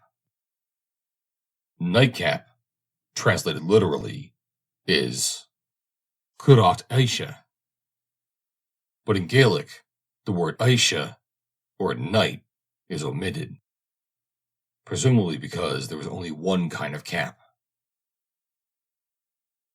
Pakabudya, which means yellow bag, is the Gaelic name of the first compartment or large bag of the stag's stomach, and is a name used only in the case of the stag. MacDougall signaled for the pony, and then growlished the stag. It proved to be a very troublesome job to get the stag onto the pony, although the latter was usually very quiet under such circumstances. MacDougall said the reason for his being so restive was that I could see the very long horns. After helping the ghillie and the ponymen put the stag on the pony, MacDougall and I tried to find some other stag, but in the time still at our disposal, we saw nothing more except a few hinds. Curiously enough, the weights of the 10-pointer and the royal were exactly the same to an ounce. Namely, 15 stone, 7 ounces clean, without heart and liver, and were the two best heads of the season in the forest of Fallar. MacDougall, who was a stalker of long experience, told my host that he had never had so strenuous a stalk as a stalk after the royal. And he said to me on the way home, "I shall never believe in 13 being an unlucky number again, sir. For I found just after we had started that we had only 13 cartridges, and very nearly went back to leave one of them at home." On our way down from the hill, there kept ringing in my ears the familiar line of Ruskin in A Joy Forever. Line so true in the experience of those of us who are no longer on the threshold of life. It is wisely appointed for us that few of the things we desire can be had without considerable intervals of time. My host had also shot 2 stags, though he had not met with the wonderful luck I had had. No one could have been more genuinely pleased at my good fortune than he was. So ended for me the last day of the stalking season of 1913, which is one of the most enjoyable and lucky days I have ever spent in the Highlands, and will always be to me a red-letter day. End of section 14. Section 15. The Lock Problem. For some 12 years, I've been trying experiments on locks on my ground in the north of Scotland, and have written what follows mainly because I hope and believe that the result of these experiments may prove useful to some of those who love trout fishing as I do, and have the means at hand, possibly without fully realizing their opportunities of increasing their sport and that of their friends. I have spent much labor and a good deal of money in attempting to improve the fishing in various locks. In some cases, these efforts have proved useless. In others, the labor and money expended in stocking the locks and increasing the food supply have been altogether out of proportion to the results obtained. But in one case only, the results have been phenomenal, not only in my own experience, but also in that of the keeper, who, like myself, has all his life been keenly interested in and familiar with trout fishing in the north. In the case of those locks where no good result has been achieved, I have at least learned something from my failure. The lock upon which I experimented with such wonderful results must have been a veritable larder of food for trout when I put them into it, for there was a large quantity of water lizards, leeches, frogs, and above all, freshwater shrimps. There were also various kinds of insect life, water beetles, notably the kakibundu, and a smaller beetle with a silver body which moves with a swift darting movement. It is impossible for the trout to spawn effectively, as there is no burn coming into or going out of the lock, and no water continually moving over a shingly bottom. The lock is not more than 6 acres in extent and is about 500 feet above the level of the sea. At the time, just 13 years ago, when I began to put fish into it, there were no fish in it, and so far as I know, there've never been any, except some years ago when a few trout were put in, but these had no doubt been caught or died long before I began my experiments. I am also quite certain, for the reasons already mentioned, that they had left no descendants. Every year, in May or June, about 2.5 acres of the loch are covered with a common kind of rush, the horsetail, Equistum maximum, and about 1/4 acre with grass, which, I believe, is a species of scirpus. In the rushes and round them are patches of a kind of surface weed, which is common in Highland lochs, and which, as every fly fisher in the Highlands knows, is a great danger to him. This weed, the scientific name of which is, I am told, Potamigeton polygonifolius, covers an area of some 20 square yards. Lastly, and most important of all, there is in the loch a considerable quantity of the well-known water milfoil, or shrimpweed, Myriophyllum verticulatum, which in this water produce quantities of freshwater shrimp. By August and September, the rushes have, of course, largely increased and extend to nearly 4 acres, leaving a comparatively small part of the loch which can be fished.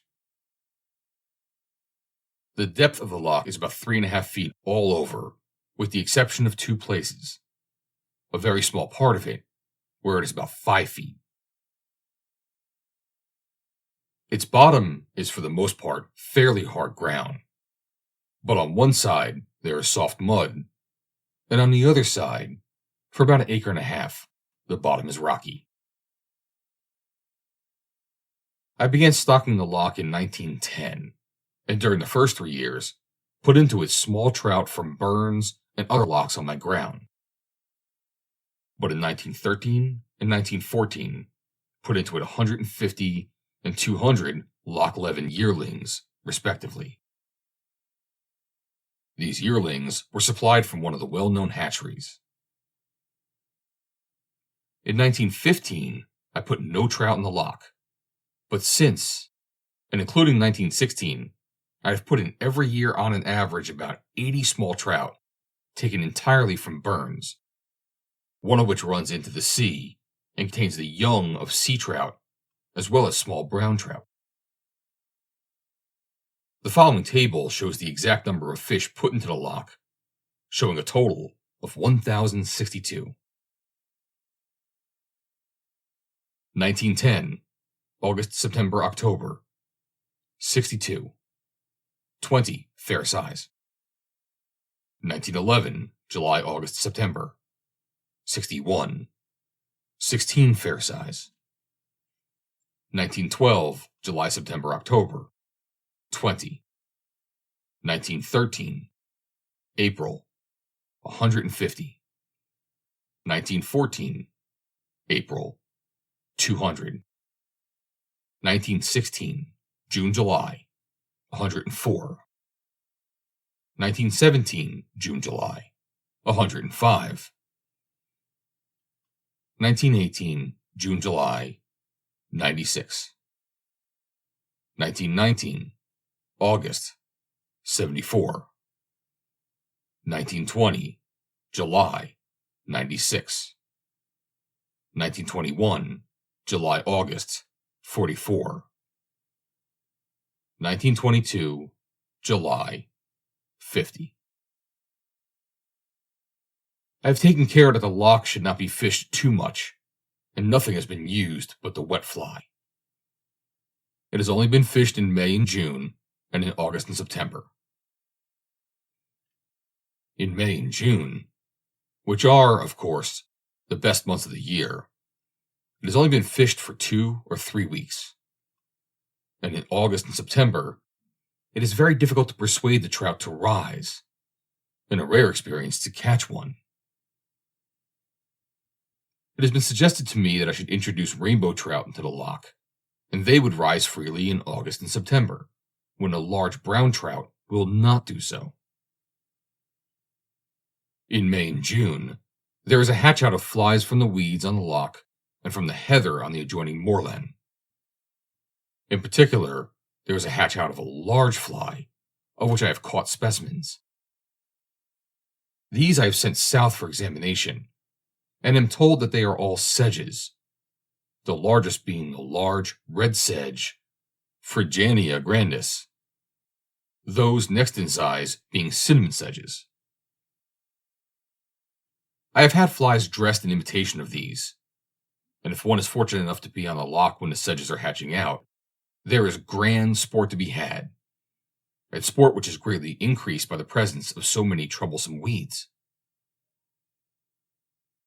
The loch was not fished until 1913, 3 years after the trout were first put into it. Every fish caught under a pound, with very few exceptions, have been returned to the loch.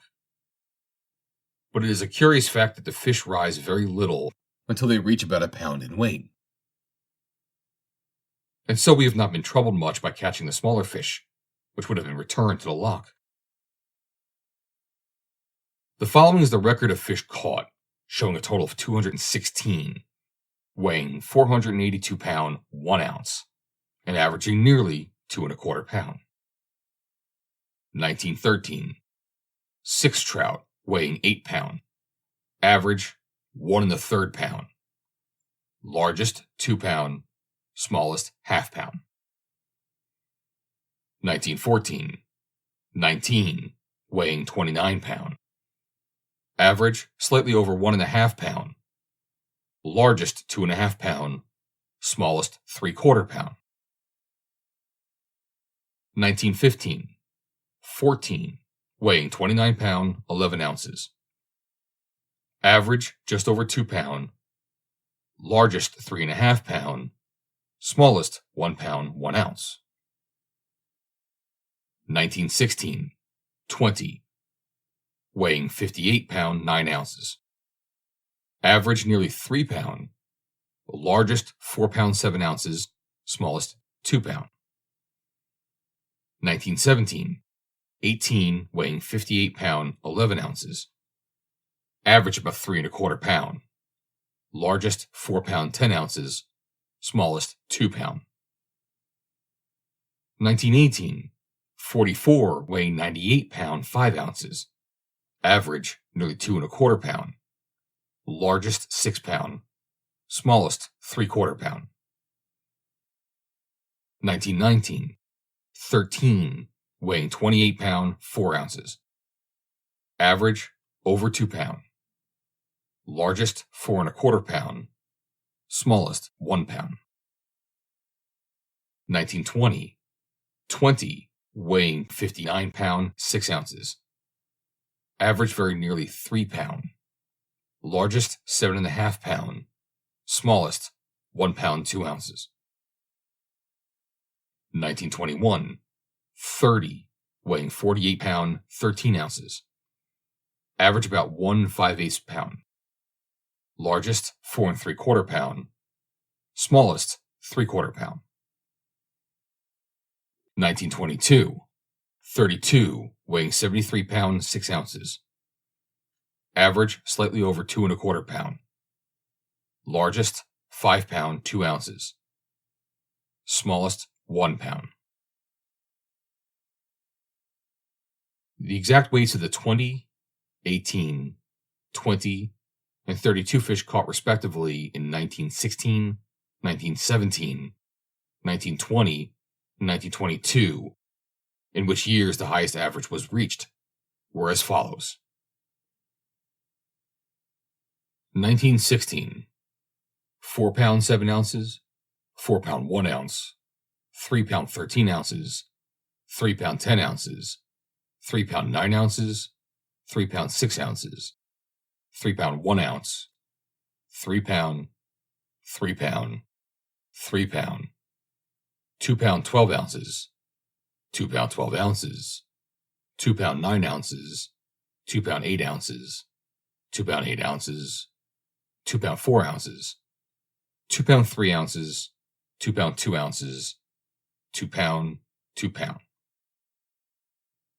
1917, 4 pound 10 ounces, 4 pound 1 ounce, 4 pound, 3 pound 14 ounces, 3 pound 14 ounces, 3 pound 10 ounces, 3 pound 9 ounces, 3 pound 8 ounces, 3 pound 8 ounces, 3 pound 5 ounces, 3 pound 1 ounce, 3 pound half ounce, 2 pound 13 ounces, 2 pound 8 ounces, 2 pound 8 ounces, 2 pound 4 ounces, 2 pound 4 ounces, 2 pound. 1920, 7 pound 8 ounces, 4 pound 10 ounces, 4 pound 8 ounces, 4 pound 7 ounces, 4 pound 4 ounces, 3 pound 10 ounces, 3 pound 10 ounces, 3 pound, 2 pound 9 ounces, 2 pound 8 ounces, 1 pound 12 ounces, 1 pound 10 ounces, 1 pound 10 ounces, 1 pound 10 ounces, 1 pound 8 ounces, 1 pound 8 ounces, 1 pound 8 ounces, 1 pound 4 ounces, 1 pound 4 ounces, 1 pound 2 ounces.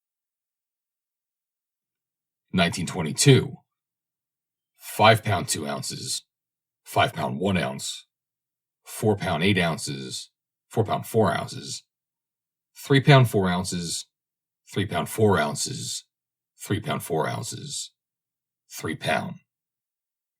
2 pound 12 ounces, 2 pound 8 ounces, 2 pound 4 ounces, 2 pound 2 ounces, 2 pound 1 ounce. 2 pound, 2 pound, 2 pound. 3 of 1 pound 12 ounces, 7 of 1 pound 8 ounces, 5 of 1 pound 4 ounces, 1 pound. The fish caught have been remarkable not only for their weight, but also for their extraordinary beauty and condition. Those of us who have seen them have seen many trout in our time, but have never seen trout to compare with those caught during the first 4 or 5 years after we began fishing the loch. Several of these, which we measured, were as much in girth as in length from the gills to the point of the tail where the flesh ends. They had small heads and were most beautifully colored.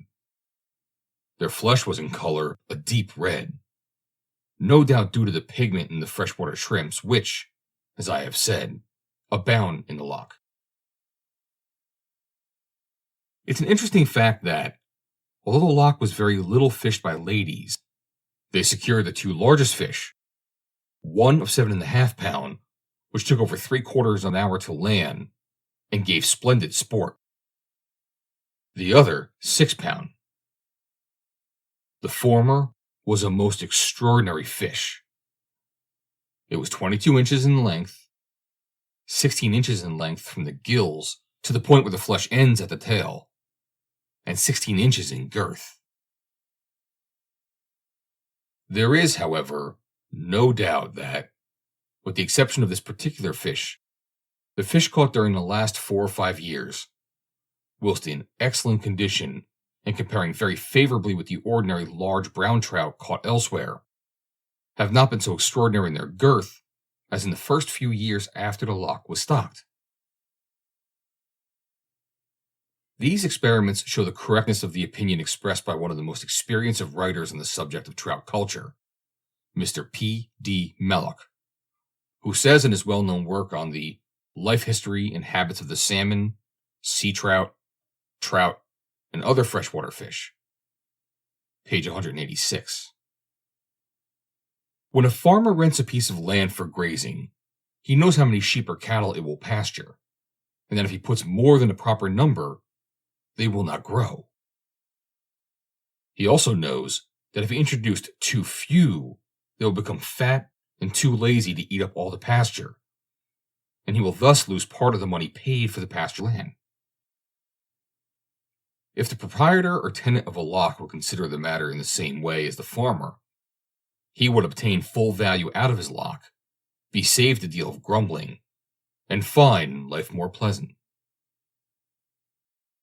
The same writer also says, page 157, many naturalists maintain that there are different species of trout in the British Isles: Loch Leven trout, Gillaroo trout, tidal trout, and many others. But from a close study of these trout for the last 40 years, I've come to the conclusion that there is only one species of trout in Great Britain, and that in the different varieties, the differences are caused by the nature of the water in which they are found and by the food they eat. Thus, as would be expected, there is no apparent difference between the so-called Loch Leven trout which were put into the loch from the hatcheries and the little trout from my own burns. Numbers of these splendid trout running up to 5, 6, and 7 pound must be the brothers and sisters of the little fingerlings of the same age in the burns. The best authorities are apparently agreed that the average life of trout is about 10 years, although there are authenticated instances in which they have lived for a much longer period, that they reach their prime in 6 or 7 years, that they remain in their prime for a few years longer, and then begin to lose condition and weight as old age creeps on. Those of the trout put into the loch in 1910 and 1911, which I have described as a fair size, were about 3 to the pound. Some rather larger, and cannot then have had many years to live. Those from the burns were probably of different ages, but it is highly likely that in 1913 and 1914, when the yearlings from the hatcheries were put into the loch, there were very few such other trout as were still there that could live more than 3 or 4 years longer. So far, there has been little indication that any of the trout caught had been cannibals, probably because they can obtain plenty of other food, and since their transfer to the loch, have not been in the hungry condition in which they certainly were when they lived in the burns. On one occasion, we found when carrying some of the little brown trout from one of the burns to the loch that one of the captives on the journey in the small can in which they were being carried had caught and succeeded in half swallowing another little trout half its own size. Both Mr. Mullock, see pages 130 to 132 of his work mentioned above, and Mr. Hamish Stewart, The Book of the Sea Trout, page 240, agree that the young of the sea trout, if confined in a loch, grow rapidly if the feeding be good, and are as silvery as sea trout that are fresh run. My experience in regard to the young of the sea trout put into this loch confirms this view, as I have caught sea trout up to nearly 2 pound in the loch, which are in no way distinguishable from the ordinary fresh run sea trout. It is curious, however, that so far, no sea trout larger than 2 pound have been caught in this loch. To summarize the results of these experiments, it seems clear that in order to obtain the best results, the following conditions should be fulfilled. 1. There must be a sufficient supply of the right kind of food for the fish in the loch in order that they may grow to a large size. In order to obtain this object, it is desirable that the loch should not be too high above the level of the sea. As Mr. Mullock says in the work to which I have already referred, page 179, lochs over 1,000 feet above sea level, fed from snow from surrounding hills, produce little feeding until May, and owing to the cold fall off in September, thus giving the trout only 4 months of good feeding. On the other hand, lochs at or near sea level produce good feeding in March, and continue to do so for 3 months more than their Highland brethren. It will be seen, then, that this extra time for feeding, when extended over the 7 or 8 years which constitute the life of a trout, easily accounts for the difference of size. Moreover, as the same writer points out, in a loch which is very high above the sea level, not only is the feeding time shorter, but the food is much scarcer. On the question of food supply, it is worthwhile to recall the words of Mr. F. H. Halford. Food supply generally is chiefly dependent on the presence of the weeds in which the best forms of food for the fish are to be found. It must not, however, be forgotten that, in Marryat's terse words, while floating food is caviar, sunk or midwater food is beef to the fish. Hence, when engaged in the examination of the weeds and the animal life contained therein, the fisherman should remember that he can only expect well-fed, good condition, healthy, and consequently game trout in a loch, which contains a bountiful supply of crustaceans, such as freshwater shrimps and mollusks, such as snails of the genera Limnae, Planorbis, etc., etc. Further, it is of the utmost importance that the number of fish in the loch should be regulated in such a way that the food supply may be sufficient to enable the fish to grow to a large size. Where the fish cannot spawn effectively, and it is therefore necessary to renew the stock, experience alone can decide the number of fish which should be put into the loch every year. Spring is the best time to do this. The number of fish which should be put in will obviously depend chiefly upon the amount of food in the loch and the number of fish caught and destroyed by their enemies during the preceding year. In many lochs, there are stones under which the small trout can find protection from the large ones. But where there is no protection, it is worthwhile to put stones or small drain tiles round the edges of the loch.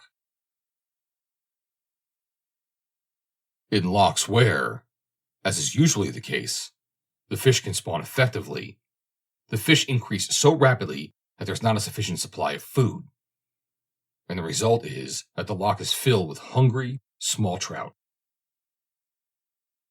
When it is remembered that it is reckoned that every spawning trout produces 800 to 1,000 eggs for every pound of its weight, some idea is obtained of the rapidity with which fish increase. In many lochs, nature intervenes, and the enemies of trout, divers, herons, ducks, otters, etc., keep the numbers down, sometimes to the point of extinction. In other lochs, owing to the severe frosts and other causes, it is only occasionally that the eggs are hatched out. Number 2. The loch must not be too deep, or the trout will not rise, or will not rise well. This, I believe, is the cause of my failure in several of the lochs upon which I have been making experiments.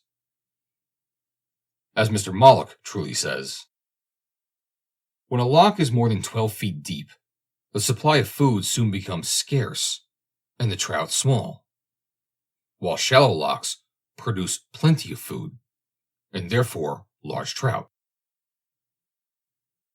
In constructing new lochs, one should endeavor to have as much shallow water as possible.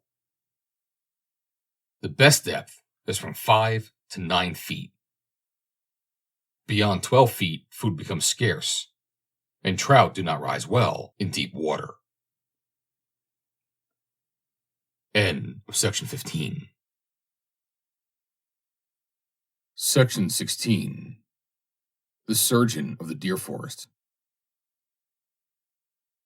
In the forest and on the moor there is a mighty doctor before whom the greatest physicians and surgeons in the world must bow down. Nature, acting in the pure air on an absolutely healthy subject, will work wonderful cures. It seems marvelous that the broken leg of an animal, so restless as a stag, should heal. But it is the case. Such a wound will heal, and the animal ultimately be little the worse for it. Such are the words in his book Wild Sport with Gun, Rifle, and Salmon Rod of Mr. Guilford W. Hartley, a stalker of great experience and the author of some of the most fascinating reminiscences on stalking. Every good sportsman is, of course, greatly distressed if he has the misfortune to wound a stag without being able to kill him. No matter what care be exercised, it is impossible, even for the best of shots who have been accustomed to stalk for many years, not to experience some time or other a catastrophe of this kind. It is at any rate some slight consolation to know that nature can effect a marvelous cures of which there is authentic record. Much can, no doubt, be done to improve one's shooting by regular practice. Some years ago, I was discussing the subject with one of the old Highland proprietors who was a first-class rifle shot. And he told me that for many years he had been in the habit of practicing shooting a small wooden stag, which he had placed in all kinds of different positions and at different distances on the hill. He added that he was sure that this had greatly improved his shooting. This interested me greatly, for I had for a long time been doing the same thing, and am a great believer in its advantages. Amongst other things which it teaches one is to judge distances more accurately. In the course of my wanderings through many forests, I had often discussed with experienced stalkers the subject of nature's wonderful cures.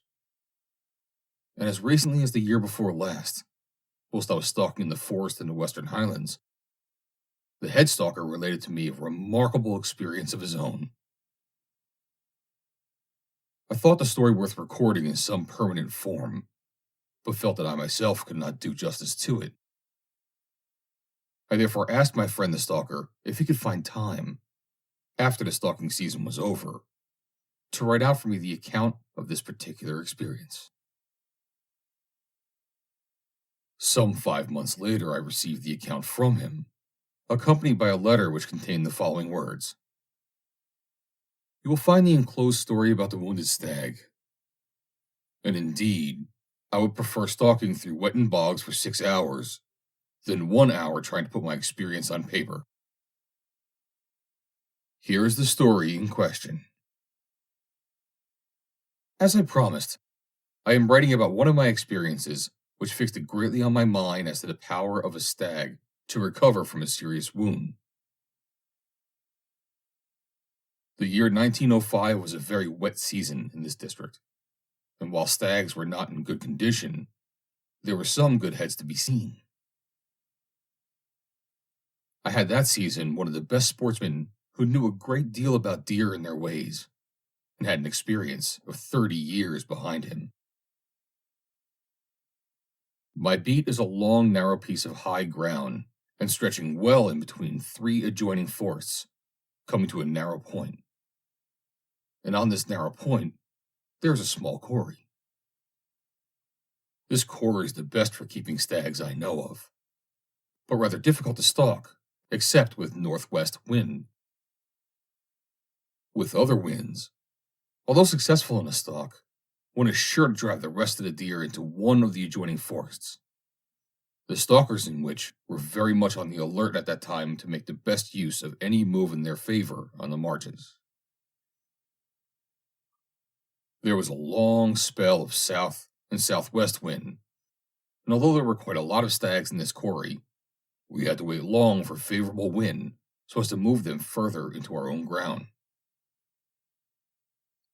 About September 25, we were having a spy at the quarry, and noticed a newcomer with quite a big, strong head of 10 points, and on each horn very peculiarly shaped tops with cups, the 3 points on the top of each horn curving toward one another until the tips almost touched.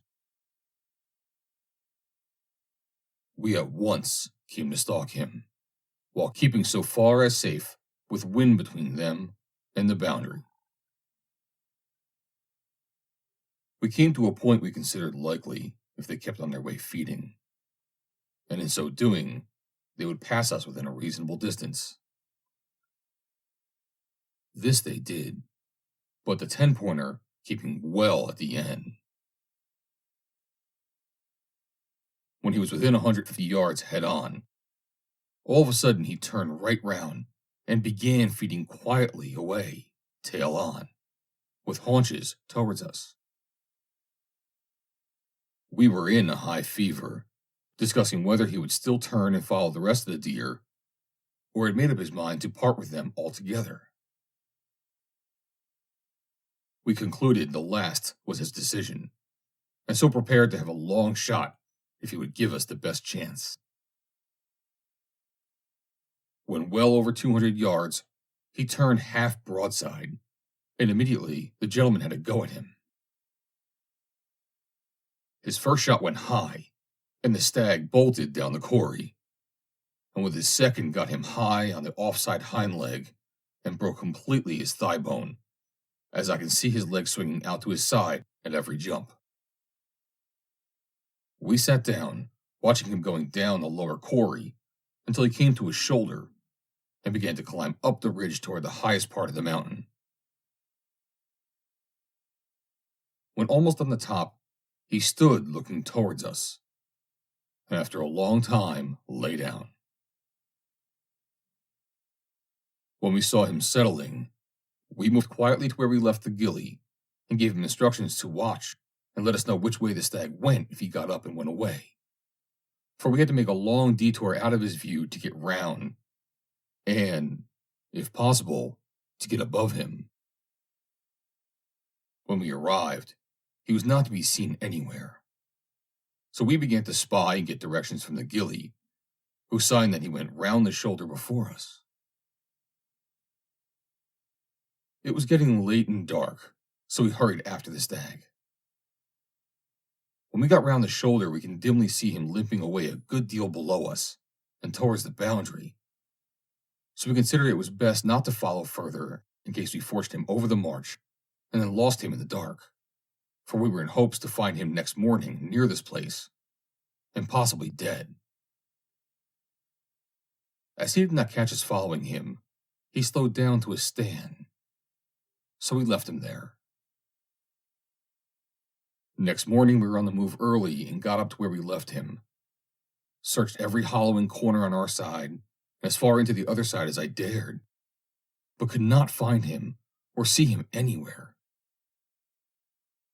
So, when home, we wrote to the surrounding tenants with a description of the head and to have a look out when we would expect the head to be sent to us if the stag were found dead. But none ever came across him. So we gave up hopes and expected he was dead in some hole. The following year, the forest was taken by a new tenant, and there was no more thought about the lost wounded stag till, about the beginning of October, what was my surprise to see, and very near the same place in corrie, a stag with the same kind of head and peculiarly formed tops. I mentioned to the gentleman our experience last season with one very like this stag in the same corrie, but I remember our remark was that it was more likely one of the same breed, so lost no time in spying, as everything was favorable for a successful stalk. We got to a nice distance and shot him dead. When I went down to examine him, I was surprised to find that he had no brow points, and instead of being a 10-pointer, he was only an 8-pointer. I could not see anything like last year's wound at the time, but next morning, when I went to the larder where he was hanging skin, I noticed at once his right leg showing exactly where our last year's bullet had broken it, but how nicely healed up, and it looked as though both legs were exactly the same length. I could not say if he had a limp, as he was standing all the time till we had our shot. I got this haunch for my own use, and had it boiled and stripped of flesh, when I can see plainly how well it joined. The bone was jagged at both ends, and the longest points exactly touching, and the missing parts were filled up with tough, hard flesh. I noticed a splinter on the outside, which lay so neatly in place and even to both ends. The stag weighed 15 stone, 11 pound. He was in fair condition, but not up to the average. He looked to me to be much heavier the year before, although that year we had much better average weights. Lieutenant General Crelock, in Deer Stalking in the Highlands of Scotland, relates a case of the same kind. I remember, he says, wounding a royal stag some years ago at Loch Lockhart. I broke his foreleg at the shoulder. Having no dog with me, I never succeeded in getting up to him to finish him before dark, and so lost him. The wound was not mortal. It had shattered the bone. He recovered and lived for several years after, but he always had a stiff joint. The first year, he never shed his velvet and dropped a point from his royal head. The second year he cleaned, but never regained his royal head, or even a good one again. In Speedy's Natural History of Sport in Scotland with Rod and Gun, there is an interesting account of a 13-pointer whose hind leg was broken above the hock. In the forest of Inverness-shire, where this stag was, the deer were regularly fed during the winter. When feeding commenced, he came regularly as before, but in consequence of his wound, he was reduced to a skeleton, and, being very weak, was kept off by the other stags. He used to hide, however, not far off. When the others took their departure, he returned to the feeding place, where the keeper attended to him and had opportunities, with the aid of his glass, of noting the injured limb at a comparatively short distance. Within a month after feeding commenced, he was able to use it, and in 3 months was master of the herd. As the new antlers grew, it was found that one on the opposite side from the broken limb was minus the brow point. He was shot in that season and scaled 17 stone, 12 pound clean, being then 9 years old. I myself had a personal experience, which is perhaps worth recording in this connection. I was stalking late in the season. Indeed, it was the last day that I was out, and we had been unable to get a shot until late in the evening, when I killed a good stag. We had some miles to go before we reached the end of the road in the forest where the motor car from the lodge was to meet us, and the light was beginning to fail. We were high up on the side of a quarry, and were preparing to start on our homeward journey, when Sandy, the stalker, suddenly turned to me and said, pulling out his glass, "I see some deer down there on the flat." In a moment, he had his glass on them, and said, "Would you be liking another stag? There's a fine stag with hinds, and we shall not be long getting down to them. It's been poor sport today." I hesitated for a moment, and then, I'm afraid, considering how late it was, weakly yielded to the temptation. I said, "All right. We shall have to be quick. Otherwise, we shall not be able to see what we are doing." We soon decided our method of approach, and lost no time in getting down the hill. The deer were feeding on a small flat piece of ground near the ruins of what had been a watcher's cottage many years ago, and we hoped, by getting into a broad and fairly deep burn, to reach a point about 200 yards further down, from which I can get a shot. The water was sometimes up to our waists and bitterly cold, and our movements were necessarily slow, But we arrived at last at a point which was about 140 yards from the stag. Peering over the top of the bank of the burn, we saw that the stag was on the far side of the hinds from us, and was lying down in the dip of the ground, so that only the tops of his horns were visible. After we'd been waiting in the burn for some time, the stag got up and, without giving me a chance for a shot, walked on the lower ground, where he began to feed in such a position that it was impossible to see him until he put his head up. And then we can only see the upper part of his horns. After a few minutes, I whispered, "I really can't wait here any longer. It is so frightfully cold, and the light will soon be gone. Let us get out of the burn and chance our being seen. At any rate, we shall be higher up there, and be more likely to see the stag." We cautiously hoisted ourselves out of the burn onto the flat ground on the top of the bank, but even there could only see the stag's horns and a very small part of his head. Sandy whispered to me, "You will have to shoot off my back, sir. It is the only chance." He carefully raised his back, and I put the rifle over it. I said, "I am too low now. I can't see the stag's body." "You'll just have to put the coat on my back," said Sandy, pushing towards me my rolled-up shooting cape, which was fastened up with a strap. I hoisted the rolled-up cape on Sandy's back, and then prepared for a shot by putting the rifle on the top of the cape. An extraordinarily foolish proceeding. What I certainly ought to have done was to have stood straight up and fired at the stag from my shoulder.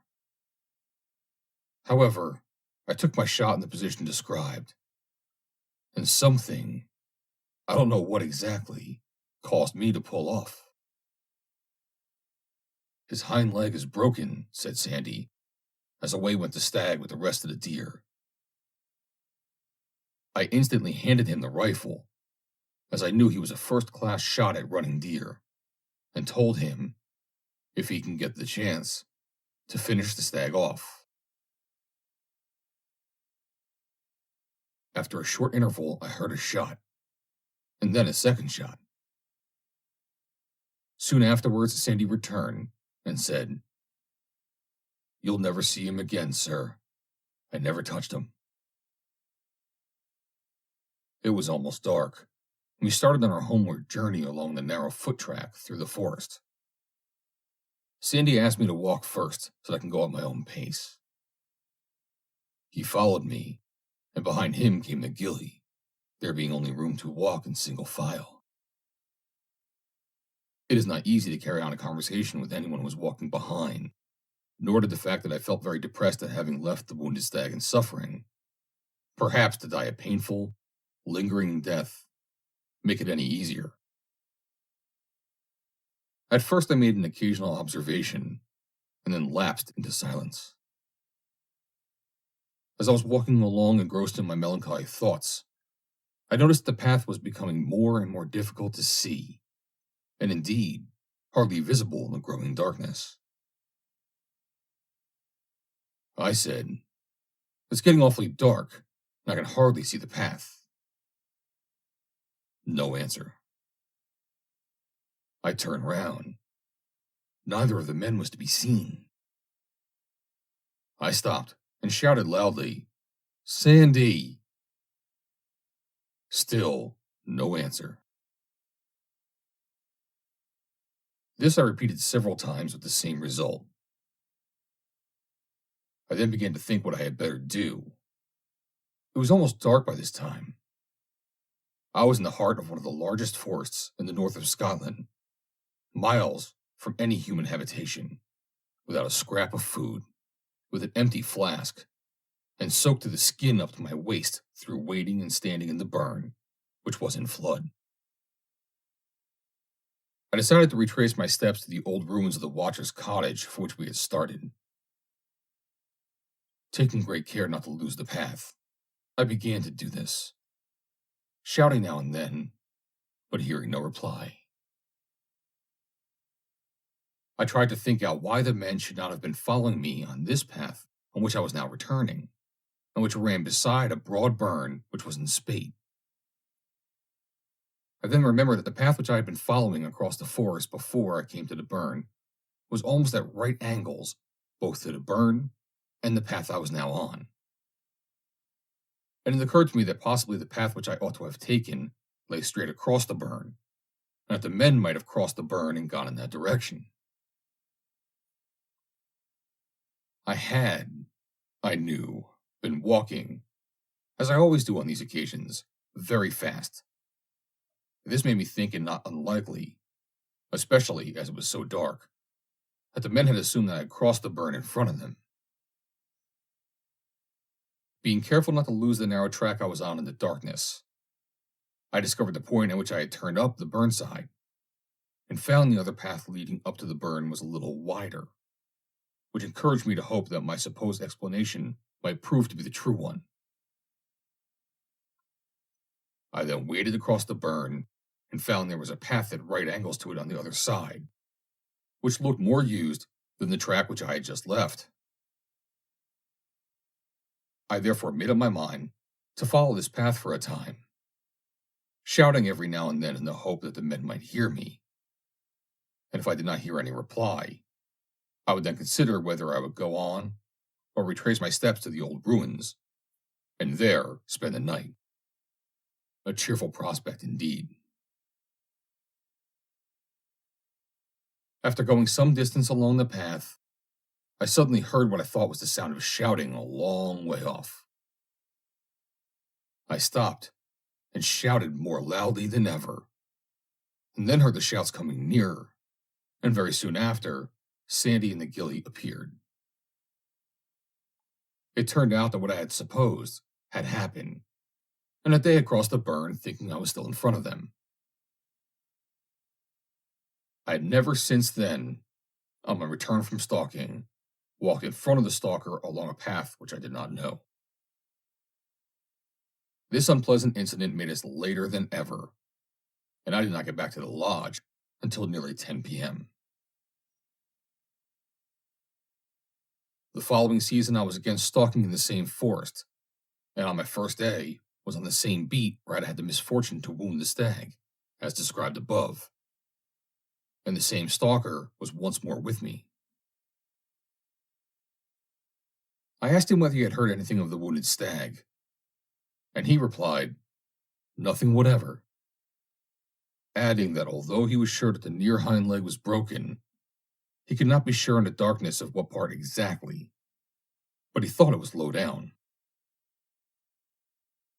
We began by spying a quarry, which was about 3 miles from the place where I had wounded the stag in the previous season, and presently found 5 shootable stags, which were together. After watching them for a time, Sandy said, "There are 2 much bigger than the others. One, a dark beast.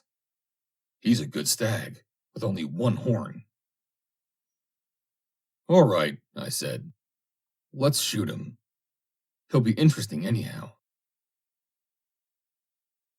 We then stalked the stags and managed to get within 120 yards of them. As soon as I got a good view of the beasts, I noticed that the stag with 1 horn was limping slightly, and it flashed through my mind that he was almost certainly the stag which I had wounded the previous season, particularly as he was the same color, and the horn seemed to me to be very similar to what I recollected of the horns of the wounded stag. Whilst these thoughts were rapidly passing through my mind, Sandy whispered, "Don't take the stag with 1 horn, sir, but the yellow stag on the right, which is a much better beast." I replied by shooting the dark-colored stag, this time in the right place. "You've shot the wrong beast," said Sandy. I said, "Oh, no, I haven't. You were with me the last time I fired my rifle, and I then fired it at that very stag. Let us have a look at him, and see if I'm not right." On examining the stag, we found that low down on his near hind leg, the bone had evidently been fractured just above the fetlock, but had healed completely and set in the most wonderful way. This, of course, was what had caused the limp which I had noticed, and also the absence of the horn on the other side of the head. After examining the stag, Sandy quite agreed that there was no doubt it must be the same stag, and we both thought, although it was in very good condition, that it was at least a stone lighter than it had been on the previous season. It is interesting to note that in the case of stags, as in that of human beings, the muscular movements are controlled by nerve centers which are situated on the opposite side of the brain. End of section 16. Section 17. The Secret of the High Hills. I shall never forget that day, or the self-sacrifice and bravery of those men in that brigade. The speaker was a chaplain attached to one of the Highland brigades, which had been fighting in France. We were told that a particular position had to be taken, and the work was allotted to certain of the Highland regiments. My work was to attend the dying after the attack was over, and the position carried at the point of the bayonet. Amongst them was a piper who had shown extraordinary bravery in the assault, and who, though wounded 3 times, had persisted in carrying on and playing his pipes until he fell mortally wounded just as the assault, after very heavy fighting, was proving successful. He knew he was dying and gave me messages for his wife and family. He was evidently a man of strong faith and had no fear of death. Just before this valiant spirit passed away, he whispered, "Oh, if I can only see the high hills again before I die." His words deeply impressed me, and I have often thought of them since. This story of the dying piper, told to me in such simple and touching language, set me thinking and wondering. I could not help feeling that those last words of the gallant Highlander would strike a sympathetic chord in the hearts, not only of those whose most cherished and sacred memories are bound up in the Highlands of Scotland, but of countless numbers of others who also love that country. In the days of peace, I had often pondered over the irresistible fascination of this call from the north. The Highlands of Scotland. Is there anyone who has ever seen them, or who knows even slightly something of their romantic and enchanting history, who can fail to understand the passionate devotion of anyone with Highland blood in his veins to that wonderful land? All the world over, the sons of the heather and the mist, and however distant or alien lands they may be, feel always, as they steer their way through life, that there is a pole star by which they can set their compass, and that some day, perhaps, they or their lost children may steer the boat to a haven or some rocky shore, where the wap calls shrilly on the moors above the loch, and the heather grows strong and tough on the hillside, and the peat reek rises almost like the incense of an evening prayer against a gray, soft sky in the land of the north. From the lone shieling on the misty island, mountains divide us, and a waste of seas. Yet still the blood is strong, the heart is Highland, and we in dreams behold the Hebrides. How many a man at the end of July or the beginning of August, worn out with his work in Parliament, or law courts, or elsewhere, turns his face and his thoughts to the north, and finds even in his anticipations and dreams of the days to come refreshment and solace. In most things in this life, the anticipation is far greater than the reality. But not so in this case. In the hearts of how many men and women do the words of a tune find a responsive echo? Give me but 1 hour of Scotland. Southern gales are not for me. Though the glens are white with winter, place me there and set me free. Why is it that so many persons, young and old, and of such different character, habits, and classes, are fascinated and held by the spell of this country? Where is the motive which is common to them all, if there is one? No doubt, but some of it is the longing for rest and change of scene, or the opportunity of meeting old friends or relatives in the far north. With others, the desire for sport or the gratification of artistic tastes. And with others, the ardent yearning to hear again the old familiar sounds, familiar since their early childhood. The sound of the rushing burn, the breaking of the sea on the rock-bound shore, the call of the seabirds, and to see once more the high hills and silvery locks, and scent again the fragrant heather.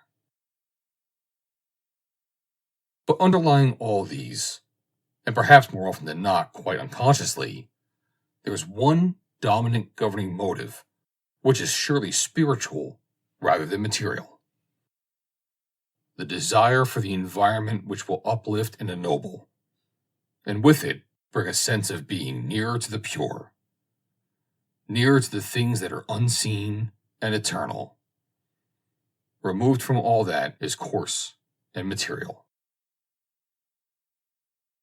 I will remember on one occasion discussing the question of the future world with a Highland keeper, and the emphatic way in which he said, "One thing is certain, and that is that no one could be an atheist if he spent his life on the mountains." I also remember that, curiously enough, the same observation was made by one Cambridge undergraduate to another. The speaker, having been in the habit of spending days and nights camping out in the mountains in his father's Highland property. It is not inappropriate that in the Gaelic language, the words used to signify death and died are not the same when used in reference to a human being as the words which are used in reference to an animal. The former words, céchlad, substantive, céchléil, verb, signifying a change or passing from one state of life into another. The latter, bos, substantive, basich, verb, extinction or annihilation. On the seacoast, at the mouth of one of the sea locks on the west coast of Ross-shire, I have often waited for the dawn, looking up the loch toward the high hills in the distance. And, whilst I waited, there would come into my mind those impressive words of the prophet Isaiah. "Watchman, what of the night?" The watchman said, "The morning cometh." No one who has had the experience and seen the sun rise in its splendor over the high hills, flooding the surface of the sea with brilliant crimson light, will ever forget the scene, or the uplifting of spirit and sense of abiding peace which it imparted. End of section 17. End of Amid the High Hills by Sir Hugh Fraser. Read by Joe DeNoia, Chesterfield, New Jersey. November 12th, 2021.